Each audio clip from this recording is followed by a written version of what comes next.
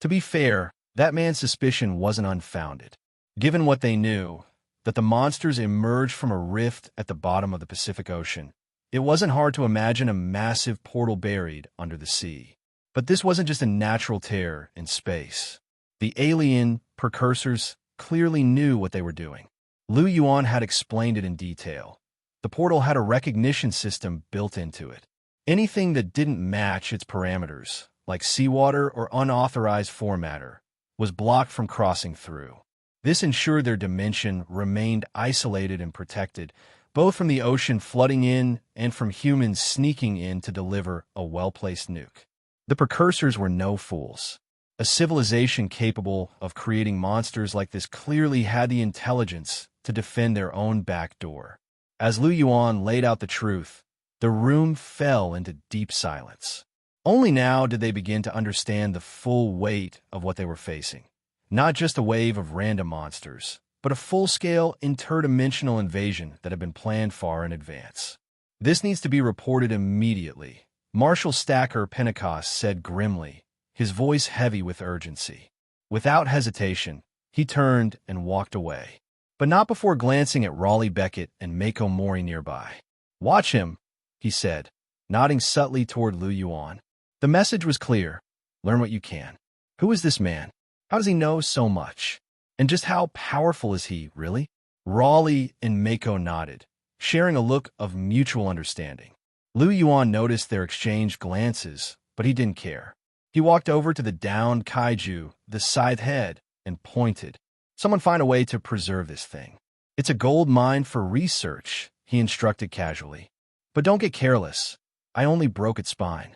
That head can still move, and those teeth are no joke. If someone dies, don't say I didn't warn you." He paused, narrowing his eyes.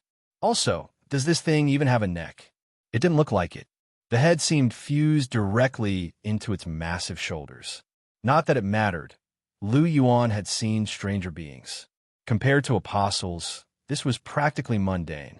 The surrounding personnel hesitated. All eyes turned to Pentecost, retreating back. No one wanted to act without orders. A moment later, his voice came through their comms. "Do as he says." Yuan gave a small smirk. That was expected. This kaiju was the first ever captured alive. No one here had any experience with studying one that wasn't already a pile of steaming meat. It was uncharted territory. How do you study a living monster without killing it in the process? That was the new question. Meanwhile, Pentecost was already on a private plane en route to the United Nations. The Jaeger program didn't belong to any single nation.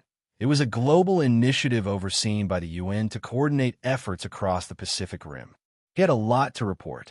Back at the crash site, the massive scythe-headed kaiju still lay immobile. Transporting it was proving to be a logistical nightmare. The creature was nearly 90 meters long, with a shoulder span exceeding 15 meters. To move it, they had to connect multiple military-grade trucks into one makeshift super convoy. And yet, there was still a problem. How do you get the kaiju onto the trucks? Restarting a Jaeger like Gypsy Danger just to lift it would waste massive resources and might not even work. Just as panic began to set in again, Yuan stepped up. He bent down beside the kaiju, gripped its side with one hand, and shouted, "Clear out." People stared, confused, until they remembered it was Yuan who had dragged the kaiju out of the ocean the night before. Then he shouted, "Fly." He raised his hand, not with psychic force, but raw, devastating strength, and hurled the monster. The kaiju arced through the air in a majestic parabola before crashing down onto the flatbeds with a thunderous boom. Everyone stood in stunned silence. "Is he even human?" someone whispered. Yuan snapped his head toward the voice. "No insults." It wasn't really a rebuke, more like a reflex. He knew the guy wasn't trying to offend him.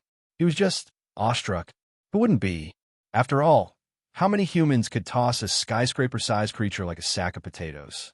Over the years, every Jaeger versus kaiju battle had caused massive devastation. Entire cities were lost. The first kaiju wiped out multiple coastal metropolises, including Old San Francisco. The second, one devastated Batangas. Even nukes hadn't been enough to destroy these beasts outright. Each detonation took a toll, not just on the monster, but on the land itself. Humanity had been pushed to the brink. But if everyone had Lu Yuan's power, maybe they wouldn't have to live in fear.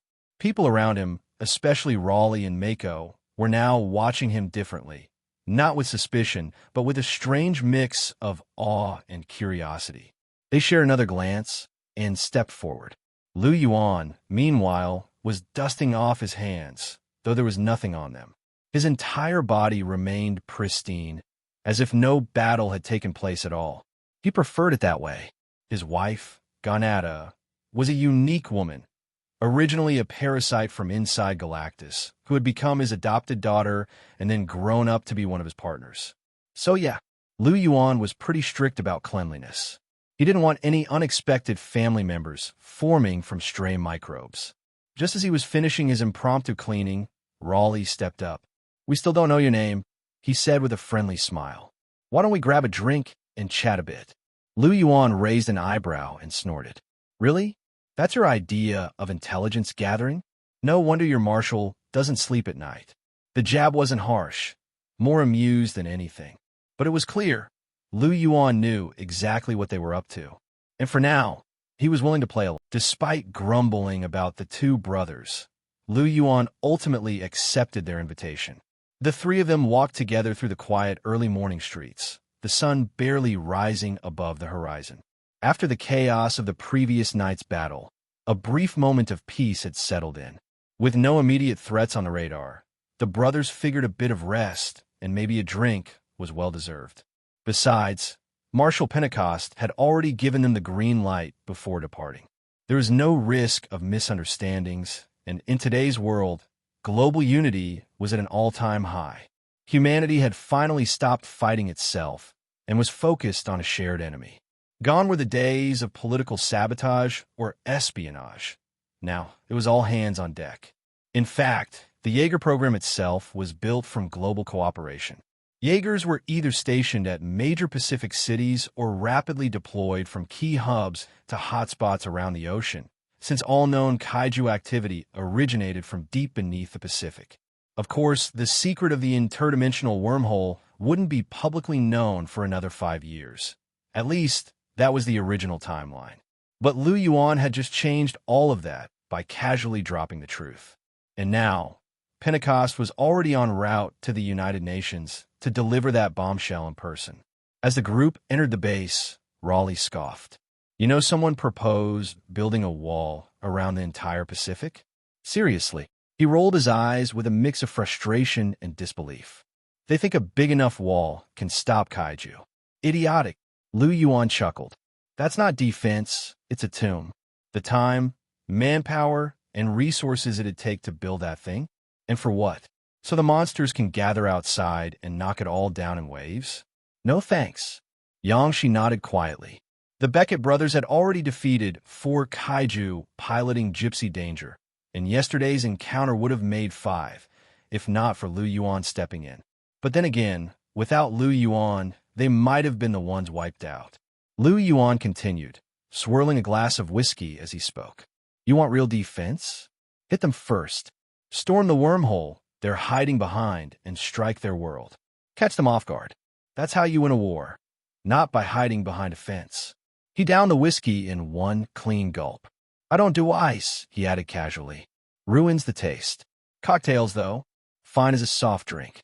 The two brothers exchanged glances, speechless. Attack their world? Where? How? They'd spent their lives preparing to defend Earth. The thought of fighting an offensive war on alien soil had never crossed their minds. Before they could respond, a new voice cut in. "What's all this talk about warfare?" A slim, sharp-eyed man walked up behind them, clapping a hand on both Raleigh and Yangshi's shoulders. He glanced at Lu Yuan with interest. "Is this the new guy?" He slid into a bar stool and ordered a drink before turning to Lu Yuan. "Name's Tian Tong." "Lu Yuan," he replied with a nod. "I heard you caught a kaiju today," Tian Tong said, leaning forward slightly. "Mind sharing how you pull that off?" It wasn't an unfair question. Kaiju were city destroyers. First-level ones alone had taken out entire populations. And Lu Yuan, apparently, didn't even have a Jaeger. Or did he? From the brothers' vague recounting, Tiantong had heard whispers, something about Lu Yuan becoming giant-sized, but how? Meanwhile, Pentecost had left specific instructions with the brothers. Learn as much as you can about Lu Yuan, his powers, his origin, anything. Surprisingly, Lu Yuan didn't seem to mind. In fact, he seemed happy to share ideas. Simple, he said with a grin, picking up an imaginary sword and slicing through the air. One swing. Raleigh and Yang, she stiffened. They had seen him slash the kaiju's head, and then the monster appeared completely intact moments later. They'd brushed it off as a hallucination, but could Lu Yuan control time? That wasn't power. That was divinity. But neither dared ask out loud. Tiantong, meanwhile, assumed Lu Yuan was just being coy. He let it go and changed the subject. I heard the marshal is bringing in 2 doctors. One's a mathematician, the other a biologist. Supposedly, the mathematician has calculated attack patterns, and the biologist can study kaiju biology to find weaknesses. Not necessary. Yang, she said suddenly, his voice hesitant but firm. He glanced at Lu Yuan. If what he said is possible, there's no need to wait for the enemy to hit us anymore. He was right. Waiting meant more destruction. Every battle on Earth was another scar on the planet. But if they could take the fight to the enemy, and the war at the source. Tiantong raised an eyebrow. What do you mean? Raleigh gave him a pat on the shoulder. He means your job might be in danger. But let's wait for the marshal to return before we jump to conclusions. Hey, everyone.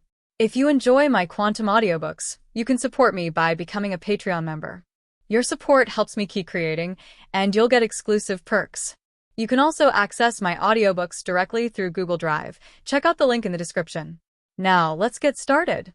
By the time Marshal Pentecost came back, it was already 3 days later. For the past few days, Lu Yuan has been living at the base, and in the room next to the 2 brothers. Now Lu Yuan is still a mystery all over his body, and there is no way to arrange him elsewhere. It is better to stay in the base and take care of it. Lu Yuan didn't mind, even if the people around him looked at him with curious eyes every time. He didn't care because he was used to it. Whether it is an alien, a god, or the various mysterious methods he has shown, it is destined that Lu Yuan will not be ordinary. Unless he is willing to be ordinary. But why? Definitely he wasn't locked up in the base these days. He even went to some casinos to play over and over, and he made a lot of money. Don't forget that this is Alaska, the world's most famous casino. And with his means, he didn't need anything else at all. A single luck would be enough for him to lie down and get the money. Just toss a coin into a slot machine and you can get a big jackpot. In the end, the major casinos rushed together within 3 days to study a plan. Next time Lu Yuan came back, someone would send a check immediately. 06 Lu Yuan can only take it as soon as he sees it. The marshal is back, let's go and see.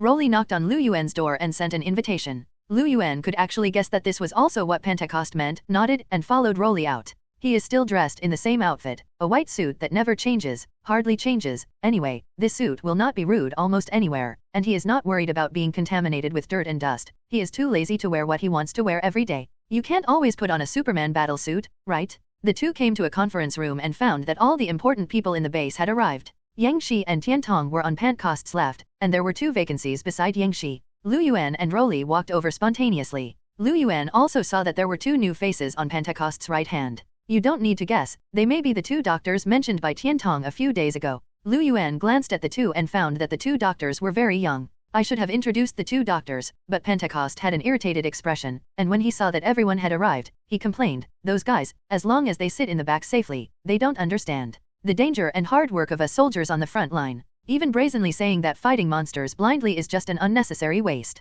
Lu Yuan heard that what Pentecost was talking about should be the wall-building plan. It looks like he's in a bit of trouble with the United Nations. Sure enough, Pentecost told what happened to him. When he arrived at the UN headquarters, he first mentioned the good news that humans had finally captured the first monster, which initially shocked a large group of people. But as he continued to tell the news that Lu Yuan brought, that is, when the monsters all came from the wormhole and the world on the other side, those people were silent. Then someone proposed that they plan to build a super wall around the Pacific Ocean to protect humans from monsters in this way. Let's not talk about the scope of the Pacific Ocean, what is the cost of building this wall, and how much manpower, material, and resources are needed. Are we going to hand over the Pacific Ocean to others?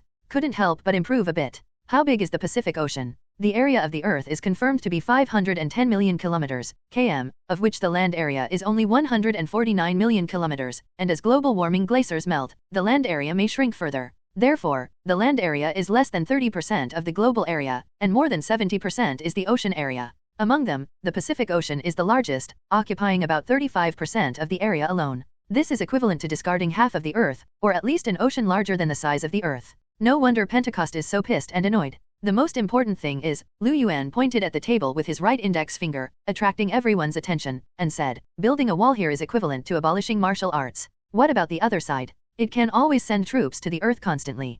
Once the wall is successfully built, and the opposite side gathers more than a certain number of monsters in the Pacific Ocean, the picture will definitely explode. Hiss. There was a gurgling sound in the conference room. At least the people at this base already know some news about the civilization of another planet. The two doctors looked at each other. One of the doctors named Newton, asked a question. Wait a minute, when we came, we heard a little bit from the Marshal, but there are still some questions that we want to confirm. Don't you mean to say, actually now these monsters are just sent by some other planetary civilization? Yuan spread his hands and looked at Pentecost. The latter explained, they were originally in the Hong Kong base, and I pulled them here halfway. Well, this department developed later, similar to S.H.I.E.L.D. or Tianjian Bureau, is specially responsible for guarding the countries around the Pacific Rim, so each country has distribution. It's not even the headquarters here. Do I have to explain it from the beginning? Yuan had a distressed expression, he thought it was troublesome. Another doctor, 813 Herman, said, just tell me about the wormhole. Newton was in charge of studying monsters, while Herman was a mathematician, so their concerns were completely different.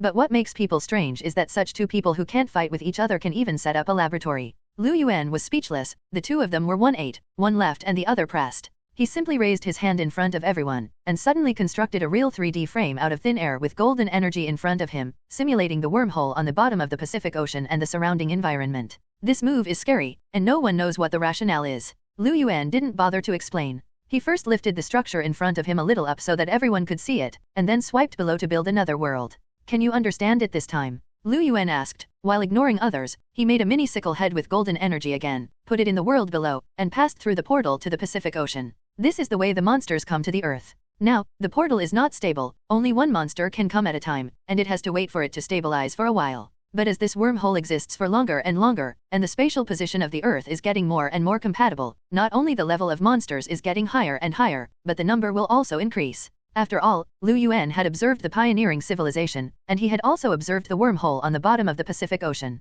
So he began to give a comprehensive explanation to everyone present, and also used his own energy to give a picture demonstration. Only then did everyone know the truth, the source of the monster, the existence of another world, and why the alien civilization attacked the Earth. The environment of another world is worse than the Earth, which also makes the alien civilization completely unable to adapt to the Earth's environment. At least the current Earth's environment, the oxygen in the air can kill them. Oxygen is the life of people on Earth. People can go without food for a month at most and water for a week at most. I mean the limit of life is approaching. But who dares not to roar? Don't say that you don't smoke roar for a day, even the limit record of holding your breath can't exceed an hour, right? The highest record seems to be 24 minutes. But this is only for people on Earth. For other races, oxygen is not necessarily necessary, and it may even be harmful. The universe is so vast and the world is so bright and colorful, who can guarantee that there is no other racial civilization? The pioneers cannot adapt to the Earth's environment, so they can only send monsters to attack and transform the Earth's environment. Their world is about to collapse, so they plan to knock down the Earth. This battle involves the life and death of two civilized worlds. Don't have any luck. Either you die or they die. Also, monsters can't be beaten. That thing is like your mecha hunter. It's a biochemical weapon, and it was created by them. If it weren't for the wormhole, which was still unstable, they would have sent an army. One monster can cause massive damage, what if it's an army? So I have only one proposal. I will take care of the wormhole. You prepare an army, and I will take you to fight it. Yuan has only one proposal, that is, to attack instead of defend. As the former Marshal of Krypton, Yuan has always been the main fighting faction, and has always used offensive is the best defense as his motto. The meeting room was completely silent. All are contemplating. Pentecost looked at Yuan deeply, and couldn't help but ask, who are you? I never asked before, you are also from the Pacific Ocean, right? Pentecost has always retained curiosity and vigilance towards Yuan. He has not forgotten that Yuan's origin is too mysterious. Isn't Yuan even from the Pacific Ocean? In the past few days, Pentecost has also been investigated all over the world, but there is no news about Yuan. It was as if he was someone who suddenly appeared out of nowhere. And this is the truth, Yuan just appeared out of thin air. Now Pentecost asked his own question, you seem to know more about monsters and that alien civilization called Pioneer than everyone else. Yuan smiled, there is no need to doubt that I will be hostile to humans, let alone that I will be malicious to you. But if I want to convince you of those words, there is always an explanation for me, Pentecost continued, because he had something to explain to others. Then tell them that I am a god, Lu Yuan said with a serious expression, but he didn't think so. In fact, he never cared about it. But only those who have reached this level can feel great. When Lu Yuan said I am a god, the whole big world law was touched by him. Lu Yuan was not resisted by the world, but was recognized by the world in an instant. Even if there is a creator god of this world in this world, as long as he can't reach the detachment state of the Supreme, he can't be with Lu Yuan. Resisted. That is to say, the world is stunned in an instant. From this moment on, Lu Yuan is the master of this world, and the whole world of law will revolve around him. Even if he didn't have the ability to speak the law, he can now easily do it. Lu Yuan just sat there, not showing his divine power, but everyone felt a divine aura inexplicably. This is the power of God. Pentecost was dumbfounded, and he never thought that Lu Yuan suddenly said that he was a god. But he was suddenly a little stunned. Maybe only this explanation can make sense? With one's own strength and human body, how could it be possible to easily defeat the monster? Humans don't have that kind of physique. What's more, he also raised the monster with his bare hands, which everyone has seen with their own eyes. Such power, it is not an exaggeration to say that it is a god. Then what kind of god are you? Rolly asked curiously. Everyone also showed interest. Lu Yuan rolled his eyes. Now is the time to care about this? But he still said casually, God of wishes. He has already established this godhead, and he doesn't know if there is a god of desire in this world. Oh, Rowley's eyes lit up, and he immediately said, so that means I can make a wish to you. After getting Lu Yuan's nod to confirm, he immediately thought of a wish, give me a glass of water. Lu Yuan just looked at Rowley like that, thinking he was a funny guy. Even his elder brother Yangshi couldn't stand it anymore. But Lu Yuan still fulfilled Rowley's wish and conjured a glass of water for him out of thin air. Don't make trouble. Even Pentecost felt dumbfounded, and looked at Lu Yuan with an incredible look. God of wishes? I never thought of you, you will be a god. I saw what happened in this world, Earth. At least I was a human before I became a god, so I came to help you. Since I have encountered it, I can't just watch you being bullied, right? Lu, as soon as Yuan's words came out, everyone's expressions were a little embarrassed. It's as if the child is out in a fight and loses, and then the parent comes out to help. His tone was the same. Especially Pentecost, he not only has the highest position, he is also the oldest, with good money, in the field. Lu Yuan glanced at Pentecoster, saw his embarrassment, and hummed softly, I'm at least 10 years old, so don't feel embarrassed. Pentecost grinned. Lu Yuan looked like he was only about 18 years old. Already 10 years old? It would be great if what he said was true, and humanity could hope to defeat the enemy. How can you prove that you are really a god? Asked Pentecost. Lu Yuan thought for a while, then hooked his finger to Pentecost. Come on, I'll add a buff to you. Pentecost doesn't understand this talk. It's not that he hasn't played the game, but that this word is not really buffed now. Maybe it's a hammer and a chestnut. Seeing that he didn't react, Lu Yuan shook his head and stopped playing tricks.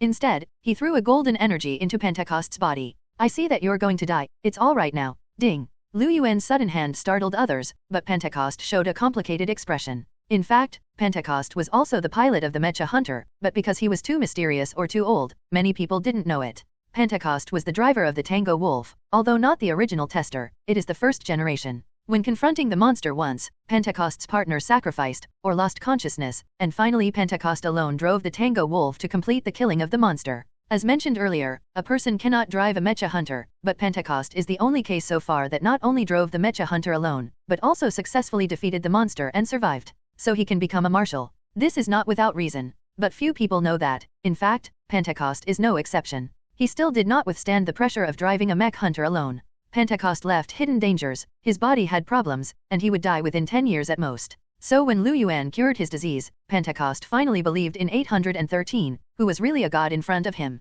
As for the fact that Pentecost has not checked his body, how can he confirm it? Pentecost already needs to take medicine to suppress his condition. He has encountered so many things today, and he has actually felt uncomfortable for a long time. But now, he only feels transparent, as if he is more than 10 years younger. It's okay to beat up his stupid son. Do you believe it now? Lu Yuan asked. Pentecost nodded subconsciously, and realized that everyone else was looking at him, and then he remembered that his secret hadn't been told yet. At this time, Tiantong suddenly asked a question. Wait a minute, since you are a god, or a god of wishes, what if I make a wish for you to destroy the enemy? Lu Yuan rolled his eyes. I think beautiful. It's not impossible, it's easier said than done. But is this what he came for? Then go directly to the world of the pioneers. Wouldn't it be good for a grip of the void to crush that planet? Why is it so troublesome? Don't count on me too much. Although I can help, I can't directly help you destroy each other. After all, to God, all life should be equal, and we can't just destroy it without any reason. Lose a civilization, unless it's the evil god, Lu Yuan said with an easier to understand excuse.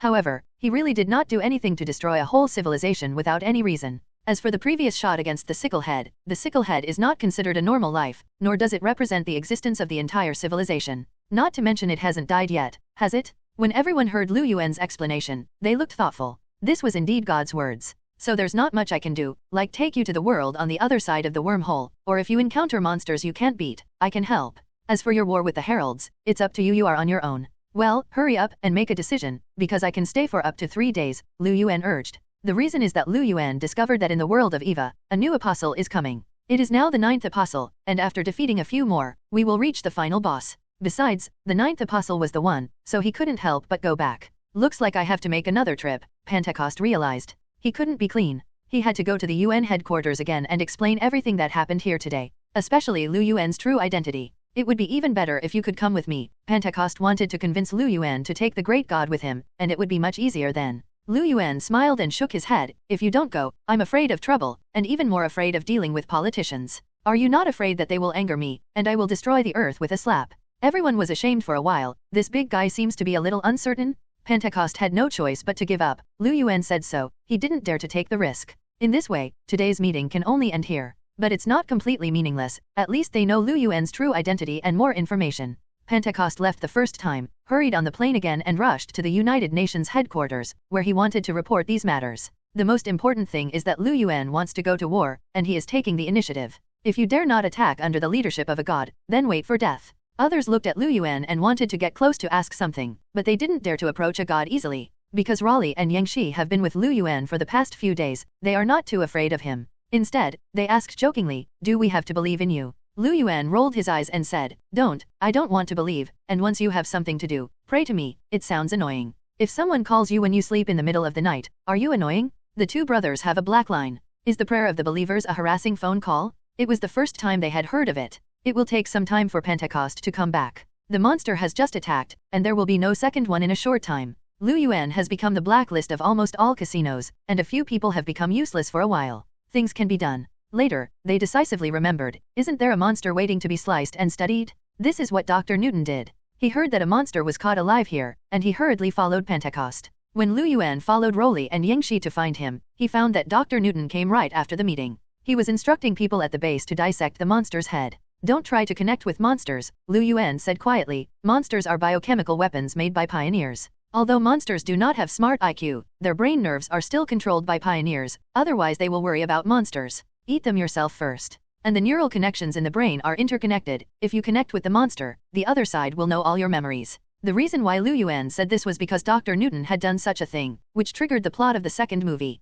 The pioneers' technology is much ahead of the Earth, and it is still in biology and genetics. Once Dr. Newton dares to connect with the monster, he will definitely be controlled by the opposite side. In the end, it was fine if he didn't say it. As soon as he said it, Dr. Newton's eyes lit up. Lu Yuan didn't notice, or he didn't bother to care about these little things, so he followed Raleigh and Yangshi around, and even ran to their mecha hunter, that is, the dangerous wanderer, to have a look. It wasn't until 2 days later that Pentecost came back. Good news, get ready to fight. Pentecost only brought back one sentence, that is, the United Nations has agreed to start a fight. So easy. Raleigh was surprised when he heard it, because it was too simple, right? Yangshi glanced at Lu Yuan subconsciously. Lu Yuan shook his head, it has nothing to do with me. Pentecost took advantage of the situation and said, there is news of a god rashly, a god suddenly appeared in the human world, and no one will believe it. So he didn't borrow Lu Yuan's name at all, because unless Lu Yuan followed, he couldn't give evidence that there was indeed a god here. Without waiting for Raleigh to ask again, Pentecost has already taken the initiative to say, actually, I just convinced them about the existence of the pioneers and the monsters that they created. If all the crises are not solved in one fell swoop, the Earth will only become more and more dangerous to convince them. Just like a human mecha hunter, if the cost and resources are not considered, the mecha hunter can be made infinitely. What's more, the enemy monsters don't have driver restrictions. It is equivalent to saying that the future does not know what to face. Now that there is an opportunity to end the war in one fell swoop, why not fight it? Is there anything else? Lu Yuanhu asked suddenly. Pentecost suffocated and said with a wry smile, if our plan fails this time, then the hunter plan will be terminated, and the world will invest all resources and humans to build a wall. Lu Yuan knew that would happen. However, he also felt strange, but there are also islands in the Pacific Ocean with humans, even countries. What should they do? If nothing else, for example, what about an island country? Lu Yuan didn't care about their lives, but was just curious. With so many islands in the Pacific Ocean, and human beings, are they locked in the wall? Maybe there is an explanation for this in the original novel, but here, even Pentecost couldn't give Lu Yuan an answer. Who knows, it has nothing to do with Lu Yuan anyway. In fact, this is a gamble. If Lu Yuan's plan fails and the initiative plan fails, then Pentecost will no longer be able to refute the wall-building plan. He bet everything on Lu Yuan. The reason is that Pentecost was indeed in the late stage of severe illness, but Lu Yuan allowed him to recover. This miraculous means made him willing to trust Lu Yuan. Doubt that Lu Yuan is the enemy? If he was, wouldn't he be able to take action now? He cooperates with the Sicklehead to destroy the dangerous wanderer first, and then he can disembark from the city, and then cause irreversible terrible damage. This level of battle and the war between ordinary humans are completely different, two concepts. Not so much espionage. But we can't just rely on us, right? Rolly only cares about one thing now. Although he is very confident, it is definitely not enough to rely on a dangerous wanderer and a mecha hunter. How many monsters will they have to face when they have to rush into the enemy's base camp? Definitely not only you, Pentecost answered Rowley's question. In fact, I won a total of 5 mecha places. In addition to your dangerous wanderers, there are Storm Crimson, Tango Wolf, Cherno, Alpha and Eureka Raiders will be delivered before nightfall, and we'll set off overnight for that wormhole. 7 years have passed since the first monster attack in 2013. After human beings developed the first mecha hunter, they continue to improve and develop more new mechas. In fact, this is only part of it. Why not all of them? Someone asked. Since we are going to launch a general offensive, isn't it better to send more combat power? Pentecost did not answer, but Lu Yuan already had an answer in his heart. In fact, it is very simple to put it plainly. Why not all, but only 5? In fact, the current situation is not as simple as what Pentecost said. No one is optimistic about Pentecost, even if he has promised him on the surface, but if this side fails, the wall-building plan has not yet started. What if the monsters attack? Manage? Those mech hunters were kept as a last resort. To put it bluntly, Pentecost and the others are like a from that what team. It is a good thing to end the war here, but if it fails, the world will immediately enter the wall-building project. And they have reservations, there is a chance to buy time. That's why Lu Yuan didn't want to play with them. Politicians are really disgusting. You can't say anything about them. After all, they are also trying to protect human beings, and at the same time, mecha hunters are too expensive to get, and to put it bluntly, they have no money. Building a wall there, many people may think that it is safe and secure, and does not need to cost too much. They just don't understand that a wall is meaningless. Having said that, Lu Yuan asked Pentecost curiously at the time, how do you want to transport such a big guy? He wanted to say that the big iron bump came, and he was embarrassed.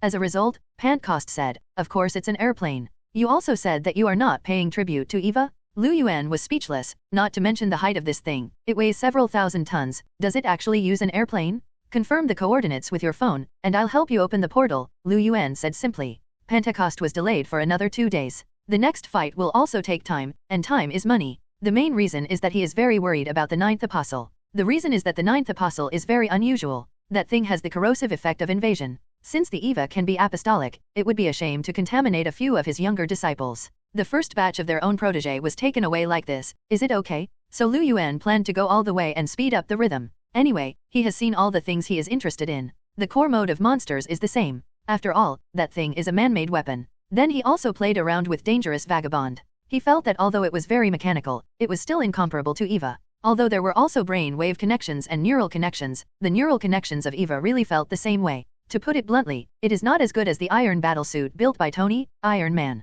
That is to say, the mechanical style adds a point. After all, is it a man's romance? Later, after Pentecost called other branches to confirm the location, Lu Yuan decisively opened 4 huge amounts of golden portals. The next moment, the 4 behemoths walked out slowly. In addition to the dangerous wanderers in front of them, the 5 huge amounts of mecha hunters standing together are still quite spectacular. Each of these things is 70 to 80 meters high, but anyone who is a little afraid of heights really dare not drive. As Pentecost said, the 4 mecha hunters who came were Storm Crimson, Tango Wolf, Cherno Alpha, and Eureka Raider. Tango Wolf, the mecha hunter once driven by Pentecost, as the first-generation mecha, uses nuclear power as the core as well as the dangerous wanderer. However, this also caused Tango Wolf to be at risk of nuclear leakage at first due to technical problems. Pentecost's former teammate, a woman named Tamsin Weasel, may have lost consciousness in the battle because of this, or maybe it was because of this. Died. Today's second-generation drivers are called Gunnar and Victorna. When Pentecost saw the old man in front of him again, his expression was very complicated and his eyes were very deep.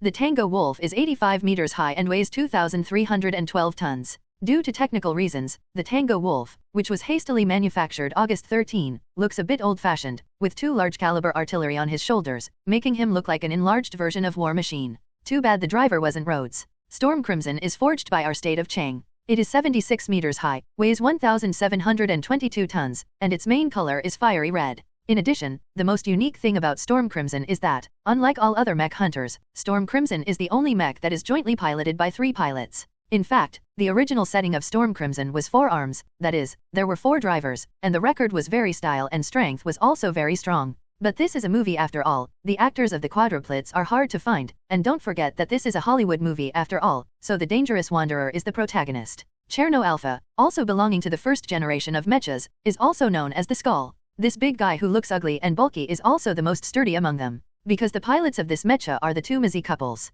Fighting Nation, you know. And then there's the last of the Eureka Raiders. The Eureka Raider is also the only 5th generation mech hunter here. You can imagine how pitiful those politicians are. This is a full-scale war, and it is an important battle that may completely end the war, but only one of the latest 5th generation mecha hunters came. It really doesn't make sense. The Eureka Raider is 76 meters tall and weighs 1,850 tons. As a 5th generation mecha, the Eureka Raider uses an electric turbine drive, and even the exterior looks the most fashionable and trendy. Definitely combat power is the most important, and Eureka Raider's score is almost full. This is all the power that Pantercost can win at this stage. After watching these big guys, Lu Yuan could only shake his head helplessly. If it wasn't for him here, it would be a trip that would be destroyed. Including those drivers actually may not know. Because it was not possible to set off immediately, the pilots of the 4 mechas came out of the mechas one after another. The drivers of the Eureka Raiders are Kelly Hansen and Chuck Hansen. The 2 are father and son. Kelly is Chuck's father. It's hard to see, because Kelly is almost the same age as Pantercost, who has retired, and Kelly still needs to play in person.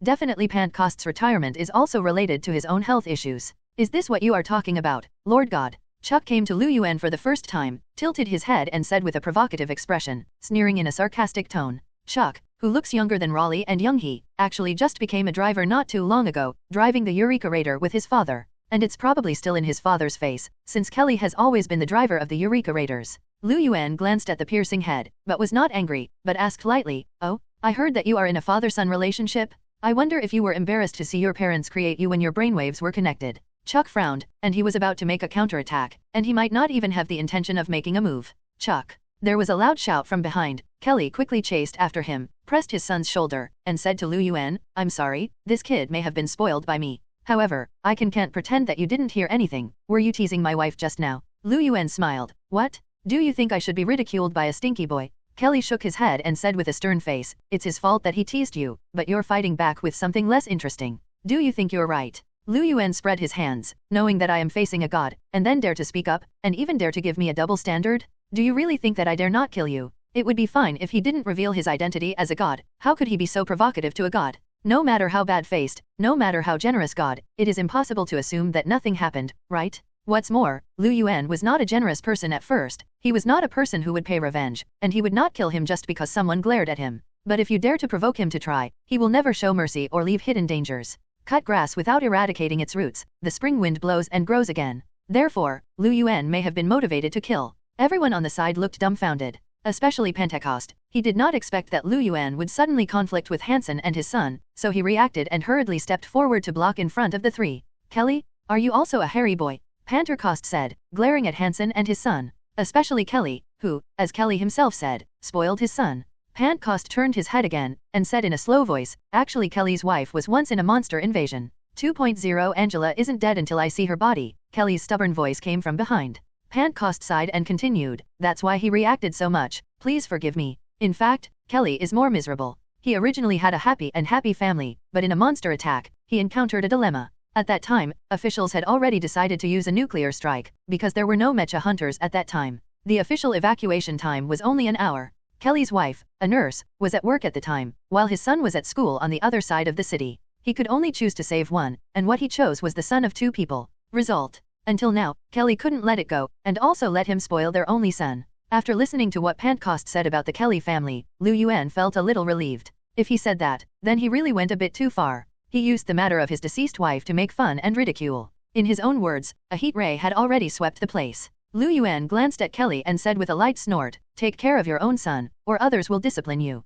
Chuck was not convinced, but was pressed by Kelly. Just as the 2 of them were about to walk towards brothers Raleigh and Yangshi not far away, they heard Lu Yuan say again, "By the way, if this battle goes well, as long as I'm in a good mood, I may not be able to help you resurrect your dead family members." The 2 were shocked and looked at Lu Yuan incredulously. "I'm a god." Lu Yuan rolled his eyes angrily, and muttered in his heart again, "Does this count as helping the 2 to set up a flag?" No matter, there is him anyway, as long as he wants to save the people, no one can kill them. In order to prevent further trouble for his son, Kelly hurriedly pulled Chakra in front of Raleigh and Yangshi. At least Kelly and the two brothers 06 are old acquaintances. Before that, the two brothers had helped Kelly, and the two mechas had completed the fight against a monster attack. They are also old teammates. At this moment, the two drivers of Cherno Alpha came over. The two hairy bears are called Lex, Kadnovsky and Sasha. Kadnovsky, but they are not siblings but husband and wife. And his wife, Sasha, is 7 to 8 years older than her husband, Lex. So don't look at Lex's height of more than 2 meters, but what really counts is Sasha. Even contrary to his tall and mighty appearance, Lex likes small animals very much, and is also a peace lover. If it weren't for monsters threatening humans, he might still like this thing. Cherno Alpha is already on standby, ready to attack at any time, Sasha reported to Pentecost in the style of an iron lady, and then the couple left. This is the style of the Kadnovskys, who are not very talkative, and are said to hardly communicate with each other themselves. But what makes people curious is that the Kadnovskys have maintained a record so far, that is, in the brainwave connection test, the two husbands and wife have maintained a conscious link for up to 18 hours, and they have always been in perfect synchronization. Maybe that's their style. Then there are the three brothers who are the drivers of the Crimson Storm. The triplets are Wei Wuxiang, Wei Wulong, and Wei Weahe. According to this style, isn't it dragon tiger leopard? Or something auspicious? How to make auspicious dragons and tigers? Lu Yuan was curious. The three brothers were also secretly looking at him with curious eyes. Several people were not familiar with each other, so it was just a face-to-face meeting. Especially the active drivers of Tango Wolf, although they are the current Tango Wolf drivers, but even Pentecost is not familiar with them. In addition, in the movie setting, Tango Wolf was destroyed in a battle before the main plot began, and the two pilots have also been sacrificed. So the information is almost zero, and the name can be known because the novel has their appearance information. In this way, the 5 mechas and their pilots are all ready. Now it's just a matter of waiting for Pentecost's order to set off. It's just that Pentecost originally didn't expect Lu Yuan to send the 4 mechas with this hand, and the preparations were not so sufficient, and the time was at least 3 hours earlier. Next, we can only make everyone stand by and prepare and eat and drink what should be eaten. A war is about to break out. If the state is not good, there is no time for them to adjust. Even though this battle seems to be inevitable, if they successfully break into the enemy's headquarters, the Earth reinforcements may also be continuously imported. That's the most important thing. There is still a lot of things to do, to formulate plans, and what to do if something unexpected happens. Pentecost starts to get busy and has no time to take care of Lu Yuan. In the end, they had to let Raleigh and Yang Shi continue to entertain Lu Yuan, and even Tiantong was too busy to see anyone now. Because Lu Yuan proposed before, in order to prevent the poisonous blood of the monster from polluting the Earth's environment, he tried his best to defeat the monster in a way that would not spread. To put it bluntly, it is best to use a blow to cause the monster to bleed to death. But this time, you don't need to care about that, so it's best to equip with the most powerful weapon. Now the technical department is in full swing, striving to complete these in the shortest possible time. Can't we extend it a little longer? Raleigh asked Lu Yuan curiously. Lu Yuan shook his head. I'll leave later. What's more, it would be too embarrassing to fight such an enemy with such caution. Yang Shi said self-righteously, it seems that you have something to do over there. He thought that Lu Yuan was the god of this world, and the reason why he was so anxious might be that he had work he couldn't put down. Maybe he guessed right, but it has nothing to do with this world. Lu Yuan didn't say anything with a smile, and then complained, what is Pentecost doing? If there is something you don't know about the Pioneer, won't you ask me? He was very puzzled that the human beings on Earth had zero understanding of the Pioneers, so what are you doing like being a blind man by yourself? Don't know how to ask 813 to ask others? Raleigh and Yangshi glanced at each other, and hurried to call Pentecost over in time. Pentecost was also in a cold sweat, and he was confused. Then all the other team members were called over, and Lu Yuan continued to popularize information about the Pioneers. Speaking of which, the Pioneers originally did not have too strong strength and physique. They were just ordinary mortals like humans, but their appearances were unflattering, just like Birdman or marine life degradation, or evolution, made of. In addition to having 4 arms, the biggest feature of this thing is the high technology they have mastered, that is, monsters as weapons. Actually, monsters are the same as your mecha hunters. It is not so simple to reenact countless numbers at will. They also have an upper limit in a short period of time, so you only need to fight them as fast as you can, and after killing all the monsters, you can destroy the Pioneers, Lu Yuan finally said. At least in his opinion, this battle is very simple. The Pioneer is not such a powerful enemy, and the one that really makes the Earth suffer from being bullied is mainly because the Earth does not understand the Pioneer, and at first it did not know that there was such a wormhole, and could not grasp the method of reverse input. Otherwise, try again, a nuclear bomb will teach you to be a human being. In the end, with the help of Lu Yuan, a temporary battle plan was formulated, that is, to find a way to rush over first, and then wait until they're to act again. To put it bluntly, there is not much difference between yes and no. Then it was time to make the final preparations. Pentecost had the kitchen ready for dinner in advance, and emptied all the dining halls, so that these people could enjoy the moment quietly. Everyone can understand, and everyone knows how important the next battle plan is. Whether this war can be completely ended depends only on this time. Even if these people are not good, as long as it can be confirmed that the Earth can invade the opposite side, that is a major discovery and gain, which proves that humans can also fight back. Let's raise a glass and wish everyone a great victory in advance. Pentecost raised the glass and took the lead in blessing everyone. Hopefully it's not the last supper, Chuck muttered as he glanced at Lu Yuan secretly. This is also very meaningful. There is no need to say the last supper, but it should be noted that the protege who ate together were not the ones who died at the end. Lu Yuan squinted at Chuck. What do you mean?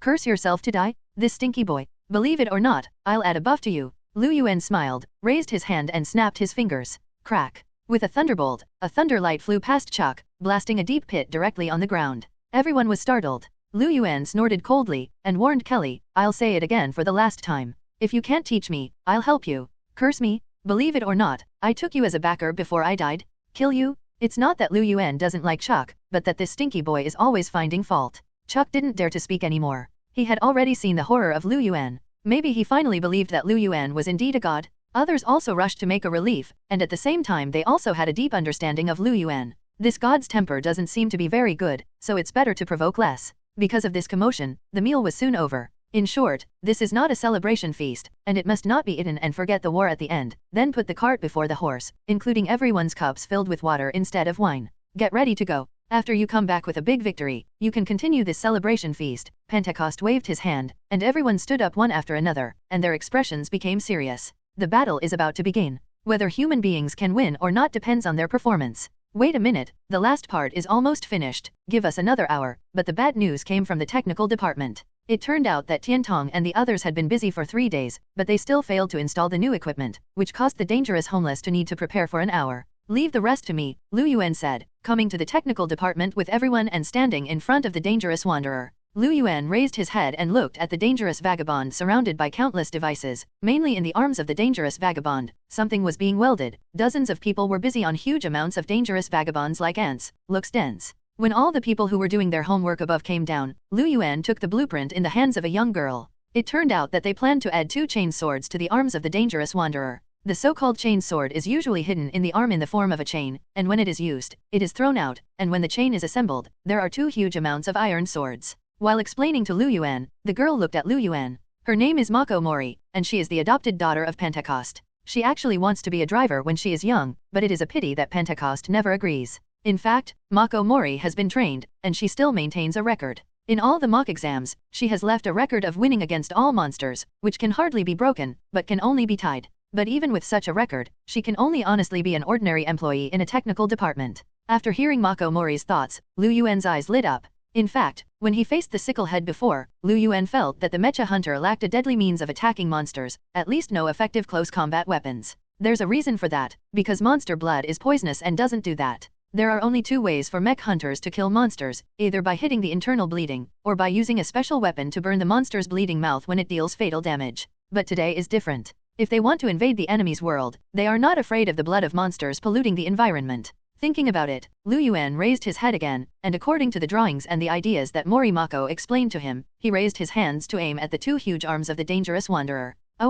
2 dazzling golden rays of light were released from Lu Yuan's hands, and finally wrapped around the 2 arms of the dangerous wanderer, and then the 2 chain swords that were only short of the final stage were completed. Lu Yuan also quietly strengthened the materials for making the chain sword, making it more indestructible. I'll help you make a change, too. Since Lu Yuan had already taken action, he simply asked the other drivers to stand beside him, then opened his hands and said, grab my hand, and make a wish for you all in my heart. The weapon you want, don't forget that I am the god of desire, and this can still be done. Everyone took a skeptical attitude, according to Lu Yuan's explanation, starting with Sasha, and watching Cherno Alpha's hands suddenly appear 2 huge amounts of hammers. Mjolnir, Sasha murmured. Thor, as the Norse god, and a well-known god, Sasha chose Mjolnir. Definitely, what she wants is definitely not the real Mjolnir, although Lu Yuan can give it, but they may not be able to get it. Then there were the 3 brothers of the Wei family. The weapons they wished for Storm Crimson were wearing huge amounts of gauntlets on each hand. Gauntlets are a weapon similar to iron gloves or bracers, as the 3 of them are proficient in Kung Fu and Muay Thai. As for why there are not 3, it's because Storm Crimson's 3rd arm often uses long-range attacks, and Storm Crimson seems to be a mecha hunter in a sniper position. Then there's the Tango Wolf, and the two pilots wanted a katana, because the Tango Wolf was made in Japan, where even Pentecost served before. Finally, it was the Hansons' turn. Now that there are several weapons, it stands to reason that they should choose something else. In the end, Chuck made the decision and chose the sword. This can also see Chuck's character. He is impulsive and irritable, but he also has the energy to not admit defeat, and wants to be better than others. At least he didn't want to be left behind. After all preparations were completed, Pentecost shouted, "Go, start counterattack." Ding. Today is destined to go down in history because, since the monsters attacked, this is the first time humans have found a way to possibly fight back. That alone is enough to inspire people. So when Pentecost gave the order to attack, not only people in the base were excited to witness this moment, but even the United Nations was watching it all through surveillance cameras. When the 5 mecha hunters walked out of the base gate side by side, the outside was already crowded with onlookers.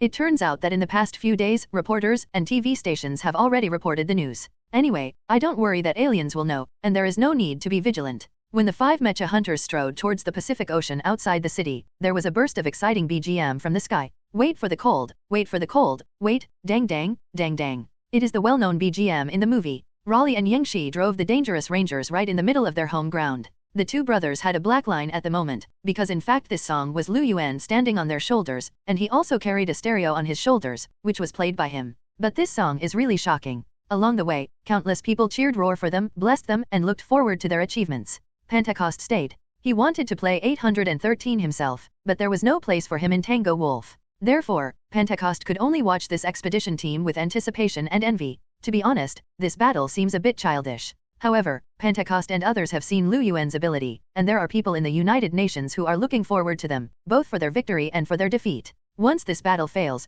coupled with the fiasco of the Mecha Hunters, the wall-building plan can no longer be stopped. The Mecha Hunters will all retire, in exchange for a wall and 1/3 of the Earth's territory that they voluntarily gave up. Again, I can't blame those people for being timid. Those people are also protecting humanity and the Earth, but in different ways. And once the news is received here, the Mecha Hunters in other cities are actually ready to go, and they can immediately rush over as the second batch of combat power at any time. Lu Yuan also said to Pentecost, "Is there any way to get a few fireworks to play with?" Firework. Pentecost was speechless. "Since when are you still playing firework? Isn't this scene enough?" Lu Yuan said mysteriously, "It's the bomb with the surname Nu." Pentecost was stunned for a moment before he realized that he was talking about that. No, Pentecost wiped away the cold sweat that didn't exist. This Lord God is too free and easy. That's a nuclear bomb. If you want one, you need one. How many more? Not even a single one, despite his high position. In fact, he is only responsible for dealing with monster attacks. He has no authority for nuclear strikes. What's more, this is a certain country, and he is a native of the country.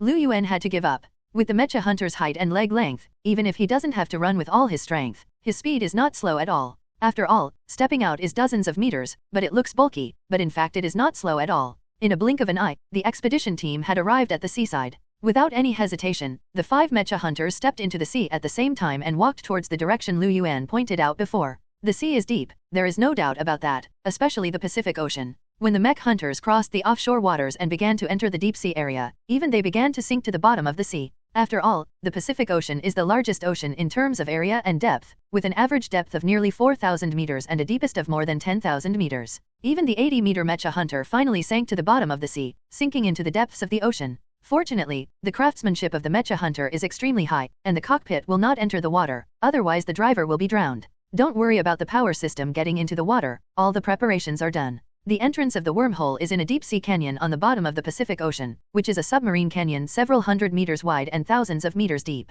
Originally, it would be very troublesome to find this location, but with Lu Yuan personally leading the way, the group immediately came to the entrance of the wormhole. "You can't break in directly, wait for me, I'll open it from here." Lu Yuan asked the Mecha Hunter to wait, and first came to the mouth of the canyon, floating there and looking down. Lu Yuan has no protection at all, but this does not prevent him from surviving in the sea unharmed. He can even go to outer space, let alone water. Lu Yuan glanced at the wormhole traversing door, and there was indeed an identification system on it, and only authenticated identities could pass through. However, it was not difficult for Lu Yuan. He directly took action, and with more superb space law power, forcibly seized the authority of the wormhole, and began to enter the information of the Earth. When the strength is not at home, don't play with the power of space casually, Lu Yuan still complained. Space is a door. Since the door can be opened from the inside, it can also be opened from the outside. So don't open the portal easily at your door, otherwise you won't know who came in quietly. It is still very troublesome to find the planet of the Pioneer. After all, the universe is so big and vast. But now they committed suicide by themselves, exposing their location and setting up a gate themselves.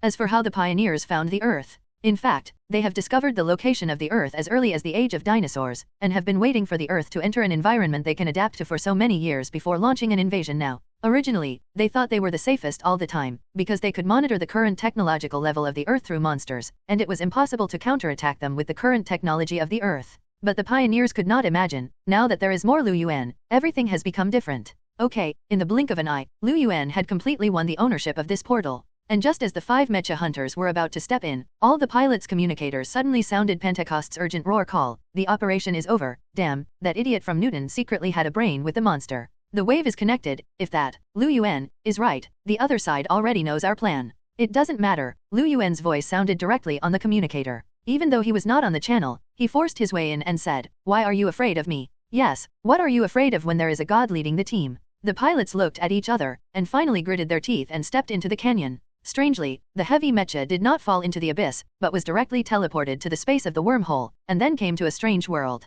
But when they had just established a foothold in the world of the pioneers, they immediately found that they were surrounded, and traps had been set up by the pioneers around, and countless monsters were staring at them. It turns out that Dr. Newton is a big fan of monsters. He doesn't like mechas, but is very obsessed with monsters. Even to the point where he tattoos the image of every monster that has attacked the Earth on his body. All I can say is that this guy is just sick. So when he heard Lu Yuan's warning not to connect brainwaves with monsters, he did that instead. And because everyone's attention these days is focused on this counter-offensive, and the urgent strengthening of the dangerous homeless dash. In short, no one noticed this, and when people found out that Dr. Newton had a brainwave connection with the monster, or with the head of the only sicklehead captured alive, they were shocked jumped. Pentecost remembered what Lu Yuan mentioned, the brainwave connections are interconnected, so doesn't it mean that the pioneers already know all their plans? Sure enough, when Lu Yuan brought 5 mecha hunters to this world, he was surrounded as soon as he came out. This world is very strange and vicious. It looks like an underground world. The sky above is not the sky, but illuminated by artificial lights. This is a plane, and the huge plane has been surrounded by hundreds of thousands of terrifying monsters. Lu Yuan and the 5 mecha hunters saw this scene as soon as they came out. Except for Lu Yuan, they were all taken aback. This is a very terrifying picture. A single monster is already very terrifying. Now it is crowded with hundreds or thousands of them, and almost all of them are level 3 monsters, and some even reach level 4, and even in 4 directions, there are also 4 terrifying beasts far exceeding the 4th level monsters. That is a 5th level monster that has not yet appeared, and it is the most powerful force in the hands of the pioneers. Even they can't easily create it, and so far they can't put it on the Earth. Otherwise, even mecha hunters can't resist, and the human race will be over. And now, this is the pioneers' territory. Humans are seeking their own death. They can finally bring out all their power. For a time, even the mecha hunter, even the most thorny Chuck didn't dare to move. Roar. There was a terrible roar on the plane, and the monsters, like beasts, suddenly began to move. They are just around the mecha's appearance, and with the huge size of both the enemy and us, it can be said that they will face each other immediately. No one expected to encounter such a situation as soon as they came over, and the pilots felt a burst of despair. Even fighting ethnic couples have lost their fighting spirit. There is no need for any battle at all. Usually, there is a possibility of failure in one-on-one battles. In every battle, their lives are in danger. Now they are facing hundreds of thousands, of which the 3rd level monsters are the bottom, the 4th level monsters are the main force, and there are even a few 5th level monsters. At this time, they haven't even seen a 4th level monster. Just when all the mecha hunters fell silent, Lu Yuan snorted softly. What? Is this desperate? Don't forget what I said before, although I can't shoot directly, at least I can't shoot directly to destroy the racial civilization of Pioneer. However, the monster is no problem. As he spoke, Lu Yuan raised his right hand high and pressed it down again. Kneel down for me. An incomparably huge pressure hit all the monsters around like the top of Mount Tai. The heavier the mass, the more pressure it feels when gravity is suddenly lifted. For example, 10 times the gravity of 10 pounds of mass may be 100 pounds. What about the mass of 10,000 tons? Under the same gravity, the pressure felt will be more terrifying. There was a scream of pain on the plane, and the monsters collapsed, not one by one, but all of them were suppressed by the incomparably huge force, lying on the ground unable to move. Behind Lu Yuan, the pilots in the mecha hunters watched all this in shock, and were completely convinced of Lu Yuan. But it's not over yet. Lu Yuan continued to press down with his right hand, and began to increase the surrounding gravitational magnetic field with psychokinesis, 10 times, 20 times, then 50 times, and finally 100 times. Puff. When the gravitational magnetic field of this space reaches 100 times, patches of green or blue blood spurt out. The 3rd level monster couldn't bear it first, and it exploded one by one, and its whole body exploded. Even the bone armor couldn't bear it, and was forced into the soil. Followed by the 4th level monsters, they also collapsed immediately. At the moment, their huge bodies became a burden, and they exploded into blood clots, but they all sank to the ground before the blood splashed. In the end, only a few level 5 monsters were left struggling. I have to say that the level 5 monsters are really strong, and may even compete with Godzilla, the most elementary level Godzilla. However, Lu Yuan glanced at it casually. The power in the blink of an eye was just a power in the blink of an eye. The terrifying power that was enough to fly an entire solar system to the other side of the universe instantly wiped out the few remaining 5th level monsters. The pioneers gathered almost all the combat power they could, but who would have thought that they would fall apart so easily in front of Lu Yuan? The people who went along with them were stunned and stared at all this, speechless. In the end, Lu Yuan put his hand away and explained without looking back, "This time it's your turn to take action. By the way, my suggestion is that it's best not to show mercy, because they didn't plan to show mercy to Earth. One thing is that your kindness now may leave hidden dangers and foreshadowings. In the end, they may be urgently adding new monsters, and then you can only rely on yourself." Lu Yuan is already interesting enough, at least all the power and monsters that Pioneer can bring out have been solved by him. Next, the mecha hunters will face only the most common pioneers. If you can't even beat this, it's too much to say. The 5 mecha hunters, with a total of 11 pilots, Storm Crimson is 3 pilots, can finally breathe a long sigh of relief. Then they were uniform, and they were about to move forward. Wait, where is the enemy? As the oldest veteran in the team, Kelly temporarily remembered something. They didn't know anything about this place, and they didn't even know where to find the enemy. Lu Yuan sighed helplessly. "Okay, I'll take you there." Saying that, Lu Yuan flew into the air with his hands behind his back, flying one step ahead, and quickly flew forward. Only then did the 5 mecha hunters align themselves, striding behind him. It has been said more than once before that the world is facing collapse, and because of the special circumstances of the Pioneer Society, they now have only one city. Not long after, Lu Yuan and the others were already in front of them. The world of the pioneers has come to an end and may end at any time. This also leaves them with almost no more living space and environment. Lu Yuan led 5 mecha hunters to this fortress, which was also the last fortress of the pioneers. The pioneering technological civilization was originally much more advanced than the Earth, but due to environmental constraints, there is not much sense of technology here, but it is more like an ancient city in the Middle Ages. There is a high castle in the city, which is a splendid royal palace, and outside the city is a huge amount of city wall. Since they have the technology to create monsters, the city wall must also conform to the scale of monsters, which can be regarded as a city wall to defend against giants. The height of the mecha hunter is almost equal to that of the monster, so the mecha hunter cannot easily cross the city wall in front of him. But it doesn't matter, they are here to fight, not to visit August 13. It's time to give them a taste of our experience. Except for Kelly and Sasha who are older. Sasha is 8 years older than her husband, the other 9 drivers are all young people. It is not a matter of impulsiveness, but the inability to suppress the anger and inner feelings of facing the enemy. Revenge mentality. Almost all of their family members died in monster attacks. Chuck's mother, Kelly's wife, the mother of the Beckett brothers, they were a happy family, and their father was a mine. But after the death of their mother, their father even ran away with Ziosin and abandoned his son. There are also the 3 brothers of the Wei family, and even the Sasha couple. Not for anything else, just for themselves, they and the pioneers also have a mortal hatred. So there was no need for Lu Yuan to guide, and the 5 mechas acted together. Chain sword. The Beckett brothers took the lead in launching the offensive, only to see them pop out 2 huge iron chains by swinging their hands, and then connect each interface of the chains to form 2 huge amounts of powerful and extraordinary long swords. As the dangerous wanderer slashed forward heavily, when 2 terrifying giant swords slammed into the city wall roared, and the earth and rocks collapsed, leaving 2 huge amounts of gaps. Others also got into action. Especially the Moxyun couple. Cherno Alpha brandished huge amounts of hammers and slammed into the city wall from the side. Boom. The entire city wall shook for a while, and they almost smashed the foundations. The 3 brothers of the Wei family are also eager to try, but they glanced at their gauntlets. When their brainwaves are connected, they will feel the same way as the mecha hunters. Do they really want to smash them with their own fists? Just in the middle of hesitation, I heard Lu Yuan scolded. "Are you a fool? You guys are smashing it together." Lu Yuan pointed to the gap in the city wall. I saw the dangerous wanderer slashing hard at one place, and a large gap was already cut. Then Cherno Alpha smashed another piece aside. "I don't know if the Iron Lady is really a little silly, but you should smash it together. Are you going to demolish the house? Shouldn't it be better to rush in first?" The Eureka Raider was about to slash at another place with an ape, but when he heard this, he stopped temporarily and almost flashed his waist. Although the Eureka Raider is the latest generation, in pursuit of lightness, it is the lightest among several mechas. Tango Wolf is not in a hurry to move with his mates, his katana is not suitable for this, and it is easy to destroy the knife. The city wall made such a big noise, the pioneers in the city could not have felt it. In fact, when the monster army was destroyed, they had already noticed it. But for the pioneers, monsters are the most powerful and only weapons they rely on. Even the most powerful army before has been wiped out. Do they still have room to resist? Some defensive measures were suddenly activated on the city wall. It was a battery of artillery batteries, which were no longer outdated artillery shells, but laser cannons, which were energy weapons. The turret began to charge, and the muzzle also began to emit a faint light. After a few seconds, countless turrets on the city wall launched attacks on the 5 mechas.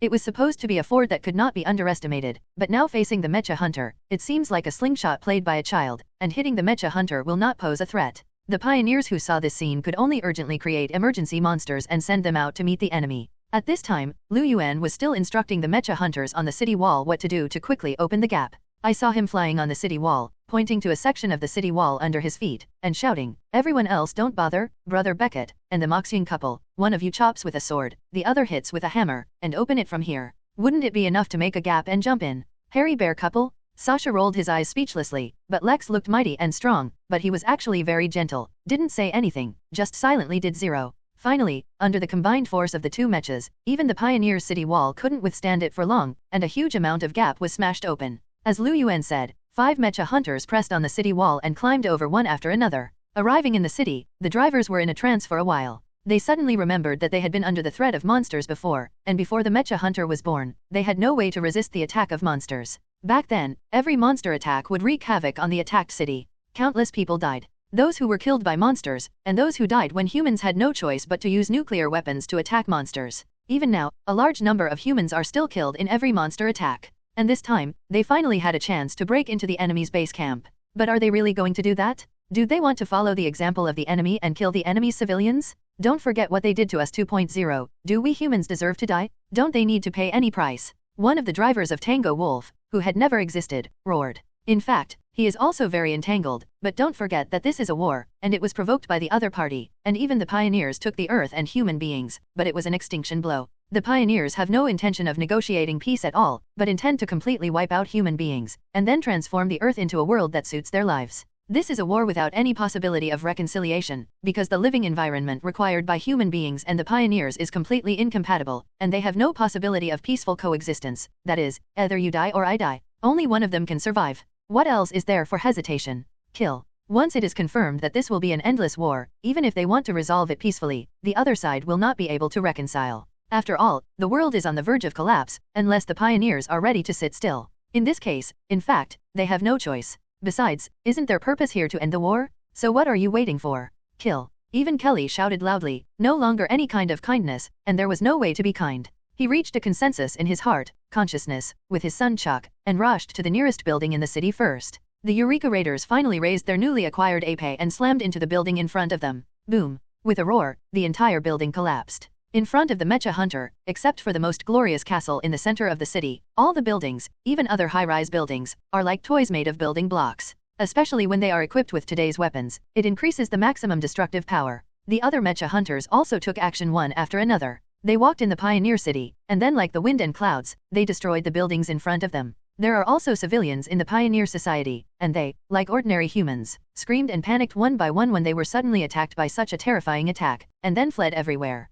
There are also drivers who can't bear it. As a result, Lu Yuan, who was black-bellied, bloomed a large screen of light and shadow over the city, and it played the entire process of the monster's attack on the human city from the first time, that is, in 2013. Especially for the first time, the entire San Francisco mountain was destroyed, and hundreds of millions of people died because of it. In the end, humans had to use nuclear weapons to destroy the monster, leaving the city still in ruins. No one dared to approach. There are other cities. It was not until the Mecha Hunter finally defeated the first monster that human casualties and losses were eased. Before that, the number of human deaths has long been unpredictable, and it is likely that hundreds of millions of people have died. The pilots of the Mecha Hunter stopped talking, they were silent, only staring at the destruction of the buildings in front of them, and when they encountered the Pioneer civilians running on the ground again, they began to tacitly agree, silently, or follow the trend, or stop being cautious, and step on some to death. The entire Pioneer Society also saw the image of the sky, and they knew more about the identity of the enemy and what they had done. So from the beginning to the end, no one has come forward to say that human beings are cruel, because they are even more cruel.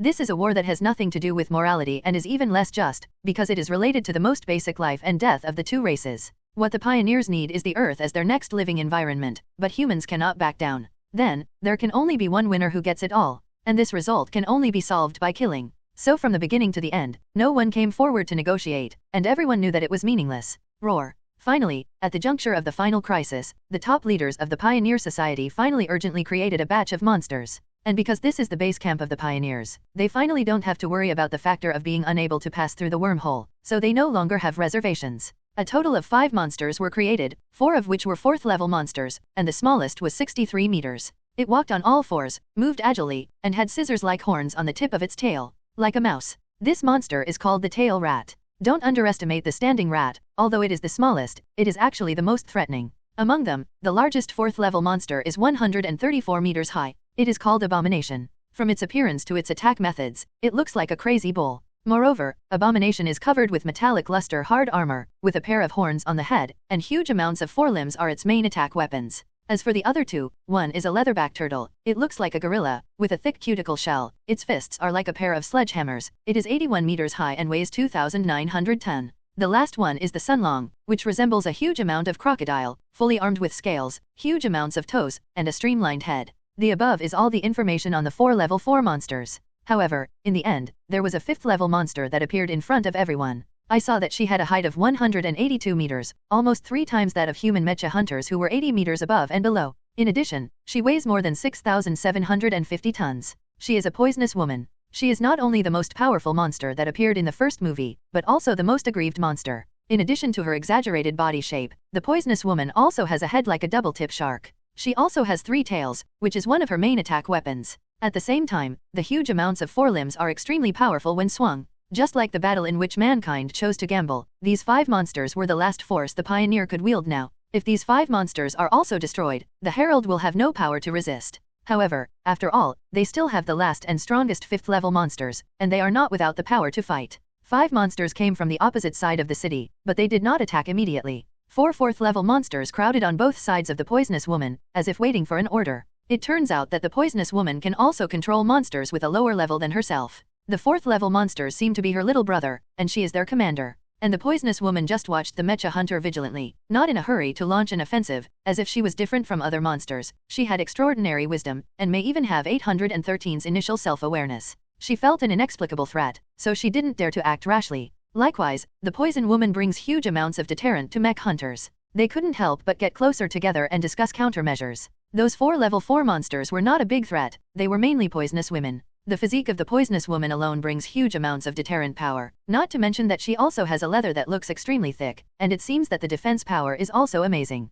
After all, it's a level 5 monster. Lord God, can you do me a favor? After all, this is a monster, not a pioneer, so it won't go against your purpose, right? Roly joked. However, his tone was very cautious, and he himself knew that if Lu Yuan didn't take action, the 5th level monster alone would be enough to destroy them. This is not an exaggeration at all. In the absence of any interference from external factors, only the most primitive power confrontation remains. The 5th level monster is irresistible. Lu Yuan hesitated for a while, and finally sighed, okay, I'll help you again. With that said, Lu Yuan's eyes suddenly lit up with golden light, and he released 2 terrifying heat rays, which instantly hit the poisonous woman who was already on guard at super light speed. The latter couldn't even utter a single sound of sadness, and immediately vanished into ashes. Lu Yuan said, I'll leave the rest to you. Crowd, what level is Lu Yuan, and what level is this monster? Not to mention the monster made by the pioneers. Even if the most powerful Godzilla is pulled over, it is not enough for Lu Yuan to crush it with one finger. If you want to compete with Lu Yuan, you must at least be at the almighty universe level now. The problem is that even Godzilla can't destroy a single universe, can it? And Lu Yuan's heat ray is not only Superman's heat ray, but also integrated with the power of Omega effect. Omega rays are very convenient. As long as they can't reach their own level of opponents, no matter how many, they can instantly kill them all. That is erasure in the sense of fundamental existence. Even those with the ability to resurrect will die, and their souls will be wiped out for you. At the same time, the Omega effect can also bring dead man back to life. There are also many abilities with multiple level universes, so I will not list them one by one. The pilots were speechless. If you were so powerful, just wipe out all the monsters. But they didn't dare to say that, and they still had the last bit of restraint. Or they really dare to be so brazen. You see, Lu Yuan ignore them. It's not enough to treat him like a wage earner. Lu Yuan said it, and then left it to them to solve it. He said so, and naturally he did what he said. Lu Yuan put his hands behind his back, flew high and stayed in the air. Next, he will just be a witness and will not shoot again. After all, as a god, this is enough to bully people. People are mortals fighting, but you, a god, come to participate. Shameless. Can't you just call your parents? Because Lu Yuan's methods were too fast, not only the humans, but also the pioneers and the 4 monsters didn't react, and he was stunned for a while. The driver didn't dare to let Lu Yuan take another shot. They had 5 units on their side and only 4 on the opposite side. I'll deal with that tortoise shell. Sasha has the Iron Lady's decisive demeanor. After selecting the target concisely, she resolutely went with her husband. The Kadnovskiys worked together to control Cherno Alpha, holding a sledgehammer in each hand, strode forward with a rumbling sound, and went straight to the leatherback. Others were not to be outdone. Give us that rat's tail. The three-way brothers never found a chance to play. In the end, only Abomination and Sunlong remained. Sunlong also means Thunder Beast in Japanese. But there are three more mechs here, the Tango Wolf, the Eureka Raider, and the Dangerous Wanderer looking at each other. They all knew that after Lu Yuan helped them clear all obstacles, this was their last battle. Once the last monster of the Heralds has been dealt with, the only thing left is what to do with the Heralds who have no resistance. So the three mecha hunters acted at the same time. Since the Eureka Raider is the latest generation, it is naturally the fastest among the three mechas, so Chuck and Kelly rushed to Sunlong first. Kelly also shouted to the Beckett brothers on the radio, "Sorry, this guy looks like a speed type. You guys are too bulky, leave it to us." The Becketts rolled their eyes. They had helped Kelly before Chuck was a driver. Then why didn't you say you could solve it yourself? Fortunately, there was the last hatred in front of him, and the Dangerous Wanderer didn't want to miss out again, so he hurriedly rushed over. As a result, Tango Wolf was not far behind, waving a huge amount of katana and waving it across the distance. When Abomination reacted in a timely manner, flicking with a pair of huge long horns near its head, and actually blocked the slash of Tango Wolf. But the Dangerous Wanderer has come to the Abomination, and the Beckett brothers are already seasoned fighters. They have killed 4 monsters before this, which is the highest record so far. Even if the Eureka Raiders want to take advantage of the latest generation to surpass the Dangerous Rangers, it will take the next 5 years, and it has to be said that in the next 5 years, monster attacks will only become more frequent. It has to be said that the Beckett brothers are also geniuses in this regard. The Dangerous Wanderers did not miss the opportunity. They held a chain sword in each hand, and from the bottom up, they were about to open the belly of hatred. Even monsters, they are biological weapons, they have a meaning of life, and they will die. Otherwise, mankind will have no chance of victory. If the knife hits them, Abomination might be the first of the level 4 monsters to retire. But Abomination suddenly picked up a pair of terrifying huge claws and slammed it forward. It actually aimed at the head of the Dangerous Wanderer in a lose-lose manner, which is the cockpit where the Beckett brothers were located. If it was hit by it, the Beckett brothers would also die.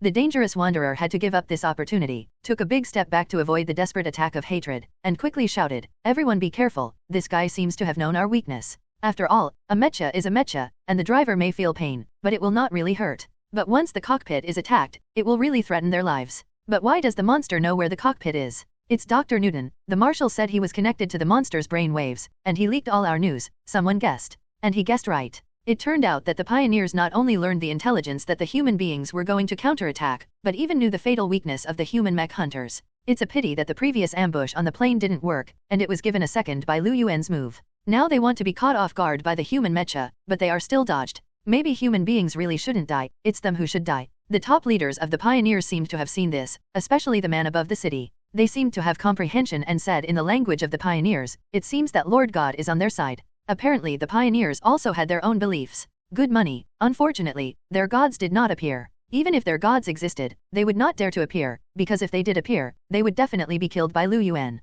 In fact, the situation has been confirmed here. Even in terms of numbers, human mechas have the advantage, not to mention that Lu Yuan is still eyeing on the human side. The most important thing is that even a 4th level monster cannot have an absolute advantage over human mechas. It must be said that the weapons Lu Yuan gave also played a big role. The demise of the pioneers is already a matter of time. When Cherno Alpha smashed the leatherback turtle's shell with a pair of huge hammers, when Storm Crimson no longer hurriedly exited the scene as in the movie, he used his superb fighting skills to blow up with a pair of armors. The Tail Rat and the Eureka Raider cut off the head of the Sunlong with the huge heavy sword, and the Dangerous Wanderer and the Tango Wolf finally solved the hatred with the fastest speed. When the last few monsters were also annihilated by the human mecha hunters, the heralds had lost all power and means of resistance. So the battle is over here. But in the end, the pilots stopped and failed to continue to kill those civilians. "Please help us pass the news." They made a request to Lu Yuan to spread the news here. As for how to deal with the people in this world, it depends on the order above. Lu Yuan shrugged and decisively moved the wormhole in the Pacific Ocean here, while the other side was directly connected to Pentecost. When the news here was passed back, Pentecost was so excited that he wanted to step over in person. Fortunately, Lu Yuan blocked it in time. This world is not suitable for humans to enter. The harmful substances in the air will kill you. Unless protected by mecha. Pioneers and human beings need very different living conditions, and the human paradise is the pioneer's hell, and vice versa. Pentecost had to give up. Next is how to deal with the aftermath. Lu Yuan didn't bother to participate, and stood there with a thoughtful expression. "Looks like I'm leaving." Lu Yuan didn't intend to stay. After helping the humans in this world defeat the enemy at the fastest speed, he was about to leave immediately. But before leaving 813, he had promised something to be done. For example, Chuck's mother, Kelly's wife. Seeing that they played well in this battle, Lu Yuan finally recruited the pilots of several mechas together with Roar, and said, "I'll give each of you a chance to make a wish at the end." Saying that, he opened his hands. Everyone has already had an experience, and this time they are no longer strangers. After looking at each other, Kelly and Chuck couldn't wait to take the lead in holding Lu Yuan's hand respectively, closed their eyes, and prayed extremely devoutly, "Please resurrect Angela." Angela is Kelly's wife and Chuck's mother. She has been dead for many years, and Lu Yuan can resurrect her at any time, but the ordinary method needs to find Angela's body and even soul first. And now, Lu Yuan is the god of wishing. When others make wishes to him, it is enough for him to fulfill their wishes. Like now, beside the crowd, the figure of a young woman is slowly forming.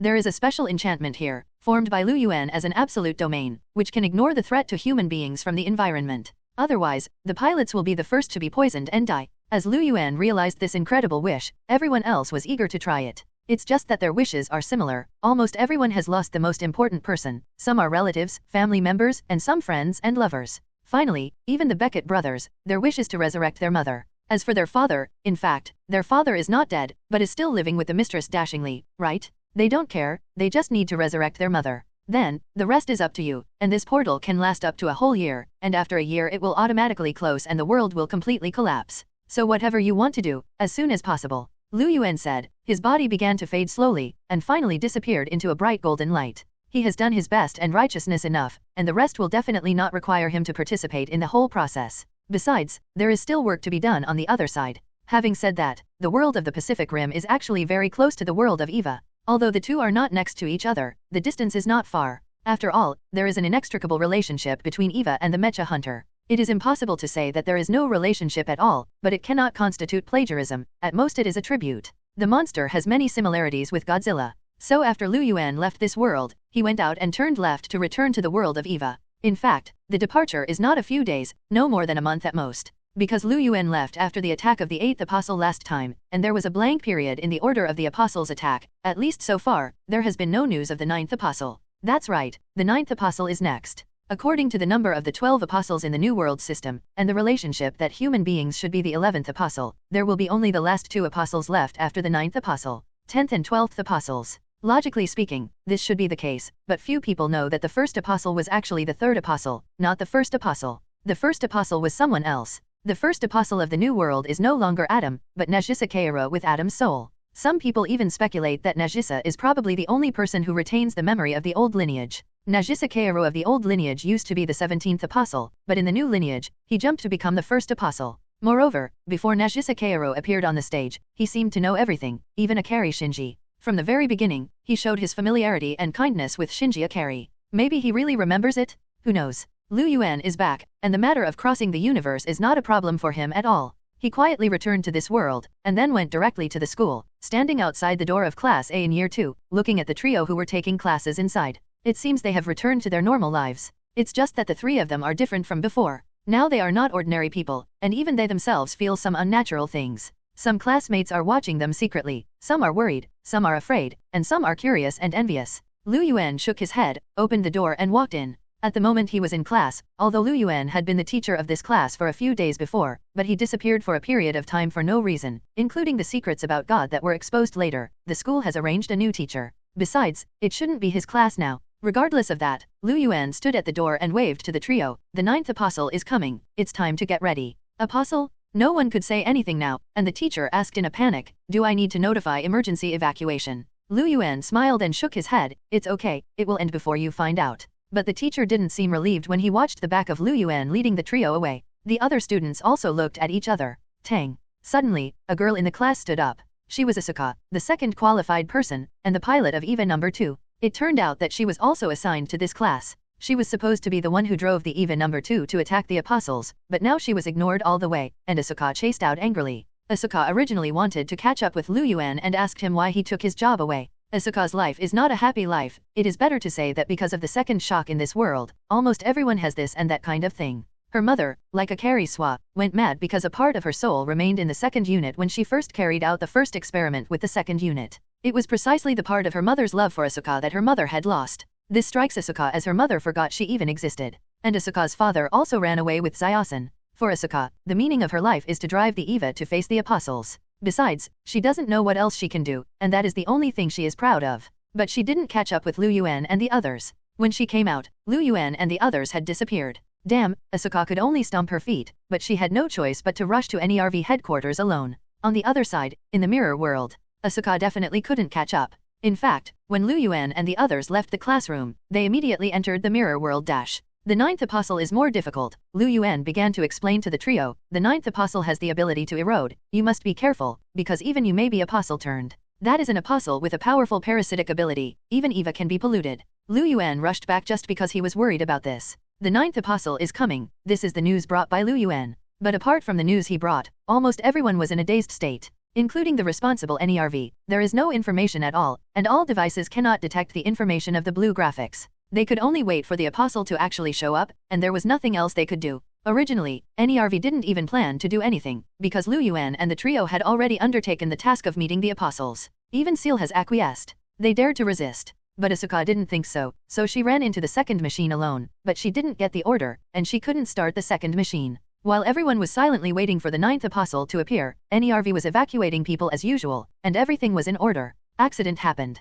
Poor Asuka, the ninth apostle was staring at her again for some reason. No one knew how the apostle sneaked in. When the blue graphic alarm sounded at NERV headquarters, everyone looked at the instrument blankly. The signal source of the ninth apostle is in our headquarters. Everyone at NERV was silent, and they were in a state of bewilderment. How did the ninth apostle get in? Nobody knows. No, the signal of the ninth apostle is from the second unit. Cut off the cable of the second unit. The pilot of the second plane has been loaded. Oops, the second plane has been activated. Is the restraint still there? The ninth apostle has been torn down with the at stand. The number 2 unit has been activated, and it is meaningless to cut the cable. This is an apostle. The apostle has the fruit of life, which is a perpetual motion machine, and has endless physical energy without charging at all. This time, the NERV headquarters is in danger, because the number 2 machine is inside the NERV headquarters. Once the ninth apostle runs rampant inside NERV, the damage caused will be immeasurable. Just when the people at NERV didn't know what to do, someone asked, huh? The ninth apostle did not control the runaway of number 2 aircraft, but left.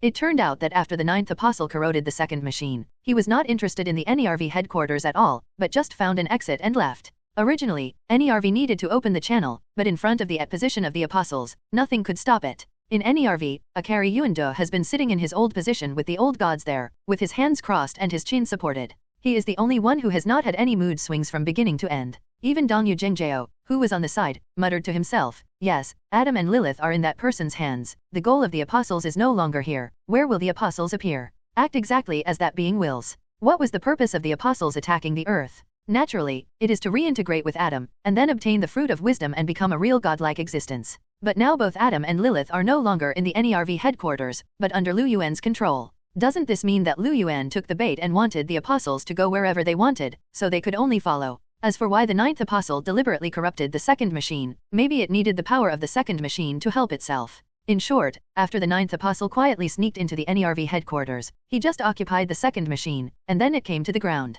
NERV is located underground in the third city of Xindong, and the entire underground cavity may be several hundred meters high. After all, not only can the city buildings be put underground when the apostles attack, but also the apostles and Eva can be fought here, which shows how spacious it is. But this made the ninth apostle's departure into some trouble. After he finally found a way and a channel, he found that it was the trio who had been waiting for a long time. Lu Yuan is very black-bellied, and sometimes he is really black-bellied to the extreme. Lu Yuan clearly knew what the ninth apostle was like and what kind of ability he had. And he was worried that the disciples of the trio would be hit, so he simply took them away. Even, the ninth apostle can sneak into the NERV headquarters quietly, and even find Asuka and the second machine so smoothly, he may not have done something. Lu Yuan knew the location of the ninth apostle for a long time, but he did not solve it easily, but deliberately waited here. It can also be seen that Lu Yuan knew the location of the ninth apostle, and even knew where it was going to come out in advance. But Lu Yuan didn't stop anything, just watching Asuka being eroded. She might have entered the heavily polluted area, right? Once the human soul is in too deep contact with the Eva, that is, the neural connection is too high, it may be contaminated.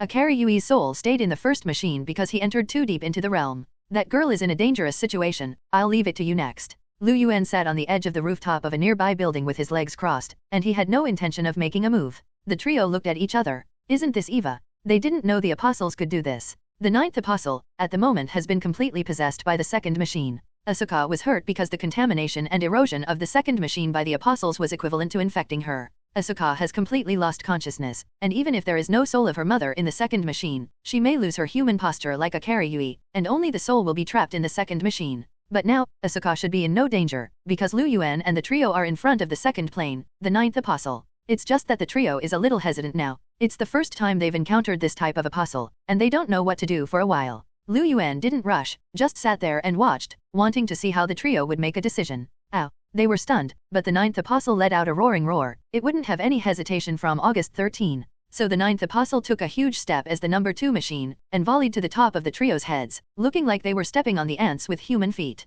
But the trio are not ants. Boom. When the ninth apostle fell down, huge amounts of footsteps like the top of a mountain, trying to trample them to death. Suzuhara Toji hurriedly swung the god-killing spear, with the huge spear body forcibly resisting the weight of the second machine. The reason why the ninth apostle roared was because of this spear. He felt the threat posed by the god-killing spear. This thing is a natural enemy to the apostles, because the power of the apostles comes from the fruit of life when the god-killing spear is still the tree of life. Besides, there are 3 here. What are you still hesitation for? This is an apostle, make no mistake, Suzuhara Toji shouted. Lu Yuan nodded secretly, although this guy was very impulsive, but at this time, he was much stronger than the other 2. Akari Shinji reminded, but this is the second machine, and it is already activated. Asuka should be inside. Akari Shinji still knew that Asuka was the pilot of Unit 2. But Shinji, we don't need to destroy Asuka's cockpit, we just need to break the core of the second machine, and then force the ninth apostle out. Maybe this is also the way to eliminate the ninth apostle. Aida Kinsuk pushed the frame without mirrors, seems to have thought of a battle plan. Maybe he's right, but how do you know that the ninth apostle's possession is in the core and not in the cockpit? After all, Eva is said to be a creature, but the driver still needs to command the action, which means that it is still the cockpit that issues the order. Why was Asuka also infected? That's why. Lu Yuan just sat in the distance and watched the excitement, leaving this action to the disciples to play freely. It is also impossible for him to do it himself every time, otherwise wouldn't it be faster and more convenient to do it by himself? The trio started to act, and according to Aida Kinsuk's plan, they began to besiege the ninth apostle. The trio first separated from 3 positions, 2 in the front, 1 left and 1 right, held huge amounts of god-killing spear at the ninth apostle, and the other went around to the back. Emergency eject. The attack has begun. Suzuhara Toji was really impulsive. The stance appeared under his feet as a pedal. He came to a position in midair that was level with the core of Unit 2, and then raised the god-killing spear and stabbed. Lu Yuan held his forehead with his hand. Did he train in vain before? Just going straight? The teacher may have given you a bad review, Aida Kinsuk reminded his partner. Suzuhara Toji had to look at Lu Yuan's face while fighting, and found that Lu Yuan's face was really ugly. Toji Suzuhara shouted speechlessly, then what can I do? Shall I go wrestling with him? What's more, he is only a tentative attack here. What else can he do other than puncture with a gun? Lu Yuan snorted coldly and didn't speak, but he didn't take it seriously. At least he could choose to perform continuous thrusts, and a quick attack could also confuse the enemy and even make him unable to block his own attack. And there is no need to attack the core as soon as it comes up. Since Eva is also a creature, isn't it an option to break the joints? You only have one goal, and any fool knows how to defend. Sure enough, under the control of the ninth apostle, the second machine quickly folded his arms and clamped the god-killing gun in front of him. The instinct of the ninth apostle knew that the position was unable to stop the god-killing spear. Good chance, Aida Kinsuk, who had been prepared, shouted loudly. Taking advantage of the opportunity obtained by Suzuhara Toji, he also took the gun from the other side and stabbed Zero. It turned out that the 2 still cooperated, and Suzuhara Toji was responsible for the tentative attack, preferably to create a flaw, and Aida Kinsuk is the real main attack. It stands to reason that there is a chance. But no one expected that the ninth apostle would have restraint devices protruding from the back of the second unit, and then the second unit entered the Thebeast mode, which is beastization. In fact, the armor worn on the Eva is not for protection. On the contrary, those armors are restraints to keep the Eva in the mode of human form. Once the restraint is opened, the Eva will show its true posture. For example, the second machine hides this function, beastization. Unit 2 does not have the runaway of Unit 1, but this is the runaway of Unit 2. For a time, all the armor on the second machine was completely shattered, because this was the beastly rampage under the control of the ninth apostle, which made the second machine complete a complete change. I saw the number 2 machine quickly slumped down and landed on all fours. Even the original human-like head turned into a leopard's head, and a tail appeared behind it. What is this? Why did the second machine become like this? Could it be that there are secrets in the Eva that we don't know? Even the staff of the NERV headquarters were shocked because even they did not know that such an ability existed in EV 2.0a. The trio were also stunned. The attacks of Toji Suzuhara and Kinsuk Aida stabbed into the air from the back of the second unit, which was transformed into a leopard, and after the second unit entered the beast transformation mode, even the response and speed became faster. He stared blankly at the 2 people on the opposite side, then opened his big mouth, turned into a red phantom and rushed up. In almost an instant, the second machine had come to the 2 of them and bit them down with sharp fangs and huge amounts of fangs. The position is fully open. The reaction speed of the 2 has been very fast. However, the position opened in a human posture. Its file size could not completely block the second machine, and they were swallowed by the second machine in the end. The two wanted to block it with the god-killing spear, but they were half a beat too late. Are they going to be buried in the mouth of the second machine? Crack, click. From the mouth of the second machine, a sound similar to that of glass bursting began to be heard continuously. The voices of Aida Kansuk and Suzuhara Toji came out. Help.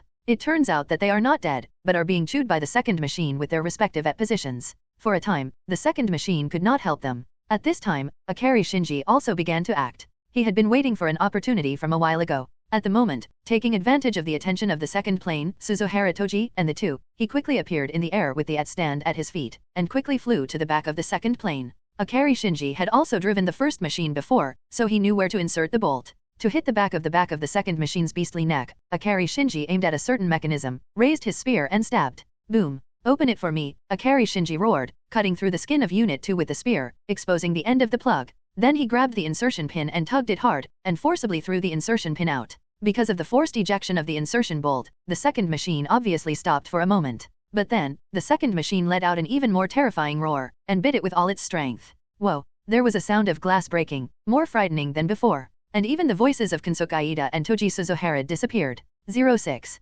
Akari Shinji was startled, and he couldn't care less. Standing on the back of the second machine, aiming at the position of the thoracic vertebrae, he slammed the god-killing spear in his hand heavily from top to bottom. Puff. The god-killing spear came out through the body. Even if the ninth apostle had already opened the position, it would not work, and was instantly pierced. The long spear pierced through the back of the second machine and penetrated from the lower thoracic vertebrae. There is the core of the second machine. The ninth apostle has been completely integrated with the second machine, causing the core of the second machine to become his core. Now, with the lore of Akari Shinji, the ninth apostle is completely silent. The next moment, the second plane collapsed. The ninth apostle was defeated. Is it easy? Not to mention, the trio have already defeated the apostles together, and now they are familiar with it. Akari Shinji looked worriedly at the mouth of the second machine, and found that the mouth of the second machine was opened, and then Suzuhara Toji and Aida Kansuk, who were all in a mess, climbed out. It turned out that they still stood firm. The previous noise was just that the second machine bit the position of their first layer, but they still have several layers on them. The two of them sat there with fearful expressions on their faces.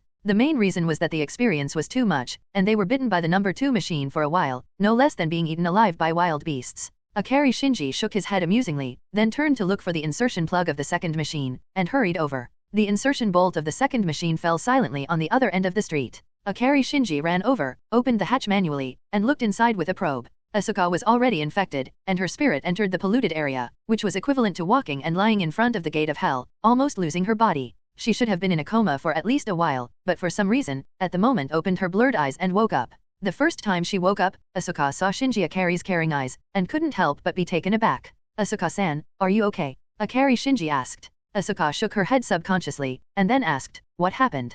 Akari Shinji briefly explained what happened. Asuka was stunned. She already knew that the guy in front of her had saved her. After a while of silence, she mumbled reluctantly, thank you. After seeing that she was all right, Shinji Akari turned and left. Asuka has been staring at the back of Akari Shinji, showing a thoughtful expression. Suddenly, when the trio got together, Aida Kansuk pointed to the position before Lu Yuan in the distance and asked, where's the teacher? Akari Shinji and Suzuhara Toji both shook their heads and said they didn't know. Lu Yuan's voice suddenly came from the sky, I'm leaving, you have already left the apprenticeship, and the next apostles will not be a problem at all. What Lu Yuan is most worried about is the ninth apostle, because the ninth apostle can corrode and even possess others. What he was worried about was that the ninth apostle had possessed who of the trio. The ninth apostle might not know that the trio already had certain qualifications for God. If he succeeded, he could even trigger a third shock immediately. Becoming a god in situ is faster than reuniting with Adam. And once the ninth apostle has been eliminated, the next step is no longer a problem. The 10th apostle, known as the strongest apostle, is also the power angel of the old lineage, and he claims to have the strongest rejection type at stance. But in front of the god-killing spear, any position is a thin layer of paper, and the strongest part of angel has become his weakest part.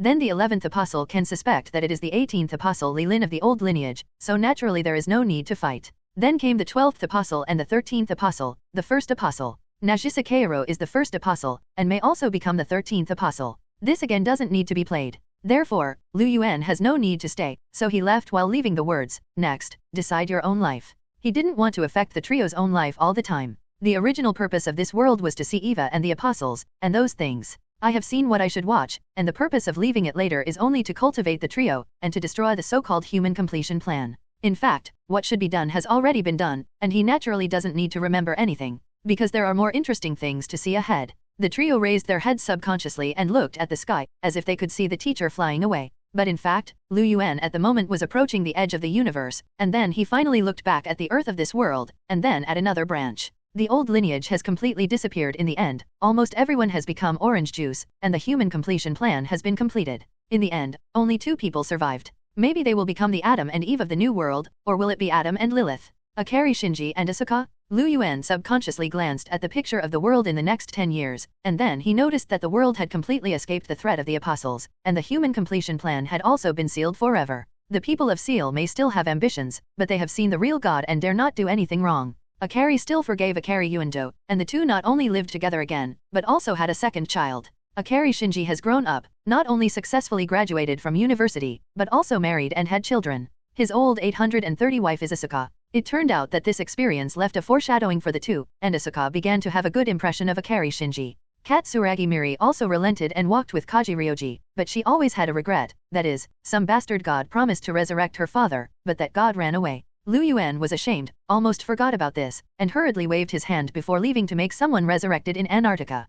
Antarctica seems to be polluted now, can he really survive? Lu Yuan simply spread his voice all over the world. I said, let the pollution of the earth return to its original state, let the ocean return to its original state, and let everything return to the way it was before. The whole world is beginning to change, the seas polluted by the second shock are being purified, countless extinct species are beginning to revive, and those who have died are coming back to life. It's just that some of these people's wives or husbands have already formed new families, and they just don't know what to do with these people. Lu Yuan looked at 10 years later and found that happy people became happier. Suzuhara Toji also set up his own family. His wife is Tomoko Toji, the monitor of Class A in the 2nd year. Aida Kinsuk also has his own sweetheart. All in all, everyone is fine. It was that Dr. Akage was a little lonely, and there was Ayanbori. Her status was also very embarrassing, and finally Akari Yuando had to give her to Makobo. Ayanami was copied from Akari Yui's body gene, while Makobo's identity is very mysterious. At least in the comics, she appeared as Akari Yui's junior sister. Maybe it's just right for her? It's just that Makobo seems to like Yui Akari.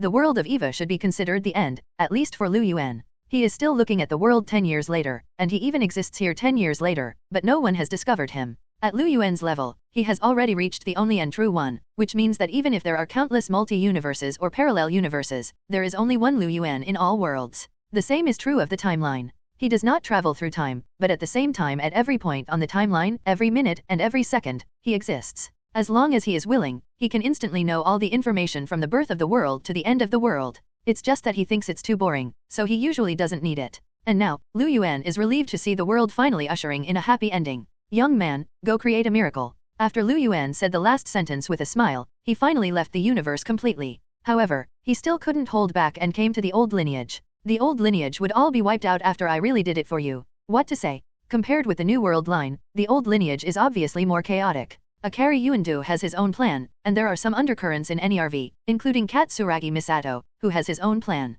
Not to mention the Seal conspiracy. Humanity completed the plan, Akari Yuando wanted to see Akari Yui again, and Akari Shinji was even more self-isolating to the extreme. When everything went haywire, the final choice was given to the so-called Son of God. Because the first machine has become a god, as the pilot of the first machine, Akari Shinji finally became the only one chosen by heaven. This is also what Akari planned from the beginning, and Akari gave the choice to his son. Whether it is humans who complete it, or choose not to complete it, it is Shinji Akari who makes the choice. So this autistic child encountered various things in the end, such as being attacked, and then rescued by Misato Katsuragi desperately. As soon as the result came out, I saw that Asuka's number 2 machine was divided by Seal's mass production machine. Immediately after the first machine, he was nailed to a cross. When all the apostles were defeated, the Tree of Life also reappeared, and it was the Spear of Destiny. Seeing that everything was going in the final direction, Akari Shinji first went crazy and wanted everyone to die, but in the end he regretted it again, and when Ayanami, who returned to Lilith, helped him turn everyone into a man. After the orange juice, do you regret it? Well, then release the human soul from the black moon, in Lilith's body. But how do people who have turned into orange juice be resurrected? What a fool. When there were only 2 people left in the world, Shinji Akari and Asuka looked at each other without saying a word. Disgusting. Asuka said. This sentence completely drove Akari Shinji crazy. And just when Akari Shinji was about to strangle Asuka, a cheerful tune rang out over the whole world.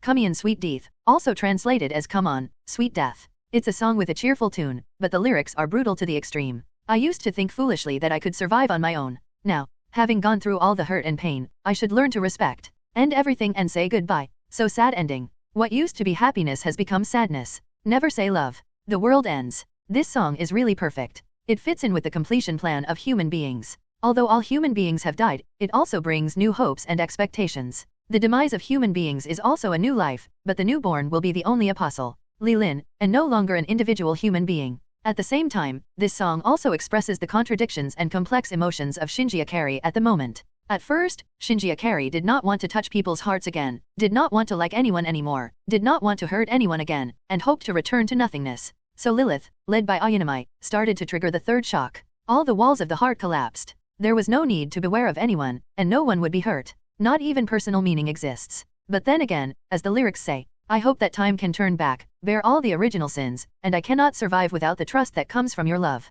So he repented. But all human beings have been turned into orange juice, and even Lilith cannot restore human beings. And at this time, Lu Yuan came. Since you have to leave, let's take advantage of the situation here. So Lu Yuan spread to the whole world with an even more incomprehensible divine power. Everything started restarting. Even the source was reshaped so that the second shock did not occur, the apostles did not awakening, so many people did not die that year, and the sea was not polluted. Although human beings are not as advanced as the high-tech civilizations that followed, at least people have returned to normal life. Lu Yuan also awakened Adam and Lilith, but erased their most special existence as the first apostle and the second apostle, and let them enter the human world as young people, so that they could live a complete and happy life. Now that it has all been restarted, Ikari Wei naturally does not need to sacrifice himself, and Ikari Yuando is no longer acquainted with Ikari Wei because he wants to infiltrate Seal. They are a free love that naturally comes together. Therefore, Ikari Shinji was also born into a happy family, and Naoko Akage's husband is still alive, and Ritsuko Akage no longer has a twisted character. Miri Katsuragi's father no longer participates in the Antarctic expedition, and the father and daughter live a happy life while noisy.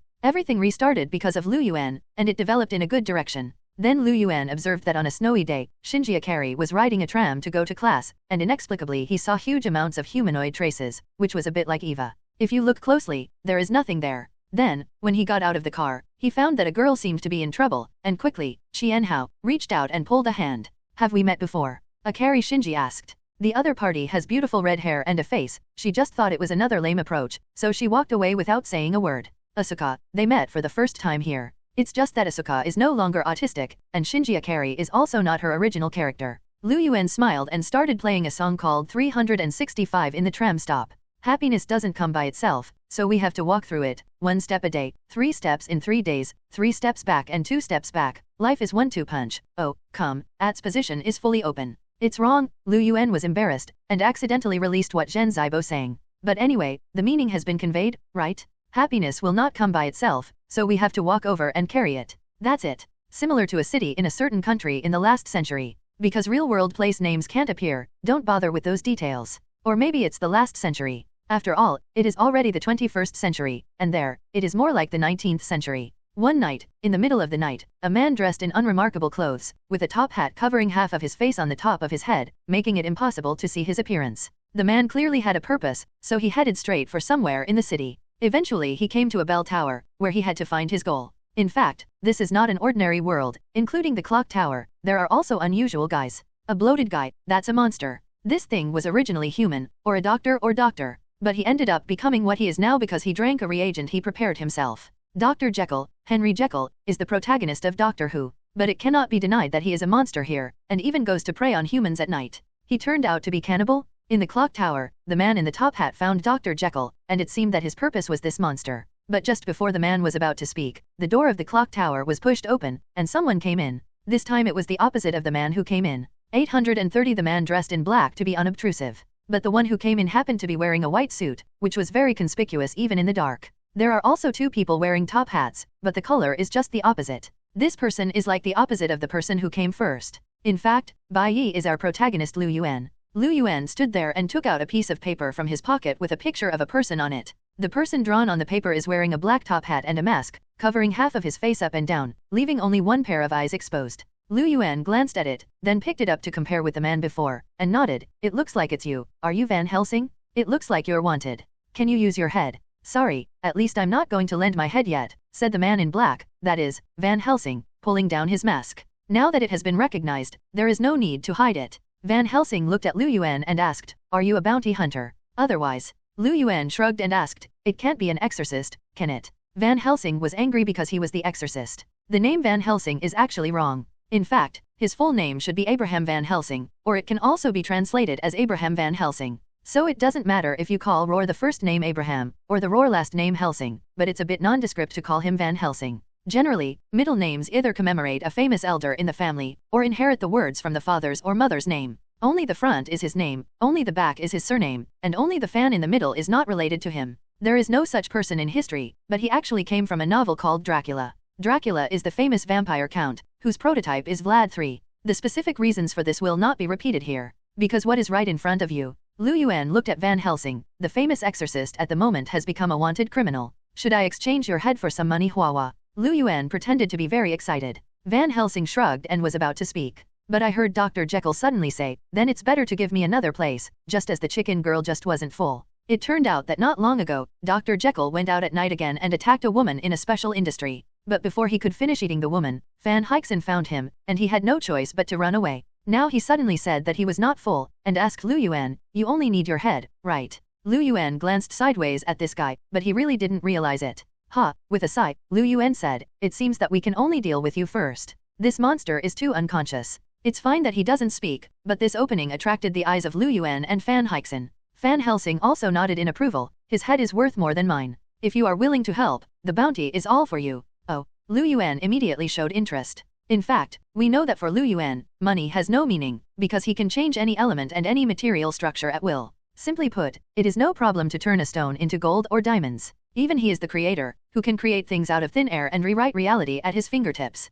It's the 19th century again, and he'll be short of money? Conjuring a ton of gold is enough to buy a castle. This is just an excuse for him. He always has to find an excuse for his appearance, right? Because this time he doesn't plan to appear in the name of God again. It's too tired. For a time, Lu Yuan and Van Helsing reached a consensus. The two of them, one on the left and one on the right, black and white, looked at Dr. Jekyll, who was not conscious. The latter was stunned for a while, and then asked, you don't fight anymore? Lu Yuan smiled. Let's see how much your head is worth first. Dr. Jekyll looked at Lu Yuan and then at Van Helsing. Suddenly, he waved and patted the two of them, wanting to attack first. He was facing two people, not to mention Lu Yuan. Van Helsing was still a well-known exorcist, or even a witcher. How dare he even take action? As it turned out, Van Helsing was caught off guard and was hit straight. Huge amounts of arms swept him away with great force. Lu Yuan shook his head. Is this also the reincarnation of Gabriel? Van Helsing's identity is very mysterious. After all, he was made up. In order to make him perform well, he made up a story and origin. It is said that Van Helsing's previous life was Gabriel, the angel.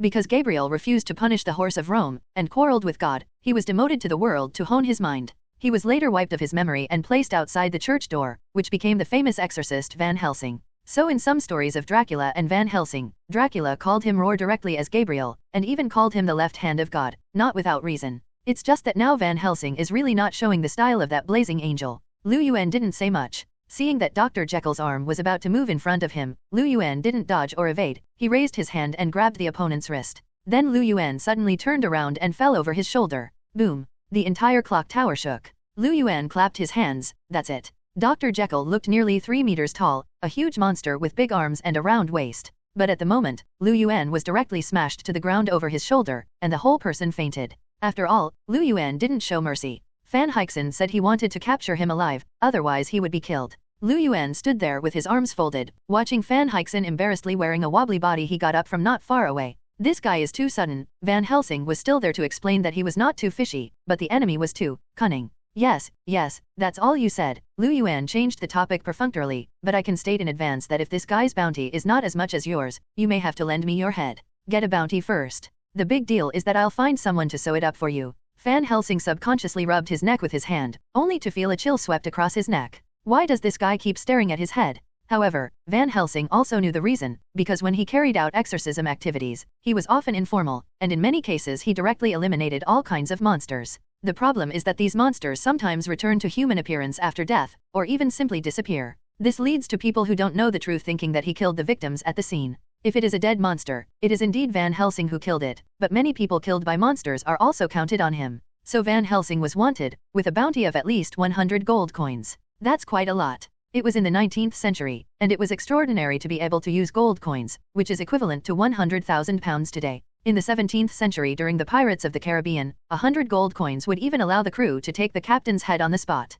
What about this guy? The two came together and stood in front of Dr. Jekyll. I'm not going to help you. Lu Yuan glanced at Van Hixen. He didn't intend to help lift it. Van Helsing was helpless. This bounty is all yours, right? Lu Yuan shrugged. He didn't care about money. He just made an excuse. But Van Helsing was right. Since he wanted the bounty, he couldn't really just ignore it. But Dr. Jekyll was so ugly and dirty as a monster. Why don't you tell me the location, and I'll help you express over there? Lu Yuan thought of a compromise. Van Hixen had never heard of express delivery, so he couldn't help but curiously said the location and wanted to see what Lu Yuan was going to do. It turned out that Lu Yuan decisively reached out and carried one of Dr. Jekyll's legs, and then came to the top floor. Standing on the rooftop, Lu Yuan aimed at the position Van Helsing said. Then he picked up Dr. Jekyll and turned it around his head twice, then let go abruptly. Let's go. Whoosh. Seeing Dr. Jekyll immediately turned into a cannonball and flew out. Van Hixen opened his mouth wide, and the whole person looked stupid. He looked at Lu Yuan stupidly, thinking that he was a joke. You will throw him to death. Even if he doesn't fall to death, what if you smash someone else to death? It's not good to smash flowers and plants or someone's house. Van Helsing began to criticize Lu Yuan after reacting. Lu Yuanxin said, where did the Tang monk come from? But it was too late to say anything. Dr. Jekyll crossed the sky over the city, and finally did not know where it fell, because it was too late. At least Van Helsing could not see clearly. Lu Yuan said casually, don't worry, that guy won't die, and will land exactly at the gate of your church. Having said that, why do you have to catch him alive? Lu Yuan showed a thoughtful expression. Shouldn't the church also want to study some taboos? Very normal reasoning. Is it a church after all? How many witches were burned in the Middle Ages? Experiments on living people, even dissections. As long as it is a heresy, they are very ruthless. They are obviously believers of God. Once they face a heresy, they are likely to be even more terrifying than the devil. This may be the reason why Lu Yuan did not appear as a god again. He knows a few gods and has a good relationship. He really doesn't want to fight with other people's believers. The special battle of gods was fought with other people's believers, and it would be disgraceful to say it. He doesn't want to develop his own sect, so it's annoying. While Lu Yuan was thinking about these messy things, Van Hixen muttered, I think you seem to be thinking about some bad things. After all, he claims to be the reincarnation of Gabriel. Apart from a quarrel with God, his belief in God is beyond doubt. So he started to defend it. Actually, Dr. Jekyll still retains the other half, which is also his original personality. When he was doing the experiment, he accidentally gave himself another personality, which is what I see now. Dr. Jekyll, a character from Doctor Who, is a novel by 19th century author Robert Louis Stevenson. In this book, Dr. Jekyll can be said to be the first dual personality image in the history of literature, and even later the term Jekyll and Hyde became a synonym for dual personality in psychology. Van Helsing continued, the purpose of the church is to restore Dr. Jekyll's other half. 0. At least that's what he thought and knew. Lu Yuan was non-committal. Anyway, the church's reputation has not been very good. Mainly the fanatics are too annoying. If you don't believe it, you can come and see it with me. Besides, don't you have to pay the bounty? Van Helsing shrugged and stopped explaining, directly inviting Lu Yuan to witness it himself. Lu Yuan thought about it for a while, nodded and agreed, okay, but you have to make sure that your fanatics won't get in my way, or I may make you regret this decision. Van Helsing wiped away the cold sweat that didn't exist, straightened his crooked top hat, and put on a mask to cover almost all of his faces. Then he tricked Roar and Lu Yuan to go outside. Lu Yuan silently picked up the wanted warrant from behind and nodded, it's exactly the same. Can you stop looking at that while looking at my neck? Van Helsing shivered, feeling hostile. Lu Yuan laughed, rolled up the wanted warrant in his hand and kicked it in his pocket. Obviously, he did not intend to discard it, nor did he intend to give up the target that might be aimed at Van Helsing. Van Helsing was very helpless. How did he meet this guy? But this task was completed by Lu Yuan after all, and he promised it again, and he would not regret it. So Van Helsing could only bite the bullet and lead Lu Yuan to the church. The two got to know each other seriously as they walked. Lu Yuan knew Van Hixen's full name, and Van Hixen also knew Lu Yuan's name and name. When Lu Yuan followed Van Helsing to the church, he saw that a group of people had gathered outside the door. They were facing Jackie, who was knocked unconscious by Lu Yuan's first over-the-shoulder fall, and then threw it so far away that he suffered a second injury. Dr. Er was watching. Van Helsing squeezed into the crowd and glanced, then turned to look at Lu Yuan. Lu Yuan was still a little puzzled, and looked closer and saw that Dr. Jekyll had changed back to the appearance of an ordinary person. Maybe after being attacked by Lu Yuan, he spontaneously changed back? Or did Lu Yuan kill Dr. Jekyll as a monster? In short, the church people came out to check after hearing the noise, but saw a person lying on the side of the road. Why did this happen again? Why say it again? Because Van Helsing was thrown at the door of the church after he lost his memory. Fan 830 Hixen was very embarrassed, and hurriedly explained, he is Dr. Jekyll. So that's it, you threw him back, someone asked. Lu Yuan didn't speak. Fan Hixen glanced at Lu Yuan, and already knew that Lu Yuan had some reservations about the church, so he didn't say much. Then, the group moved Dr. Jekyll into the church, and Lu Yuan followed Van Helsing inside. There is nothing unusual about the appearance of a church, that's all. But since there are exorcists like Van Helsing here, and there are monsters, there is naturally something special inside. Passing through the church outside, Lu Yuan followed Van Helsing and finally came to the important room inside. What are you going to do with Dr. Jekyll next? Van Helsing asked for Lu Yuan. The local bishop said with some hesitation, originally, our purpose was to help Dr. Jekyll restore his original face, but now it seems that he has recovered. In fact, we don't know what to do. So next we only let him stay here for a while. This decision has been regarded as normal. Lu Yuan couldn't say anything. No one can guarantee that Dr. Jekyll is really back to normal, and he has actually carried a lot of life debts, including more than a dozen men and a few women, and even a few children and some livestock, all of which were killed and eaten by him. This is also envisaged for the safety of others. By the way, the Vatican wants you to go there. The bishop suddenly remembered something and explained to Van Helsing. Having said that, Gabriel was demoted because he refused to sanction Rome. As a result, the Vatican is precisely in Rome. Have to say this is an irony. Van Helsing nodded and agreed, he would definitely go there, but then again, Van Helsing looked at the bishop and then at Lu Yuan. The bounty thing? As a result, the bishop didn't seem to see his intentions, and asked with a look of surprise, is there anything else? Van Helsing was a little thin-skinned and could only shake his head, it's nothing. And then he's gone. Yes, he's gone. When he came outside, Van Helsing certainly couldn't walk to the Vatican. Fortunately, there were ready-made horses in the stables. In this era, transportation is not convenient, and almost all people can only travel on horseback. Lu Yuan followed and stood behind Van Helsing, looking at the wanted warrant again in his hand. Van Helsing was embarrassed. Can you stop watching? Actually, I forgot to say that the order I received was issued from the Vatican, so even if you want money, you should go to the Vatican. No problem. Lu Yuan smiled. I have to accompany you to the Vatican? It means that I can collect the money now. Why do I have to be so troublesome? Originally, if he killed Van Helsing with one knife, he could get the money on the spot, but now he has to toss for so long. Lu Yuan's roar was fooled. He was shaken. Just been deceived. Unexpectedly, Van Helsing looked at the honest man, like a good man, and turned out to be so black. Van Helsing said with a hard smile, no way, we have always been in trouble. Even he said that his system is very troublesome. It's a pity that I don't have any money with me, but I can compensate you for it when I go back. Van Helsing did not hesitate to tempt Lu Yuan with his benefits. In fact, he is not afraid of Lu Yuan. To be honest, he has not seen Lu Yuan's true power and means, so he is still a little confident, so he kept inviting Lu Yuan to go with him. If he was really afraid of Lu Yuan's sudden murder, he wouldn't be so careless. On this point, Lu Yuan misunderstood Van Helsing. Van Helsing is a relatively principled person, and he will do what he promises. Okay, I'll trust you one more time. Lu Yuan finally packed up the wanted order. Van Helsing brought 2 horses, one white and one black. The two looked at the color of their respective clothes, but they didn't need to distinguish.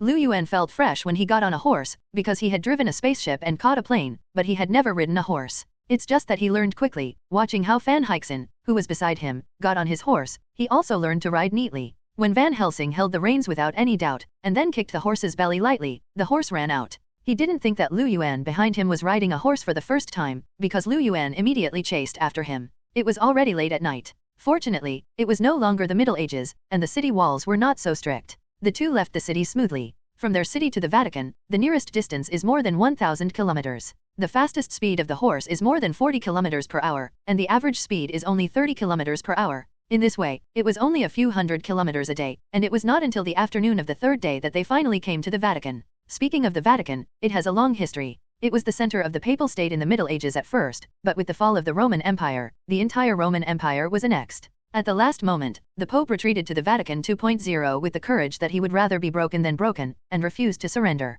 Later, the Italian at that time saw this and had no choice but to hand over the land to the Pope. After all, it is not easy for the Church to attack with strong means. The reason is very simple. In the Middle Ages, the influence of the Church was the greatest, and it even threatened the kingship. Even the king is subject to the Pope.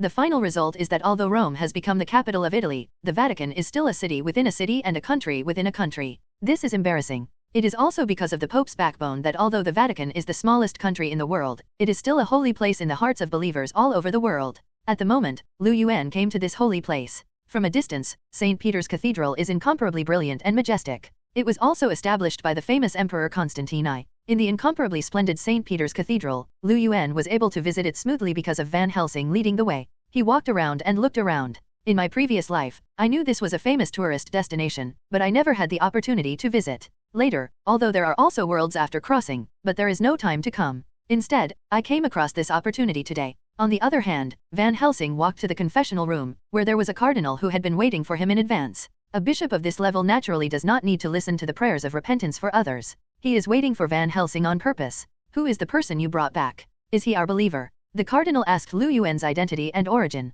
Van Helsing glanced at Lu Yuan and saw that he was looking at the statue of Jesus on the cross. In fact, although they are all believers and sects of God, some branches are still distinguished at some point. For example, here is actually Christianity, which believes in the Trinity. That is to say, although Christianity admits that there is only one God, it believes that the Father, the Son, and the Holy Spirit are three in one, and the three are the same Godhead. This would be a disgrace to other true Catholics. It's a hassle anyway. Why does Lu Yuan dislike this doctrine?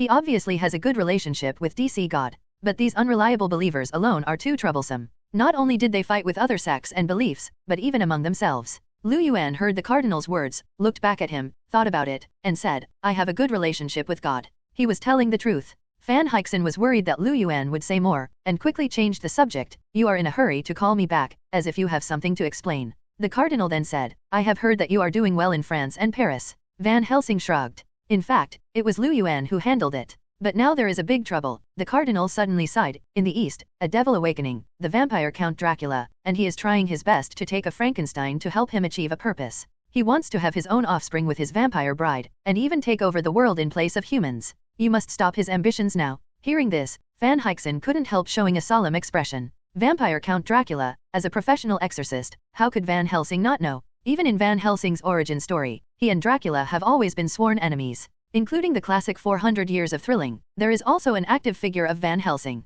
And now, the Cardinal is handing that tricky task to Van Helsing. Van Helsing didn't have the slightest hesitation and accepted it on the spot. Also, there's a Villelus family there. They've been fighting against Dracula for generations, including recently they've had a little trouble. If you can, help them by the way, the Cardinal continued. Van Helsing also agreed one by one. Okay, you can take your friends to get ready. Dracula is awake and showing his fangs. I hope you can start as soon as possible. The Cardinal was about to send Van Helsing away. He can move on to meet the next person to repent. Ask if there are so many people who need to repent every day. It also depends on how you say it. Sometimes telling a lie also requires repentance. Therefore, when the believers are lying, they will make a special gesture, begging for God's forgiveness, and explain why they had to do it at that time. Especially in the world of Truman, that gesture has appeared several times. When people are deceiving Truman, they will do that gesture, which is enough to explain everything. Just as Van Helsing turned his head to leave, he saw Lu Yuan standing there staring at him. Where's Lao Tzu's money? Why do you treat me like a fool? Lu Yuan was about to scold him. Shit. What about the good money? Although he doesn't care about money, but he promises good things but regrets it. This is not good. Who should look down on him? It really kills you. Van Helsing patted his head, turned his head quickly and said to the Cardinal, by the way, I promised to give that person the previous bounty. The Cardinal looked at Van Helsing in surprise. Do you think it's necessary for me to carry money sitting here? What do you think? Ask him for money? He was sitting in the confessional room to forgive others on behalf of God. How could he carry stinky money? Someone will give it to you. Well, go. The Cardinal drove the two away like ducks. Van Helsing reluctantly came to Lu Yuan and tilted his head. Come with me. Lu Yuan snorted. In fact, he had already seen through the inside and outside, up and down. Even when he came here, there was a touch of divine and extraordinary will. What the Cardinal did not know was that the God he believed in really came in that second. It just disappeared the moment he came into contact with Lu Yuan. I don't know if it was taken back, or it just disappeared. Not that God is so weak, but his wisp of the gods telekinesis. All this was silent, including Van Helsing. Otherwise, I don't know how he will feel. Maybe he can remember his previous life as angel when he is excited? Lu Yuan didn't know, and didn't bother to care about this little thing. Following Van Helsing's lead, the two came to the back of the cathedral. The huge St. Peter's Basilica is definitely not all open to the public, at least not now. Since there are vampires and various monsters in this world, it shows that this is a mysterious world, and there are indeed supernatural phenomena and creatures here. In this case, it is definitely sacred here, and even God is real. Likewise, behind St. Peter's Basilica, there is a secret place where the headquarters of the exorcists in charge of the entire Western world is located, and it is also a holy place for all fanatics in the world. Equipment including exorcists can also be crafted here. There are also people who are responsible for designing those things. For example, one of them wears glasses and is sloppy and careless. At first glance, he looks like a middle-aged man in a technical house. Hey, Van Helsing, I knew you would come back safely. How? Has the trouble been resolved smoothly? The tech nerd took the initiative to greet him, and it seemed that he knew Van Helsing. Van Helsing also greeted the man roar. Hello, Carl. You seem to be tinkering with something again. The reason why I say this is because Carl is busy with something, but this is the 19th century after all, and many things are too old, outdated. Lu Yuan stood there and watched for a long time, but in the end he was dizzy and couldn't understand. He, a man who has already driven an alien spaceship, suddenly faced him with a continuous crossbow one day, and anyone else would have to be covered.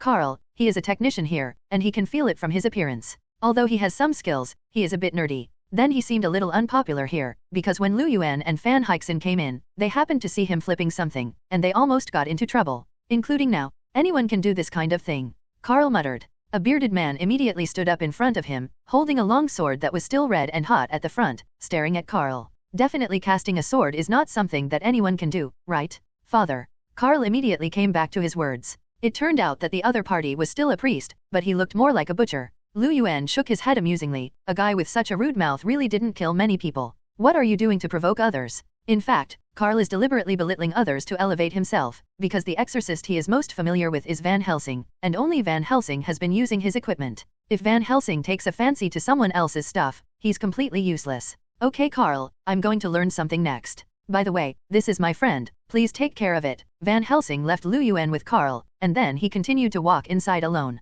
The Cardinal just explained the next task, but the exact location of the next task has not yet been said, and Van Helsing needs to find out. Lu Yuan and Carl looked at each other with big eyes and small eyes. By the way, I'll show you something good. Carl immediately greeted Lu Yuan warmly, took him to his small stall, and then took out a crossbow and handed it to Lu Yuan. Lu Yuan held it in his hand with a confused look on his face. Really give him a crossbow? But he has even seen sniper rifles. Who still plays this in modern times? According to Carl's instructions, Lu Yuan realized that this repeated crossbow is not simple. The first is that this repeater uses a clip device. That's right, a repeating crossbow even has a magazine, which is unbelievable. Maybe Carl is a genius? But there is a reason for this. As an exorcist, Van Helsing said that most of the enemies he would face are those monsters, so the crossbow arrows he needs are not the usual ones, but special ones. For example, the one made of silver, or the one drenched in holy water, preferably one that has been blessed by an archbishop-level priest. This can't help but remind Lu Yuan of Constantine, that is, Zhakang is here. That guy was obviously a necromancer, but he carried a whole body of holy water to exorcise him every day, and there was no one left.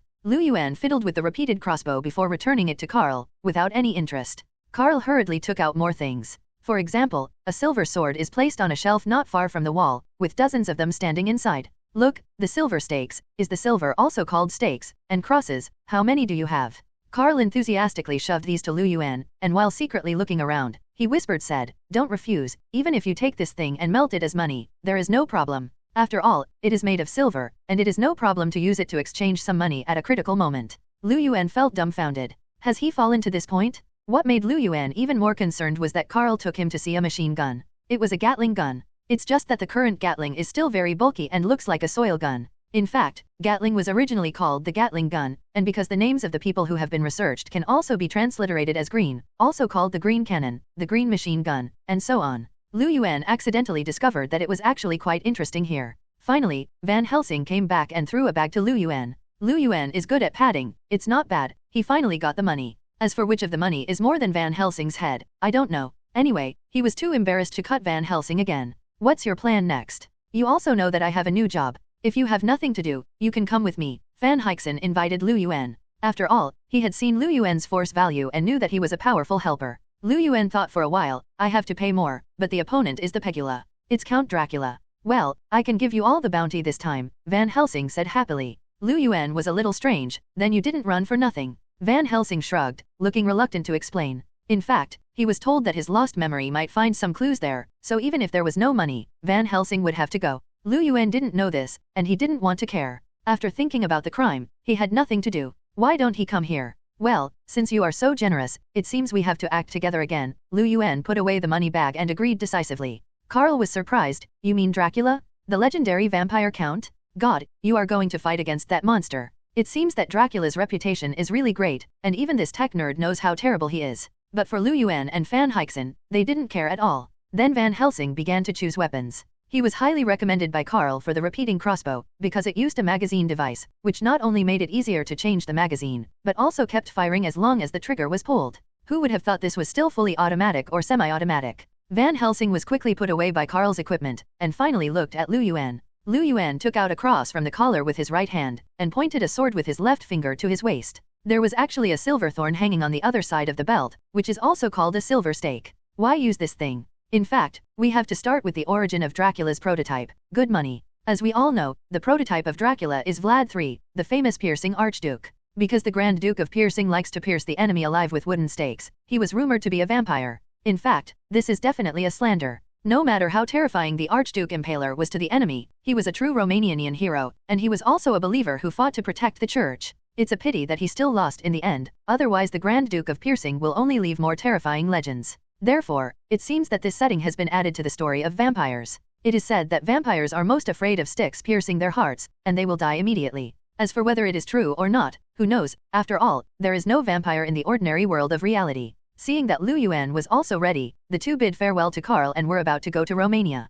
The next thing they have to face is the legendary vampire Dracula. Starting from St. Peter's Cathedral to their destination, Lu Yuan and Van Helsing chatted along the way. Through Van Helsing, Lu Yuan also learned many interesting stories about the exorcist. For example, there are indeed many dark creatures in this world, such as gargoyles, which are no different from ordinary stone statues during the day, as if they were carved out of stone. But once someone passes by it, it will record its breath, and at night, it will fly to your home to absorb its essence. That thing doesn't need to eat, but it can achieve a similar effect of cultivation by absorbing some kind of human blood. There are still werewolves in this world, but not naturally formed, but monsters researched by those necromancers. The main thing is vampires. Count Dracula is definitely the most famous vampire. He became a vampire by betraying God. This is very serious in the West. Unlike the legend that vampires are afraid of garlic, Van Helsing told Lu Yuan that garlic just makes vampires annoyed and doesn't like the smell. Even powerful vampires cannot be killed by wooden stakes, but can only be suppressed by silver weapons or crosses blessed by priests above the bishop level. And what about holy water? Lu Yuan showed a thoughtful expression. Van Helsing on the side shrugged. Holy water can only be consecrated, made, by priests above the cardinal level. It means that holy water can be used to deal with vampires, but the method of making it is more troublesome. Cardinals are already the highest ranking below the Pope. There is only one Pope, and he has to sit in St. Peter's Basilica. So in other areas, the Cardinal is already the local Pope. But this time Van Helsing returned to St. Peter's Cathedral, so a batch of holy water had been added to him. It seemed that he also knew that this battle would be difficult. Van Helsing subconsciously glanced at Lu Yuan again. What? Lu Yuan noticed it and asked amusingly, do you not trust me? Van Helsing did not deny it, and said, I have seen your strength, although you are very powerful, but... Because Lu Yuan showed great interest in those things about the exorcist, as if he didn't understand it at all, which made Van Helsing start to worry. Lu Yuan raised his head and smiled, ha ha ha, so you're worried about this. Don't worry, you haven't seen my ability yet. Seen? Shouldn't he think that what he sees is Lu Yuan's full strength? That's too contempt for Lu Yuan. Even Van Helsing and his family god came, and even the god of this world came, and they couldn't see Lu Yuan's real realm. Still the same sentence, even if the god of this world is the creator level, there is a difference between being the creator. Can the single universe and the omnipotent universe, and even the detachment level above the omnipotent universe, be the same? Unless this God is a concept rather than a real person, he is the aggregate of all the meanings of God in the whole world, including the God of Marvel and the DC universe is one person. That's powerful. But that's also Lu Yuan's friend, isn't it? Meeting acquaintances will never be extraordinarily jealous. Van Helsing saw that Lu Yuan was so determined and relaxed, so he didn't say much. He is also an exorcist who has been famous for many years, and he does not rely on others to expel those terrifying dark creatures. Looks like we have to speed up a little bit, Van Helsing reminded. Lu Yuan was not far behind, and also let his horse dismount and run. In the end, it took nearly a week for the two of them to finally arrive at the border of Romania. In fact, this era has entered modern times, but the transportation is not yet developed, and there are also shadows of the earliest automobiles. But there are still no railways, let alone roads, that have been built too far. So until now it's been hard to see someone leaving their hometown too far. Especially when they came to an ancient town called Transylvania, they were surrounded by the locals vigilantly. It's Van Helsing, the rumored monster. He's no less a threat than those vampires. Don't let him in, someone in the crowd shouted. Lu Yuan looked at Van Helsing. Van Helsing spread his hands. Otherwise, how do you think the reward order in your hand came from? It turns out that Van Helsing's means of dealing with monsters are very strong, almost killing the target. However, many monsters will show the appearance of ordinary people after death, which makes people misunderstand that he is a murderer, not an exorcist. Van Helsing was also very distressed, and he couldn't expel the monsters in front of everyone. If he could easily catch those guys, he wouldn't have to kill them. This is also the reason for his bad reputation. Lu Yuan sighed, I thought you were very popular. If I knew this, I would go to the city separately from you. As a result, it also caused him the trouble of being surrounded. Fan Hai laughed hard and was about to explain his purpose to those people. Suddenly, a person ran in from outside the city behind the two.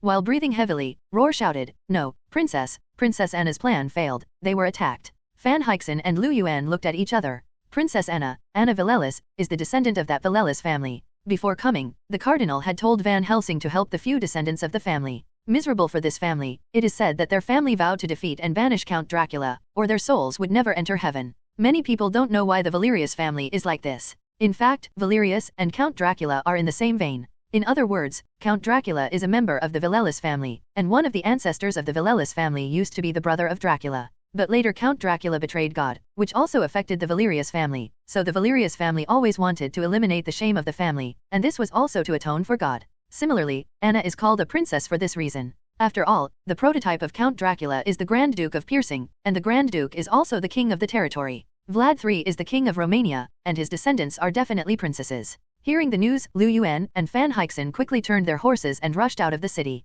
Those people no longer care about them, the Valerius family is still the lord of this ancient town, and they have to find a way to save people. On the other hand, when Van Helsing stepped into this territory, some ancient and powerful mysterious creature had already discovered them. Count Dracula, he is the real master here, and the whole territory of Romania is his homeland. My old friend is here, let's do a trick roar. Outside the city, in a forest, a group of people was gathering there, and they were going to set up a trap, use a man tied there as bait, and try to draw something out of the jungle. And the bait was a young man who was also a descendant of the Valerius family and Anna's brother. If Anna is a princess, then he is a prince, right? But the dignified prince was so miserable that he was used as a bait here. Roar. There seemed to be a strange noise in the jungle. The prince was startled and hurriedly turned his head to look around. Suddenly, a grey figure rushed out from behind him. It was a werewolf who was standing and walking, and was much taller than an ordinary human. It turns out that they set up traps here. The purpose is to capture this werewolf. Viken, be careful. Anna rushed out of a nearby hideout, warning her brother. This was a trap.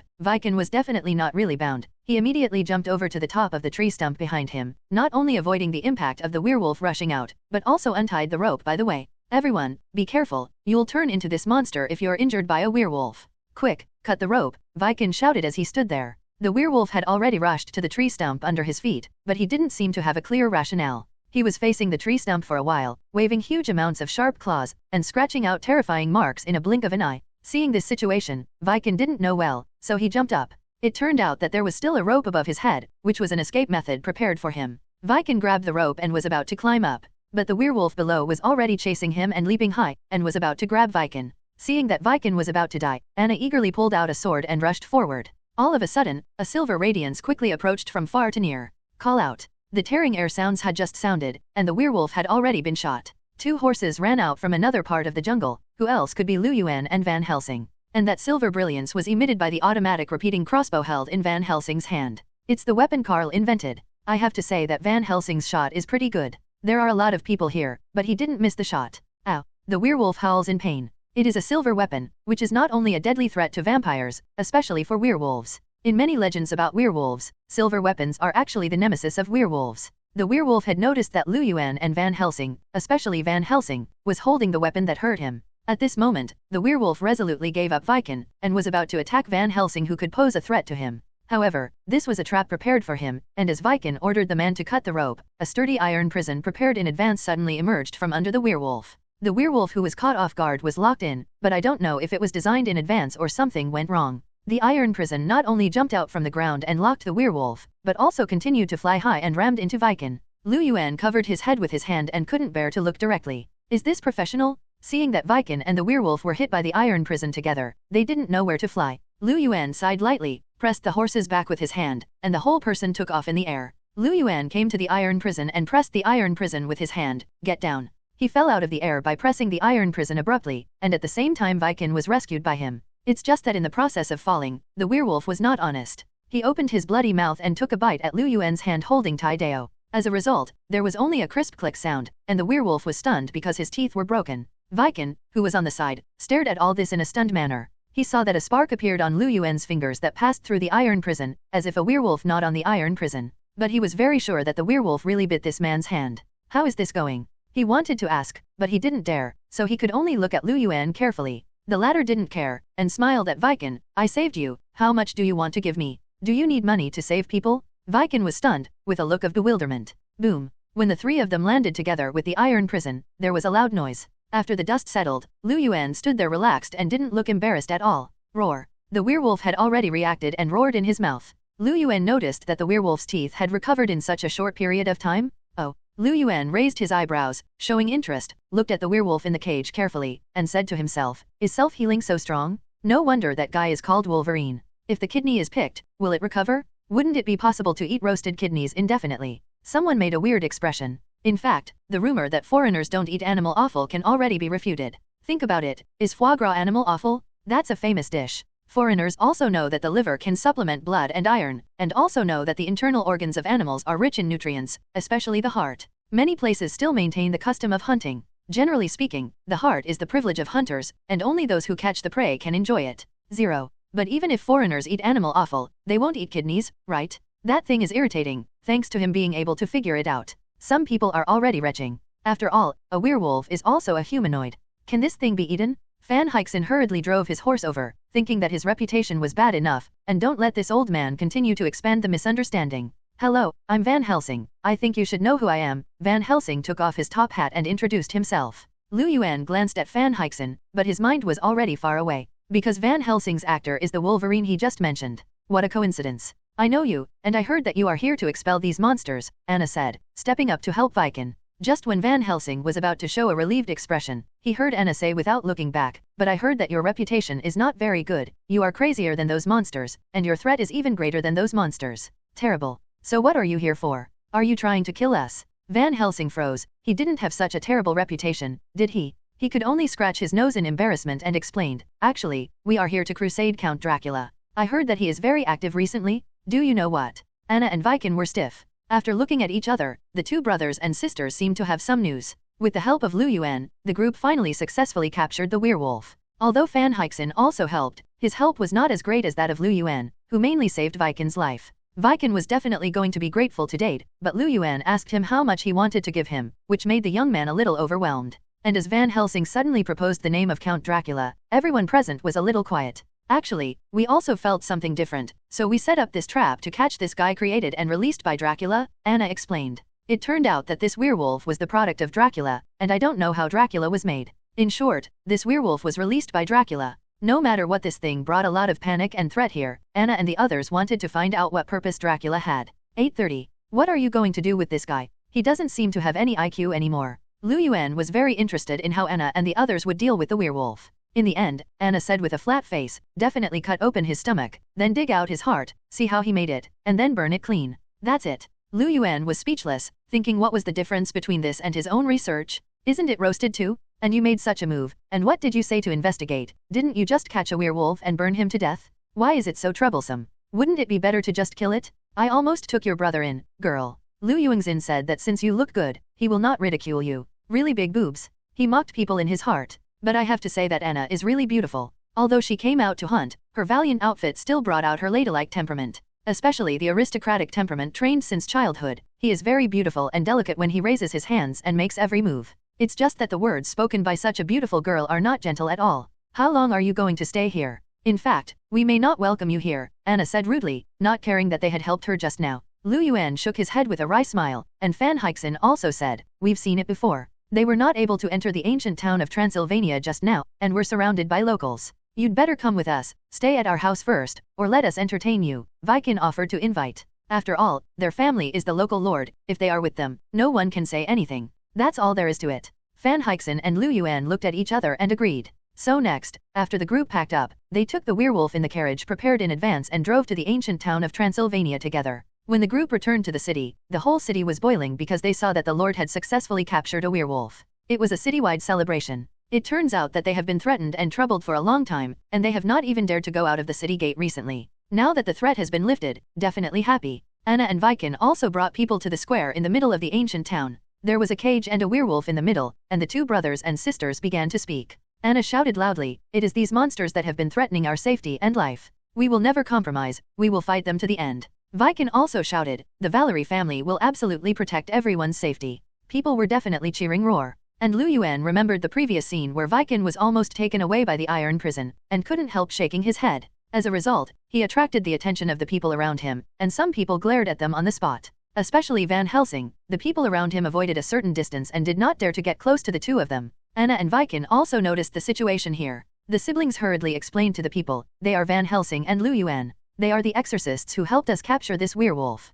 They may be staying here for a while recently. Don't care. Everyone looked at each other. Some people looked uneasy, and some people wanted to say something. But the lords had already decided, and they couldn't say anything more, so they had to agree. After some speeches, because Anna still plans to study the werewolf and slice him, it is not good to kill the wolf to celebrate. Then, Anna sent someone to put the werewolf in place, while Viken came to fight Lu Yuan and Van Helsing. Please come with me. Viken led the way, leading the two to their house. After all, the Valerie family is still a local noble and lord, so the Valerie family has a large manor. It is the kind of manor of the ancient noble family in the general impression. There shouldn't be many of them now, and they are all reserved by the more old-fashioned families. There are still some servants in the house. When the head of the house comes back, he will come out to receive them. Let people go to prepare the dinner. We have to receive guests. At the same time, today's action is also a big harvest, which is worth celebrating, Viken said to the servants. The servants immediately started busy preparing, and Viken led the two through a long corridor to the reception room. It was a large living room with sofas and tea tables, and there were some portraits hanging on the surrounding walls, maybe the ancestors of their family? This place is very quaint, and Lu Yuan is also interested in these things. He looked around, and suddenly became curious and asked, I heard that your ancient nobles have their own secrets, such as private executions, etc. Do you also have them in your family? Viken replied with a strange expression, there is a cellar, not to say that there are any quirks. After all, our family is a local lord, and many times our family is a judicial institution, and we will also conduct some interrogations when needed.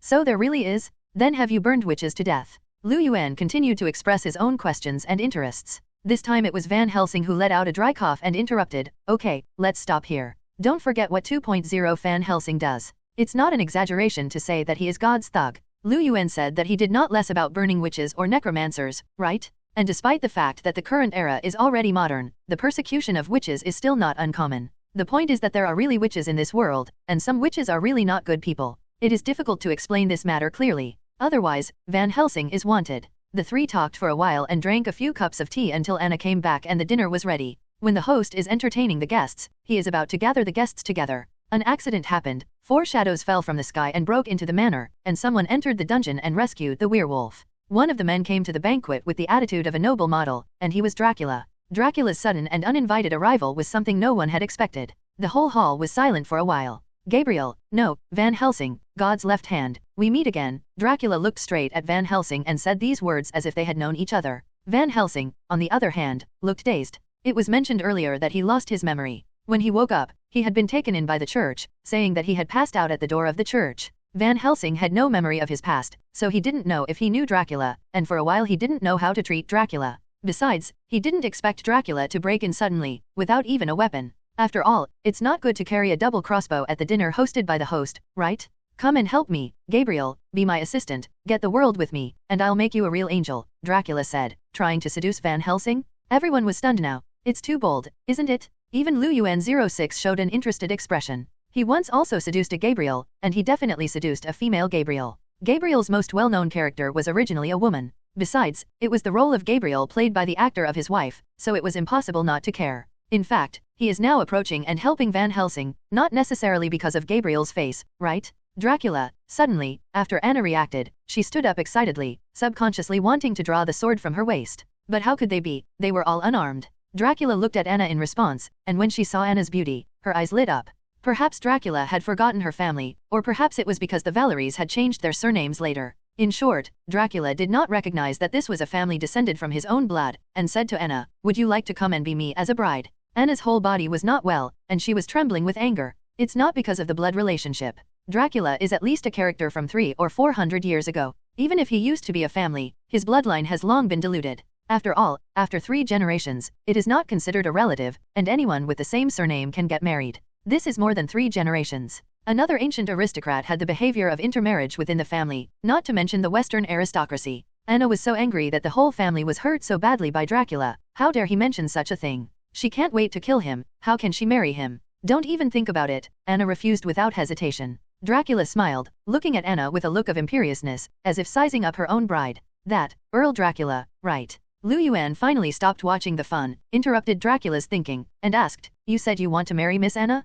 Could it be that you can still give birth to offspring, and give birth to a little bat? Dracula froze, the expression on her face changing. Lu Yuan violated his taboos and inverse scales, because Dracula can't give birth to offspring, and it can't be said that it can't be born, but even if it is born, it can't survive. In fact, Dracula has her own vampire brides, and 3 of them. What he wanted was to occupy the world with his own descendants, and use his descendants to create a huge and terrifying army of vampires. But he couldn't. After all, he is a vampire, and is no longer an ordinary life, and has long been out of the scope of ordinary creatures. In fact, no one can say whether a vampire is a creature or not, because vampires often belong to the category of undead creatures. Can the undead still have offspring? Surely no way, right? So every time Dracula gives birth to a lot of offspring, they can be born, but they can't survive. Otherwise, he would have launched the Dark Holy War long ago. It was precisely because he couldn't do it, that as soon as Lu Yuan's words came out, Dracula's whole body was not well. She stared at Lu Yuan, her eyelids twitched, and her whole body was cold. Everyone could feel Dracula's killing intent.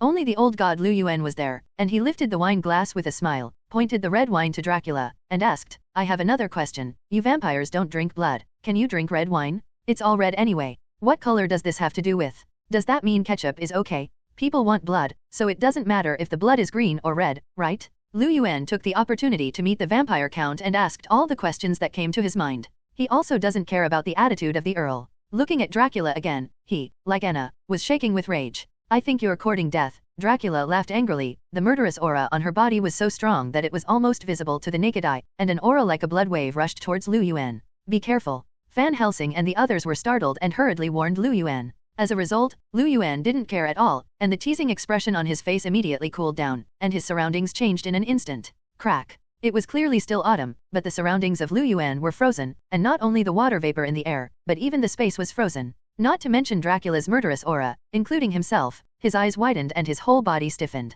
Lu Yuan actually didn't do anything. His expression just became cold, but it was enough to affect the real world. Lu Yuan just looked at Dracula and asked coldly, who do you think is courting death? Dracula couldn't speak. He found that he couldn't even move a finger of 830, and he couldn't even suck roar. Fortunately, he was already a vampire, otherwise he would die. Lu Yuan's anger is really no trivial matter. If he doesn't control a little, even the whole world may collapse. Not to mention a mere Dracula and a vampire. Perhaps for ordinary people he is a deadly terror. But Lu Yuan laughed, his eyes started to turn red, and the next second he released two devastating heat rays. The power of heat ray comes from the sun, and what vampires fear most is the light of the sun. It can be said that Lu Yuan is the natural enemy of all vampires. Lu Yuan's heat ray circled around Dracula and relieved the freezing on his body. Dracula looked at Lu Yuan and the surrounding rays with fear. He didn't understand what it was, but his intuition told him that he couldn't touch it, otherwise he would be wiped out. Who is courting death? Lu Yuan asked Dracula again. Dracula already knew how powerful he was. At the moment, he didn't dare to speak easily. This was the first time he had felt such a direct horror since he became a vampire. The others were also completely dumbfounded, and looked at Lu Yuan stupidly. Especially Van Helsing. He just realized that what he had seen and heard before was not worth mentioning at all, and he also said that he had seen Lu Yuan's strength. That was a complete joke. Lu Yuan's sudden explosion shocked everyone. Because he is too powerful and terrifying, just a wisp of inadvertently exuding aura, or just a word of momentum, is enough to make it difficult for everyone roar to breathe. In particular, Dracula, the count of vampires who bore the brunt, was no longer able to suck roar, and couldn't even move his fingers. Who do you say is courting death? Lu Yuan repeated Dracula's previous words for the third time. Dracula was so high and mighty before, he even said outrageous words, saying that he would rebel against God and even conquer the whole world. But now, he can only stand there in vain, unable to move. Dracula was horrified, not knowing who the other party was and where he came from, and even more puzzled by what the other party had done. Dracula, such a well-known big devil, almost has his figure in many works, and almost all of them are at the level of Big Boss. Now it seems that children are at a loss in front of adults. Lu Yuan stood up slowly, holding a red wine glass, and walked around the long table to Dracula. Lu Yuan looked at Dracula, and now no one dared to speak, just watching what he was thinking about there. Lu Yuan couldn't help thinking of his eldest brother Fang Heiren. That eldest brother also seemed to be of vampire blood, and he could see some blood. It's just that his eldest brother's vampire bloodline is not comparable to that of Dracula. Both are vampires, but there are differences. That is far beyond the scope of vampires, reaching the realm of vampire gods. No matter what gods, as long as you become gods, you will achieve a qualitative leap.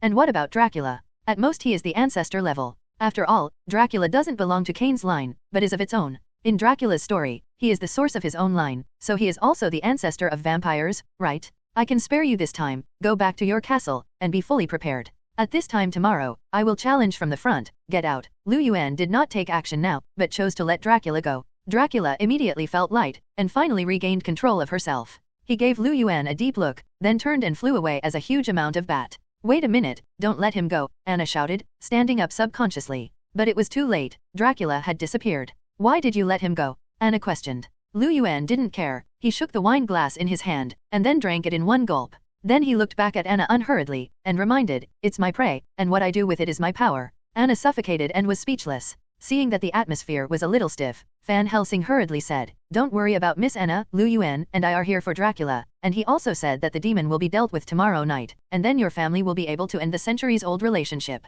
Mission. The reason why Anna is so anxious and concerned, don't forget their family's curse. That wasn't a curse either, at least God wasn't so careful. It's Dracula who is wrong, and the one who betrays God is also Dracula. What's the deal with other people? It was the ancestors of Anna and Viken who promised God that the traitor Dracula would never ascend to heaven until he was eliminated. Are their own commitments. Viken rarely speaks, although he is the elder brother, but the one who is in charge of the house is more like Anna. At this point, Anna had no choice but to give up. Then the two brothers and sisters recruited servants to arrange accommodation for Lu Yuan and Fan Hixen. As a result, they learned that the werewolf who had been captured before was rescued by Dracula's vampire bride. Not only that, but several guards had been sucked dry. They were injured by werewolves and vampires at the same time, and they may also become monsters, and their remains must be burned. Anna made an accurate judgment after observing Dungeon. Those who died because they were attacked by monsters would indeed become a member of the monsters. Lu Yuan and Van Helsing were also present. The latter applauded Anna's judgment. Only Lu Yuan had a different opinion. Actually, they are still alive, Lu Yuan said suddenly.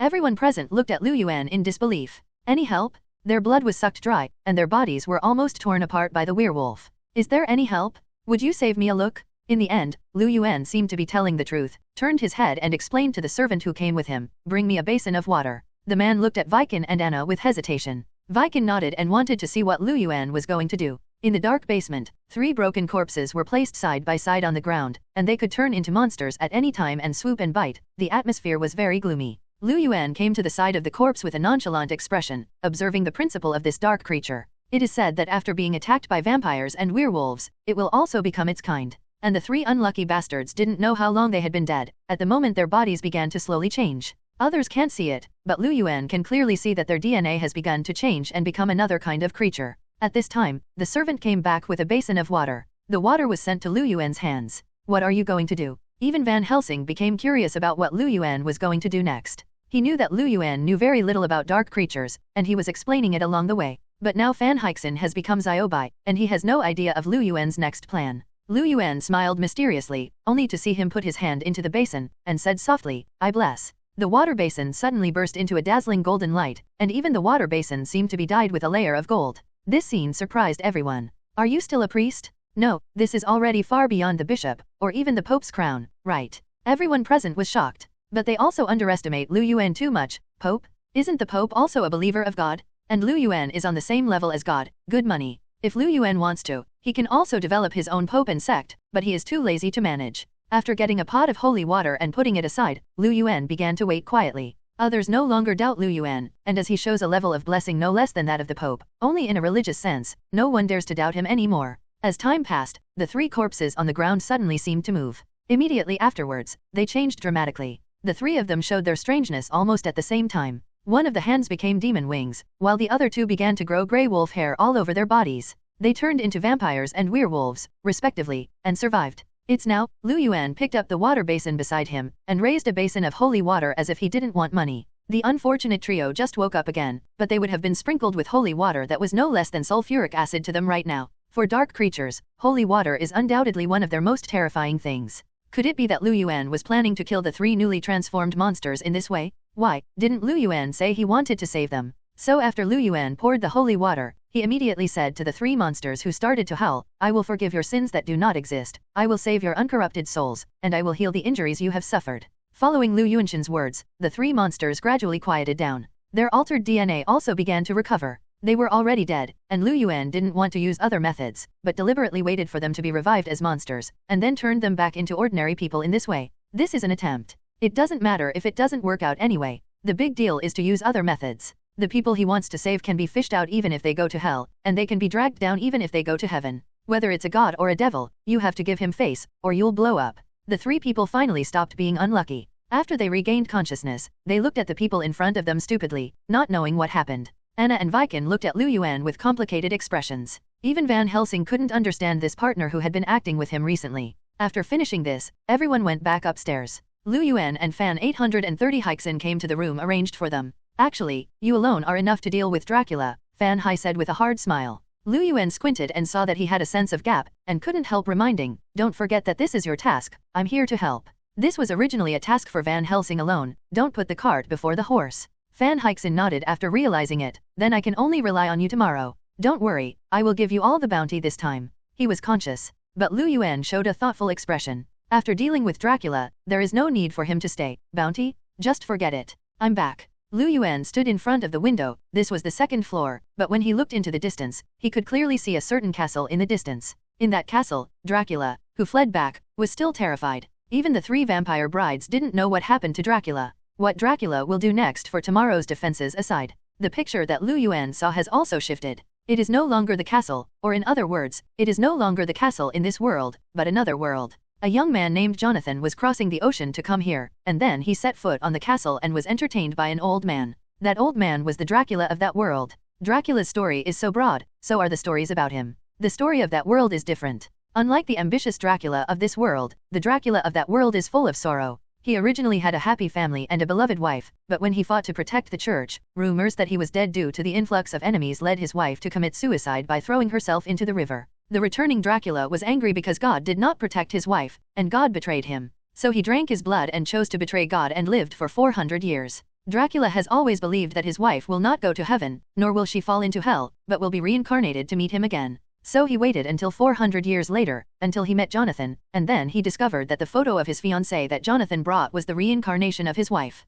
A surprise spanning 400 years is about to be staged. At the same time, as Dracula was about to move, all the dark creatures began to move. In particular, Jonathan was originally from London, so Dracula's goal will eventually point to London. By then, that London will definitely be bustling. Werewolves, vampires, necromancers, even zombies, ghouls, and Jack the Ripper. This is really going to come together. Interesting, really interesting, Lu Yuan smiled, smiling happily, and it was fun again. Van Helsing was already lying down and looked at Lu Yuan in confusion. Did he see anything interesting? Did someone steal sunshine in the garden? Well, he shouldn't think about these boring things. There was nothing more to say that night, and then it was the next morning. The morning sun rose as usual, because the 3 people were rescued. Although the news of the werewolf's escape was spread, everyone was not too panicked. Everything seems to be the same as usual, the only difference is that in the afternoon, the sky starts to form dark clouds. It's not that it's going to rain, but the characteristic of this ancient town is that it is almost cloudy all year round. That's why Dracula can nourish life here. Vampires are afraid of the sun, not the day.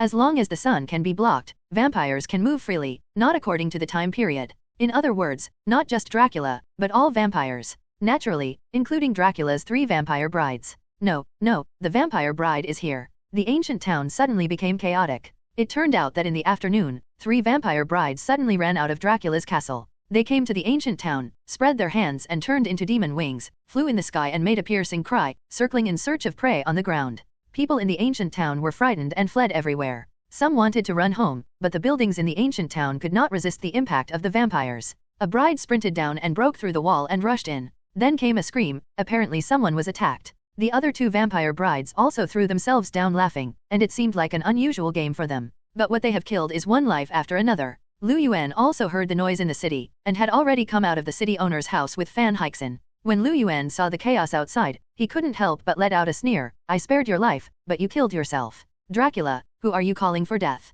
Lu Yuan was obviously angry. He didn't want innocent people to die because of his momentary soft-heartedness. I didn't kill Boran but died because of me? He didn't want that. So Lu Yuan didn't show any mercy this time. His eyes started to light up, and 2 terrifying heat ray lasers were emitted in the next second, and because of the power of the Omega effect integrated, according to Lu Yuan's intention, he began to quickly fly in the air change direction. It's just 3 vampire brides. Even if Dracula is here, it's not enough to see, let alone them. Lu Yuan's heat ray was originally transformed by the light of the sun. At the moment, it aimed at the 3 vampire brides and killed them in an instant. The level gap was so great that the 3 vampire brides didn't even let out a scream, and they didn't even know how they died. They turned into ash and annihilated. Lu Yuan raised his head and looked outside the city again, and said, it's time for the big battle. The big battle was about to start. Lu Yuan didn't expect Dracula to die like this. He didn't watch his bride and let the 3 vampire brides come and make a big fuss. This is equivalent to hitting Lu Yuan in the face. Lu Yuan sneered and walked directly to Dracula's castle. Even Van Helsing was left behind by Lu Yuan.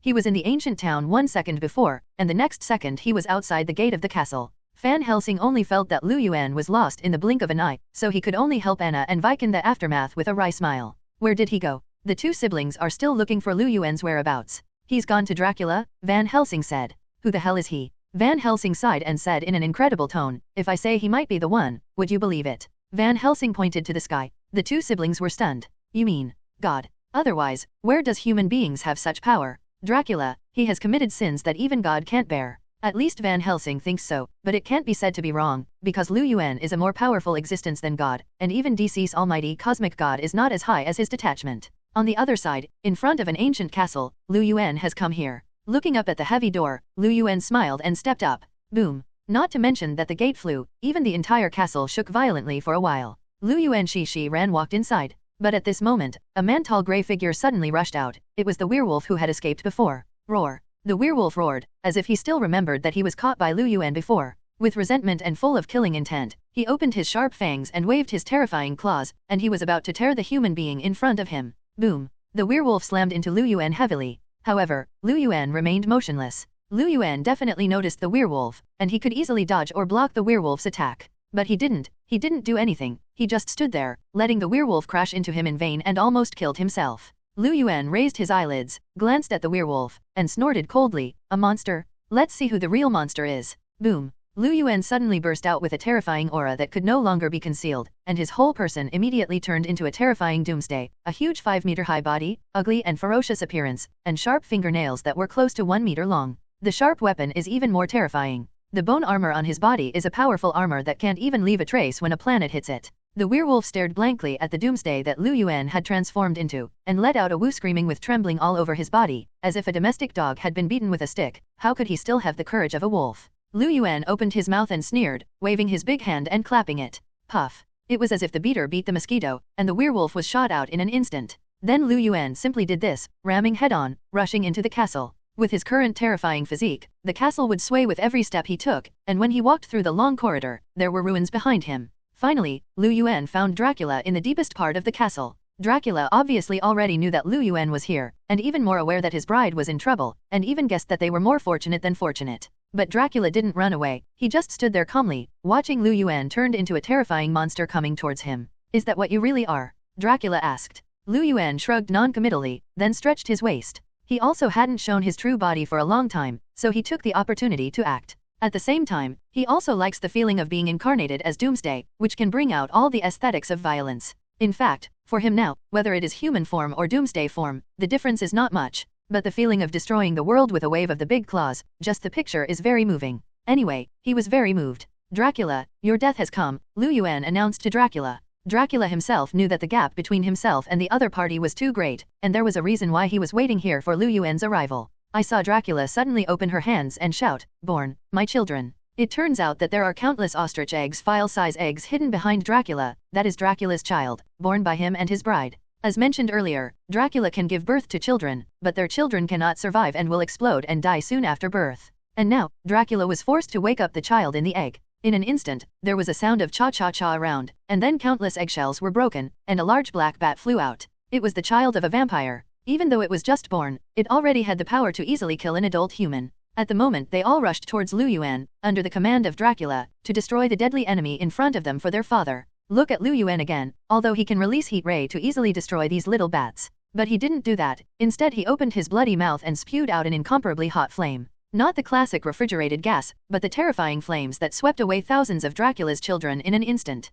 If Lu Yuan hadn't paid attention, even Dracula would have been burned to ashes. Lu Yuan looked at Dracula, who closed his eyes with a grey face, already in a state of closing his eyes and waiting to die. Lu Yuan walked straight to Dracula, and finally, without the slightest hesitation, opened his hands and patted it. Dracula finally ended there. Lu Yuan's body began to change, returning to his human appearance. Looking for death, Lu Yuan snorted softly. In fact, his original plan was not like this. Since it was a decisive battle, Van Helsing had to play a role too. In fact, that werewolf was prepared for Van Helsing, otherwise with Lu Yuan in charge, how could Dracula and the 3 vampire brides rescue the werewolf? Including Anna and Viken originally had the opportunity to appear. But the Dracula family was too terrifying, and Lu Yuan decided to kill them. Next, Lu Yuan looked around the castle. This is Dracula's lair, and there must be many elements of vampires and other dark creatures in it. Lu Yuan was not polite, and simply set a fire, which plunged the entire ancient castle into a sea of fire. Even though there are many precious treasures inside, Lu Yuan doesn't care at all. By the way, a Frankenstein who never showed up also died in the fire.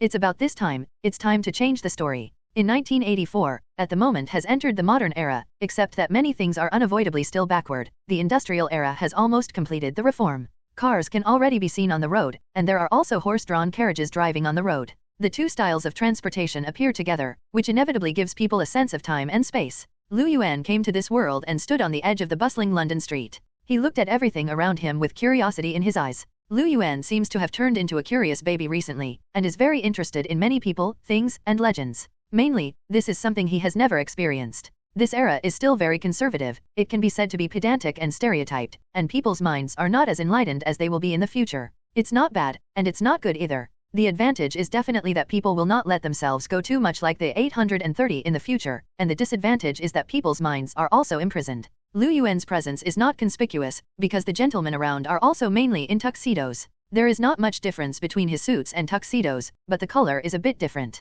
Lu Yuan also wore a top hat to hide his appearance that was quite different from the people around him, and was holding a platinum cane in his hand, so that people couldn't see his uniqueness. Lu Yuan definitely didn't come to see the street view, so he started to move, walking towards the East End of London while observing the unique features of this era. There is a block over there, and there are a lot of immigrant people. Those immigrants were not very wealthy, which turned it into an almost slum-like existence. It can also be said that due to the meager income, this place has long been a hotbed of poverty and crime, and even homeless hooligans and special professional women who solicit customers live on the streets. Even though London at the moment has established a citywide patrol network, the weak police force is still unable to afford the security of the East End, where tens of thousands of women haunt every night. This has also led to some terrible things happening here recently. For example, at the moment, there was a group of people in a circle, as if they were watching something lively. Lu Yuan frowned slightly, and he could smell a bloody scent from far away, but he still walked straight over. Separating the crowd, Lu Yuan saw the reason for the excitement in the crowd. A woman's body to be more precise, lay there. The blood around it had dried up, apparently dead for a long time.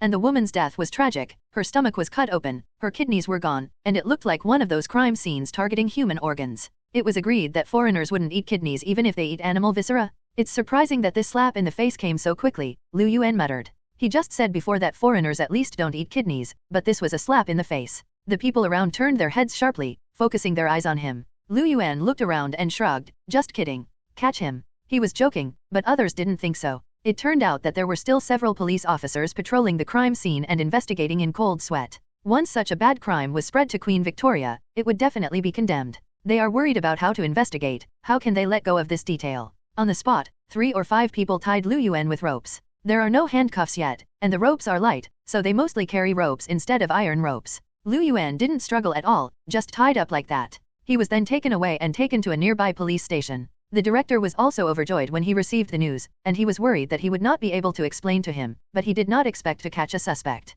Regardless of whether he is a murderer or not, at least he can deal with the difficulties in front of him first, which is not bad. So the director immediately led people to start the trial work. In an interrogation room tightly blocked by iron fences, the director brought 2 subordinates. One was responsible for taking notes, the other was responsible for reminding and cooperating beside him. The 3 sat opposite Lu Yuan and examined this talent together. A clear oriental face. Humph, the director snorted coldly before opening his mouth, and it seemed that he had some kind of opinion on Dongfang faces. Lu Yuan squinted his eyes slightly. He seemed to have forgotten one thing, including the problems between races in the developed modern times, let alone this period. Especially us. Don't look at our speed of development since World War II has been lagging behind others, but we are also the only one in the world that is almost the enemy of most of the world, but has defeated all those who dare to be our enemy. We are really out of the world. But the British countryman was not happy, glared at Lu Yuan, and scolded. Say, why did you kill Martha Tabelin, the first person to be killed in the major case of Jack the Ripper? He used affirmative sentences. Obviously he had already defined Lu Yuan as a murderer. Lu Yuan smiled, threw out an English accent that was fluent and purer than the other party, and said, "Your motherfucker fart. Which eye did you see that I killed someone? Let's not say the evidence, do you believe it or not? As long as I want to go out, you can't stop me." What? The director was shocked and angry. He was angry that the other party dared to swear at him. Surprisingly, is he planning to riot? At the moment, the 3 directors hurriedly took out the pistols that were still very backward and pointed at Lu Yuan to prevent him from violently injuring others. But Lu Yuan didn't even bother to look at it, and with one hand, he released the restraint on his body. Boom. The director decisively fired. But Lu Yuan just raised his hand to copy, and easily grabbed the bullet with his thumb and index finger. This move really terrified the 3 directors. They were just ordinary people. Lu Yuan glanced at the 3 of them, and snorted coldly. "Waste, did you not notice that there are 2 special wounds on the neck of the victim? And although the murderer deliberately sprinkled the blood of the victim around, but the blood of one person, why is there only so much 2.0? I'm too lazy to pay attention to you, idiot." With that said, Lu Yuan was about to go outside. Sure enough, as he said, he was going to leave, and no one could stop him. Not to mention the craftsmanship of this era, even if it is the cage of future generations, it is not enough to see. Lu Yuan walked to the fence, and with a wave of his hand, the iron fence in front of him was interrupted. He was the one that interrupted directly, rather than bending, which shows how powerful the explosion was at that moment. Lu Yuan just walked out like no one else. Originally, he didn't want to have a conflict, so he came to the police station with the other party, thinking that it would be good to make it clear. He never expected that the other party would make a fuss about his skin color. This kind of thing made Lu Yuan annoyed. Just because of this wrong people? How many did he really kill? Because he was wronged, mainly because of racial discrimination, Lu Yuan simply let himself go and rushed out of the police station on a rampage. After regaining his freedom, Lu Yuan stood on the street and looked left and right, then walked in a certain direction. When the director leads someone to chase him out, there will be no trace of him. "Director, what should I do now?" asked a sheriff who had interrogated Lu Yuan with the director before. The director thought for a while, and had the intention to put the crime on Lu Yuan, but he had seen the powerful strength displayed by Lu Yuan before, which made him jealous. "Director, maybe he really knows something." Another person showed a thoughtful expression. "But the question is, how do we find out and ask for the information he knows?" The director sighed with a headache, knowing that he should have finished the question first and then annoyed the other party. "No, if I knew that the other party was so powerful, I shouldn't have annoyed the other party. But it's too late to say anything now." It was night, and that London was still brightly lit. After all, it is still one of the most prosperous cities in the world today, including one of the most valuable currencies in the world before the British pound was replaced by the US dollar. In short, the current London is still not to be underestimated and despised. In addition to this 06, it seems that it cannot be underestimated in other places. Under the dark night, some dark creatures are hiding in the shadows, looking outside with malicious eyes. It seems that something has activated those things, and since recently, a dark atmosphere is gradually engulfing that London. Lu Yuan had definitely noticed it, including himself being targeted by something. Lu Yuan smiled, he really didn't know what to do. So he simply deliberately walked to a remote cul-de-sac. Sure enough, not far behind him, two shadows quickly followed. "Damn, this is my prey. I think I came first." Two werewolves blocked the entrance of the alley, and an argument broke out. It turned out that they regarded Lu Yuan as their prey, as if in the wild, when the two beasts hunted the prey, they would decisively compete for the ownership of the prey. However, they don't know how powerful their prey is. Two wolves may be able to bully the tiger of Lupingyang, but how can they dare to provoke a god? Lu Yuan smiled, not intending to interrupt the two werewolves, just watched with his arms folded, waiting for them to quarrel with one another. But what he did instead angered the two werewolves. "He seems to be watching our jokes. I can't stand it decisively. Let's kill him first. If it's a big deal, half of it is enough for one person." The two werewolves suddenly reached a consensus, one left and one right, and rushed towards Lu Yuan. Lu Yuan sighed, "Isn't it bad to live? You have to take the initiative to die. Well then, I will fulfill you." Saying that, Lu Yuan raised his hand and slapped it. Pfft. The two giant werewolves, who were taller than humans, turned into two blood dances in an instant, and not even a whole corpse was left. Not only that, Lu Yuan even restrained their souls, then opened a door and threw them in. When the souls of the two werewolves stand firm, they were shocked to find that they had come to hell. "Satan, ask everything they know," Lu Yuan explained casually, and then left it alone. Don't forget that Lu Yuan has his own hell dimension, which is still another original hell at the almighty universe level, including OAA and DC god level existences that cannot be affected and interfered with, and even if he accidentally falls into it, he may be broken. Lu Yuan definitely has his uniqueness, because no two self is integrated with this hell dimension, and later this hell became Lu Yuan's possession, including the great gods born there today. The Lord of Hell, Satan, if he was placed outside, he would already be at the almighty universe level, but now he is Lu Yuan's most loyal subordinate. In less than a night, Satan completed the task, and everything was detailed, from the birth of two werewolves as humans, until they were transformed into werewolves by some necromancers through experiments, and everything that happened recently. Satan didn't know what Lu Yuan wanted to inquire about, so Satan didn't bother, and asked every word more than once. The two werewolves were tortured. Although only their souls were left, they were still tortured to death. In the end, they even lost their consciousness, leaving only two wisps of chaos soul aura. And Lu Yuan got a lot of information. Sure enough, the undercurrent in London is now surging. Under the surface world, all dark creatures are waiting for the arrival of one person, that is the legendary big demon vampire, Count Dracula. By the way, why is Dracula so influential? Not only because Dracula originally belonged to the oldest existence, but also because Dracula had betrayed God, and he was the source of his own lineage. Dracula is the ancestor of vampires. This makes many dark creatures ready to move, especially some necromancers, who want Dracula's blood so that they can create powerful second-generation vampires. As for why those necromancers did this, not even the two werewolves knew. Those two werewolves were nothing more than subordinates created by the necromancers, who were not only simple-minded, but also didn't know much. But they also know that more dark creatures than necromancers congregate here today. For example, Blood Clan, who also peeped at the blood of Count Dracula, and the ghouls created by Blood Clan, and even some gargoyles also came. The whole of London seems to have become the Garden of Eden 830 of dark creatures. Even many werewolves who seemed to appear naturally came. According to legend, werewolves and vampires actually have the same ancestor, but they are naturally hostile. So since there are natural vampires, there are also natural werewolves. And the werewolves are definitely not here for Dracula's blood, they may have other purposes. There are still a lot of messes, but what the two werewolves know is extremely limited. Lu Yuan can only think of other ways to continue to inquire about the news. But at this moment, a team of patrolmen surrounded Lu Yuan who had walked out of the alley. I finally found you. The director came to Lu Yuan breathlessly during the day. Lu Yuan was a little surprised. Aren't you really afraid of death? Those patrolmen were startled, and hurriedly raised their lagging spears at Lu Yuan. The director was also startled, and hurriedly stopped. No, this thing doesn't work for him. This is true. The director wiped his cold sweat and explained, don't get me wrong, I'm not here to provoke you. In fact, I'm introspecting. Please forgive my previous behavior. I have come to understand. We need your help. Please use your strength, lend it to us. Oh. Lu Yuan smiled. What did you find? The director's expression was ugly, and he nodded. The woman who was murdered has been resurrected. In fact, the murdered woman, Martha Tubrin, was murdered as early as last night, and was not discovered until this morning. However, because of the relationship during the day, she did not show any strangeness until that night. When the director had already gone home, she was called up again overnight. The subordinates called in a panic, saying that the dead girls had come back to life, but not a normal resurrection, but turned into some kind of monster. She can move even with only her broken upper body, and she has already killed 2 people. At that time, 2 forensic doctors were examining her, but she was killed. In other words, they won't become monsters, right? The director was in a cold sweat, explaining the situation to Lu Yuan. At the moment they were riding in a carriage to the scene of the incident. Lu Yuan sat opposite and didn't care about the shaking caused by the trot of the carriage. Listening to the director's worry, he said indifferently, it's okay, as long as it burns, it'll be fine. It really doesn't matter that. The director is ashamed. Does it mean that the 2 people killed by Masha who turned into monsters will also become monsters? In fact, Lu Yuan is not sure. He also needs to see it with his own eyes to make an identification. Mainly because he still knows too little about this type of dark creature. He knew about Masha's situation. Masha was obviously drained of blood and gutted by some kind of dark creature, but she still turned into a monster.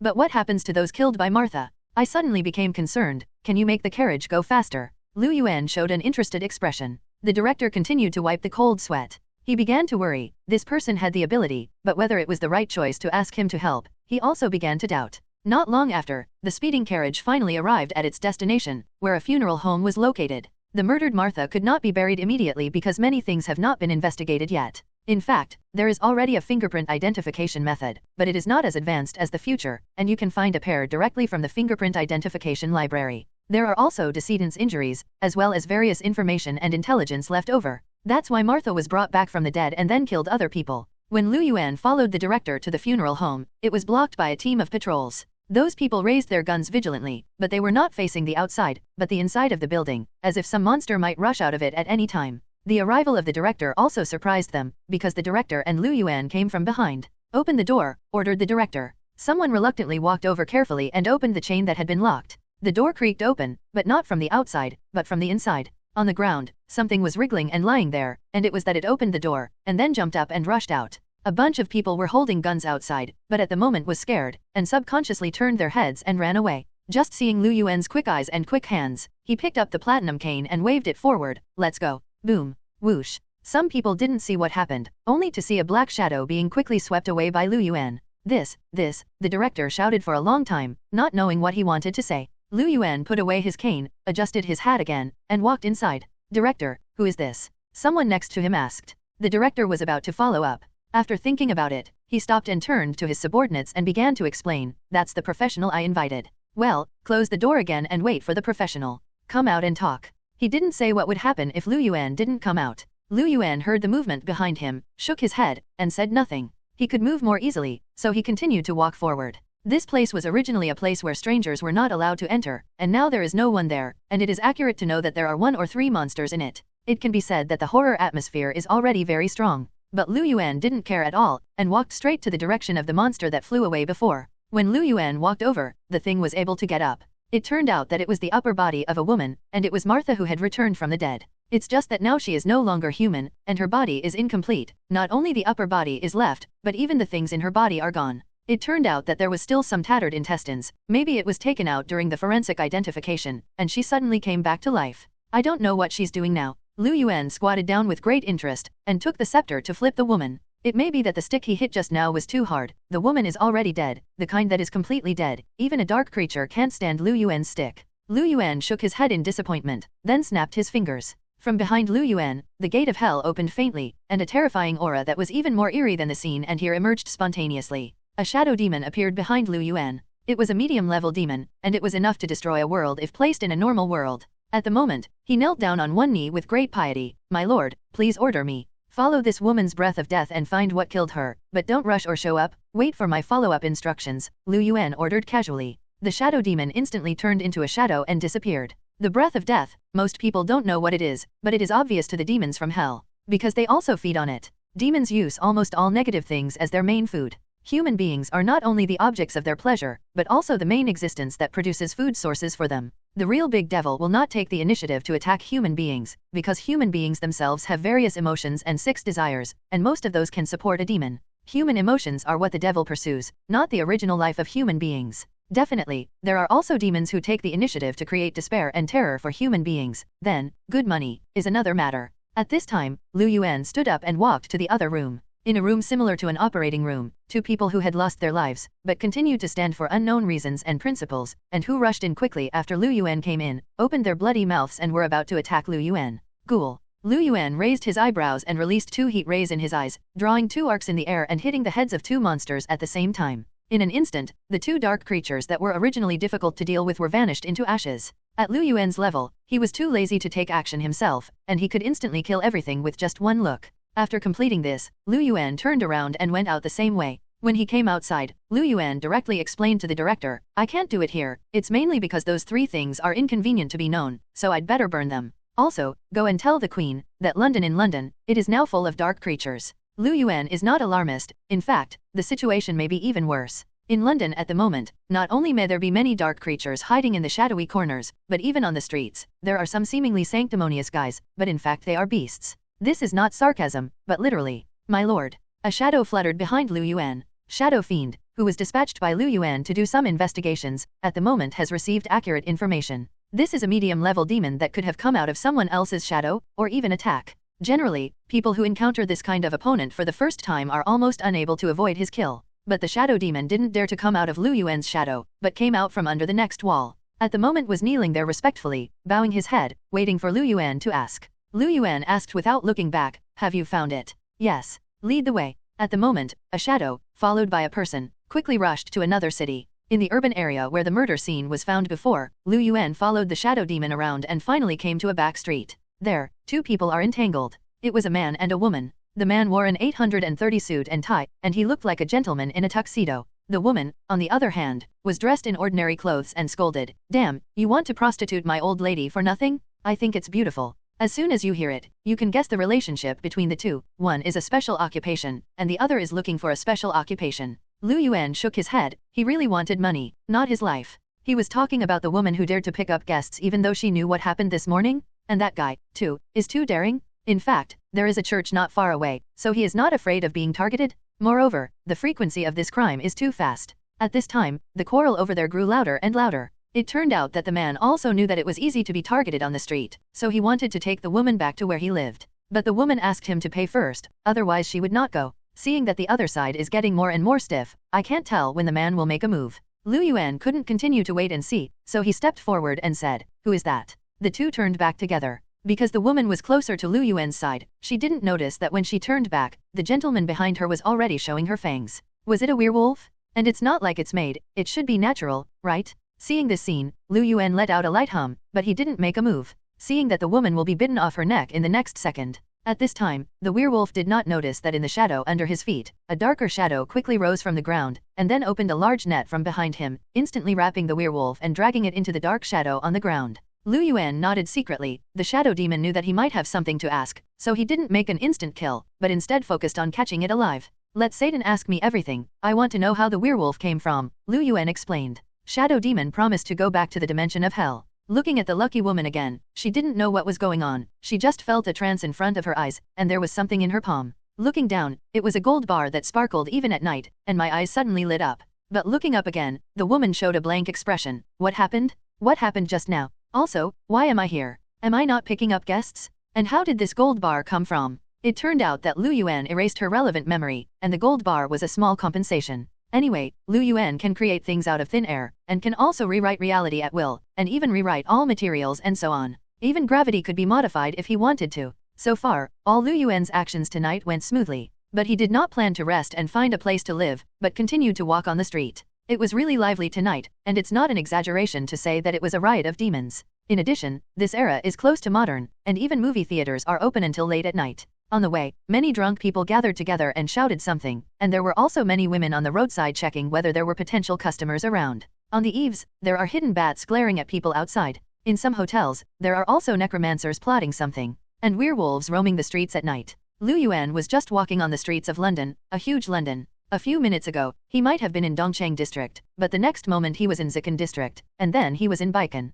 At last he came to a manor. The manor is very beautiful and spectacular. Not only does it have a large garden, but it is decorated with rock areas and beautiful flower beds. Especially the villa, although it is not comparable to the castle, it is no longer affordable for ordinary people. Lu Yuan easily jumped over the back wall and came to the back garden, with his hands behind his back. While looking at the decorations here, he walked across the rockery to a place similar to a pavilion. There, Lu Yuan looked forward and found that a woman was being thrown down by a furry. The big furry guy is obviously a werewolf, and the woman doesn't resist at all, but seems to be enjoying it. In fact, she was being attacked by a werewolf, but the werewolf did not intend to completely mutilate the woman, but had no other purpose. Lu Yuan raised his head again and looked at a certain place. Not far from an ordinary family's house, there was a beautiful girl. Her name is Mina. She is the fiancée of a young man named Jonathan, and she is the reincarnation of Elizabeth 400 years ago. She was the reincarnation of Dracula's wife, and she was the purpose of Dracula's journey across the ocean, and she was the one who made Dracula's arrival shroud that London in darkness almost overnight.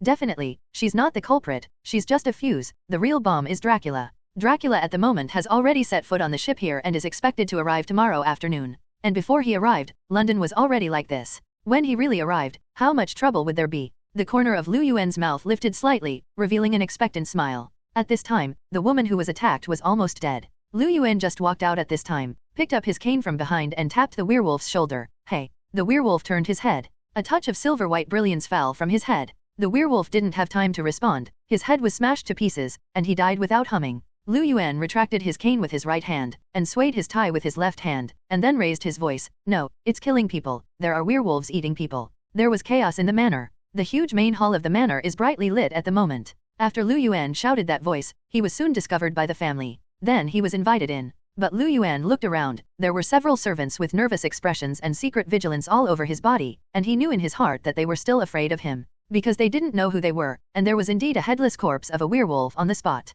Why can it be confirmed that it is a werewolf? Because Lu Yuan was not as stupid as Fan Heixin before. Fan Heixin was always informal, so he was mistaken for a murderer. But after Lu Yuan killed the werewolf, he didn't let the werewolf change back to the appearance of a human, so he maintained the appearance of a werewolf.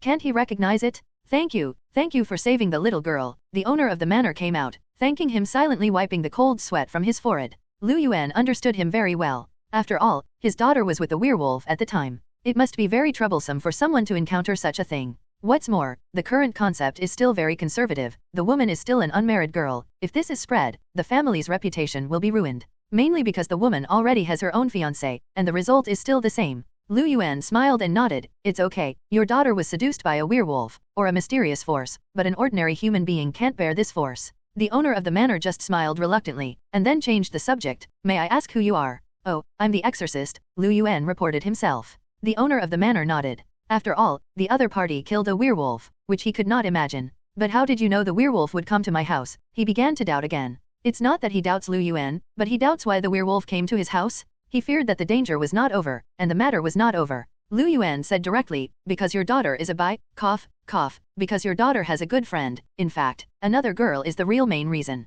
He almost spoke his mind. Obviously have a fiancé, and then easily tempted. In fact, that woman was also a bit rambunctious at first. After all, flies don't bite seamless eggs. The owner of the manor decisively did not hear it, and showed a thoughtful expression. So it is. Ruth, or Lucy, does have a good friend named Mina. If this is the case, please help that lovely girl. It's okay, I'm here for this, Lu Yuan agreed. The owner of the manor was also very knowledgeable, and he hurriedly recruited Roar's servants to entertain Lu Yuan. When he learned that he had not eaten, he asked the kitchen to prepare a sumptuous dinner overnight, and specially took out red wine from the cellar. This is a high standard of hospitality. That night, Lu Yuan stayed here again. The next day, early in the morning, Lu Yuan saw the woman named Ruth again. Ruth looked a little embarrassed. After all, she was seen like that last night. But she had to take the initiative to come over and thank Lu Yuan. I heard that you saved me from a werewolf last night. Thank you. Lu Yuan just smiled and said, it's alright, but next time you have to pay attention. Even if you like to do that, you can't find werewolves and vampires, or you will even die.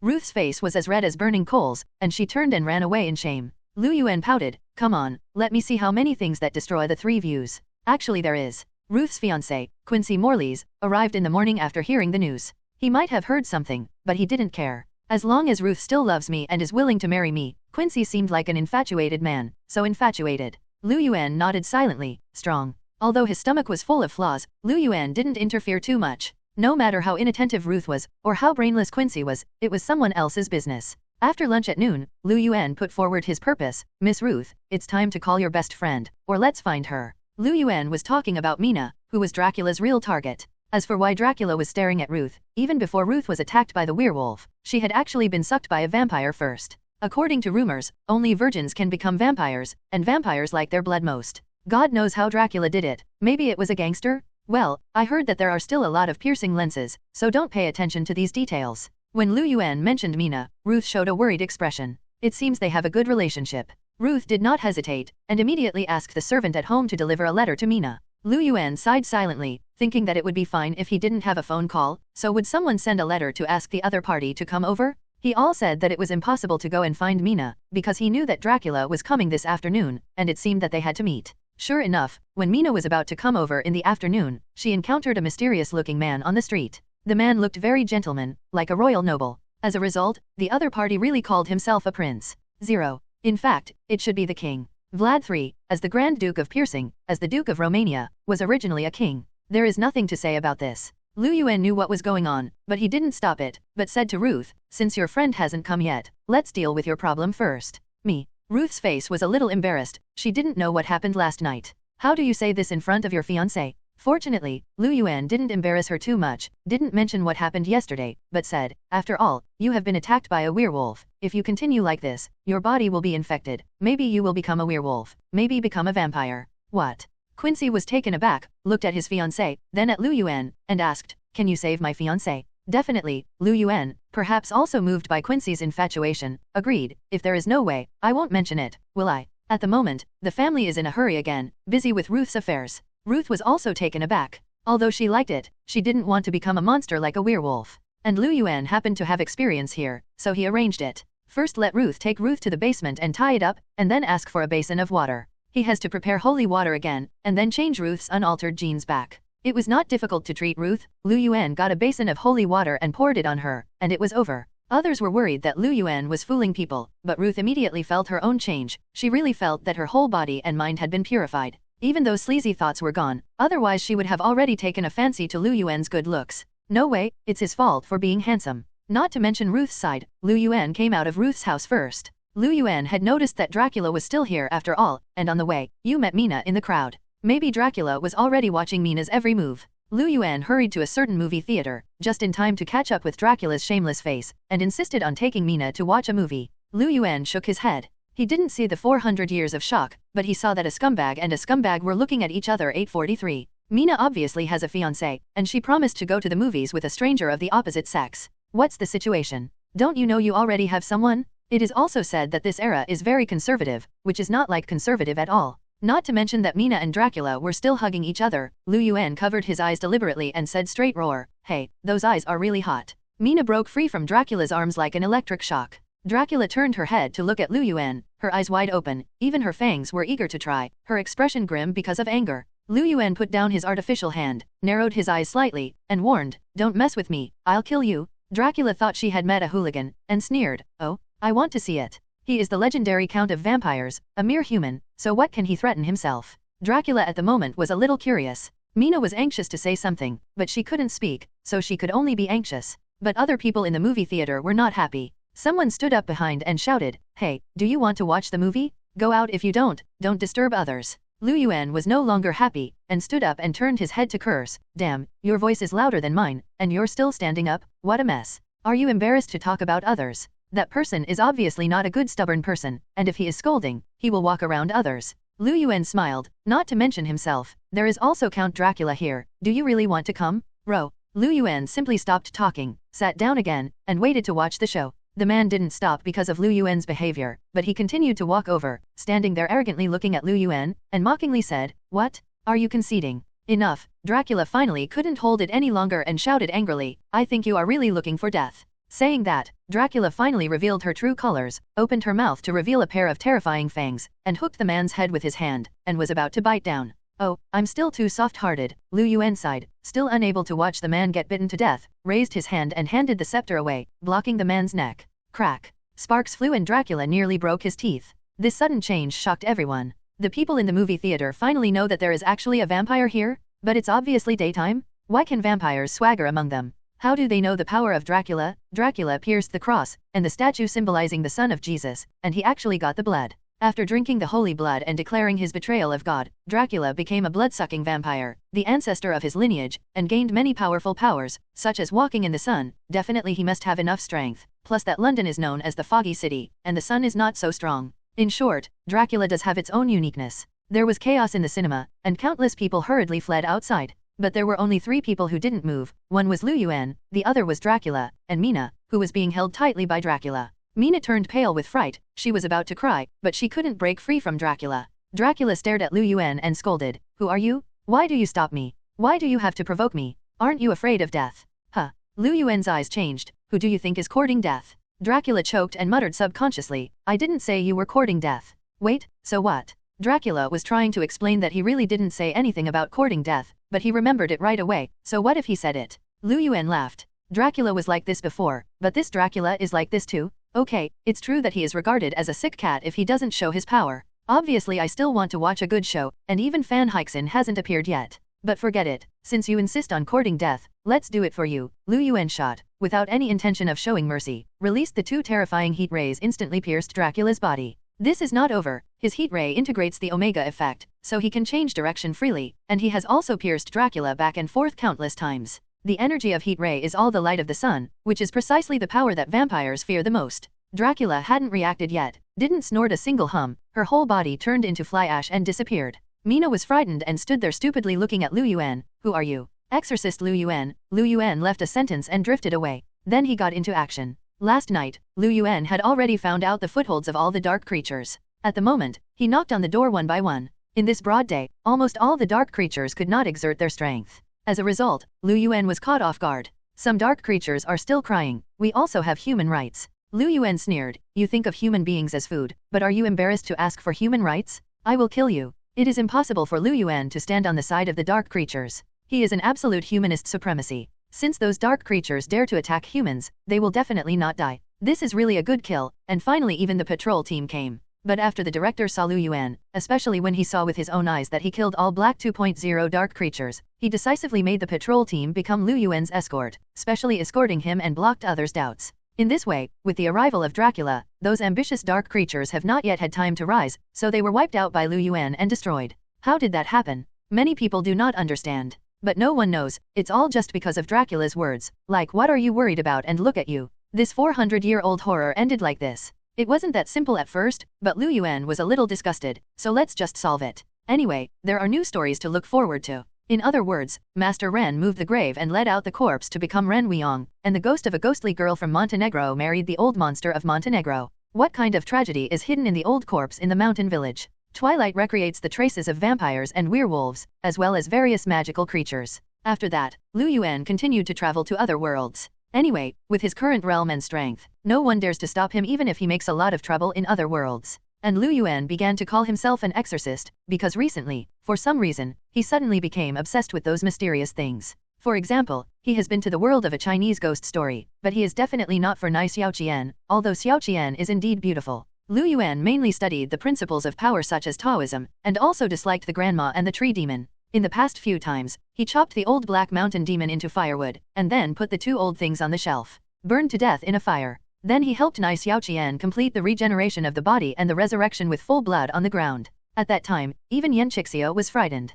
Because even if Deluo Jingxian comes, according to the cycle of cause and effect, it can't be done like this, right? But Lu Yuan is so willful. The underworld wanted to trouble him, so Lu Yuan simply opened the gate of hell and brought his own army of demons, almost to a battle of hell between two worlds. After that, Lu Yuan went back to the modern era, which was the best and not the best. Since Taoism is mentioned, there is one person who has to mention it. That is ninth uncle, Linju. At that time, just in time for Ren's family to move to the grave, Lu Yuan went in like that, and witnessed the birth of the zombie Ren Weong with his own eyes. 06 Because of Lu Yuan's relationship, Ren Weong was dragged away by Lu Yuan that night before he could turn into a corpse. Uncle Ju chased 3 streets before he caught up. When he saw that Ren Weong had turned into a zombie, he reached a consensus with Lu Yuan. It's just that when Uncle Ju wanted to deal with zombies on the street, he was stopped by Lu Yuan. This black light is blind, and there is no witness, how will you explain to others the next day? Lu Yuan asked. Uncle Ju was also worried, then what do you say? Lu Yuan was definitely experienced, and immediately gave advice, it's definitely in front of Mr. Ren, and let him see what his father looks like now, how heroic he is.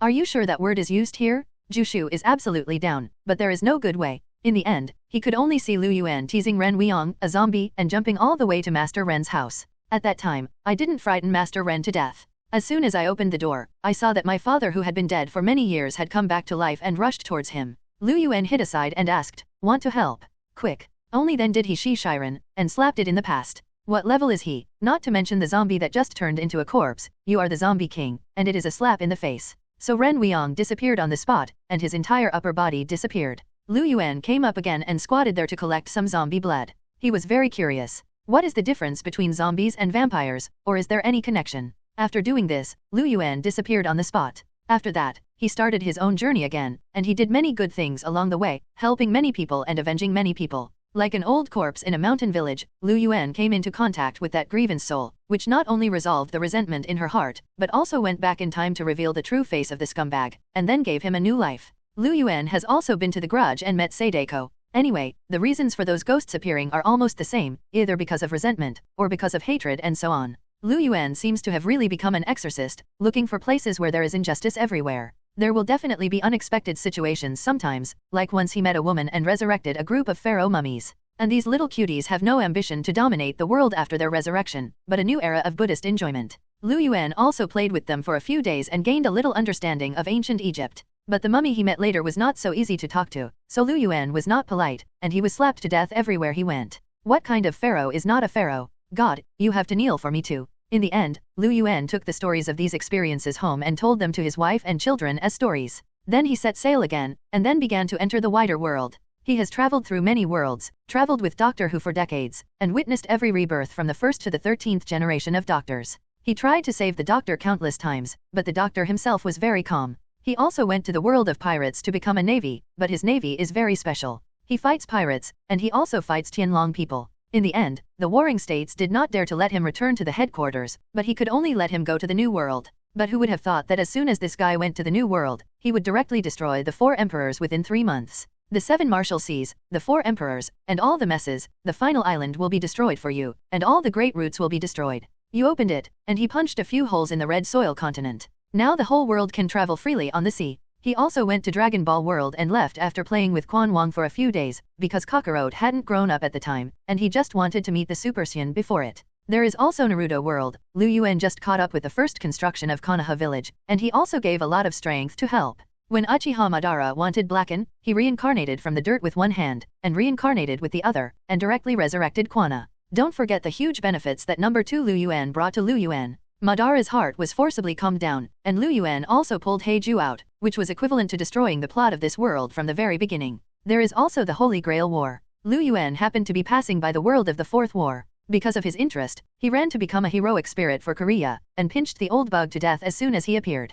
How irritable, how many berserkers, can you kill your teammates first when you come up? Before Matakorea was horrified, Lu Yuan took action to repair his body that was almost destroyed by the engraving bug. Let's go, brother will take you to get the Holy Grail. Lu Yuan took Matakorea straight to the battlefield and wiped out all the enemies overnight. He used the king's treasure to fight against Jinling, he used the sword of oath of victory to fight against the king of knights, and he used the spear of destiny to fight the brush. Finally, 843 magic spells wiped out all those Aesir Xian and Bluebeard. Seeing that there was only one conqueror king left, the guy was calm and charged with all his strength. The king of Conqueror has his most powerful noble phantasm, that is, the army he had in his lifetime, all turned into heroic spirits to follow him. As a result, Lu Yuan was more straightforward, raised his hand to create a sun and smashed it down. This is really cheating. There is a god in the heroic spirit battlefield? What's the use of you wanting the Holy Grail? Before dying, the Conqueror King seemed to see through Lu Yuan's true identity. Lu Yuan said leisurely, "It's nothing, I just didn't feel good looking at that thing, so I used it to blow it up.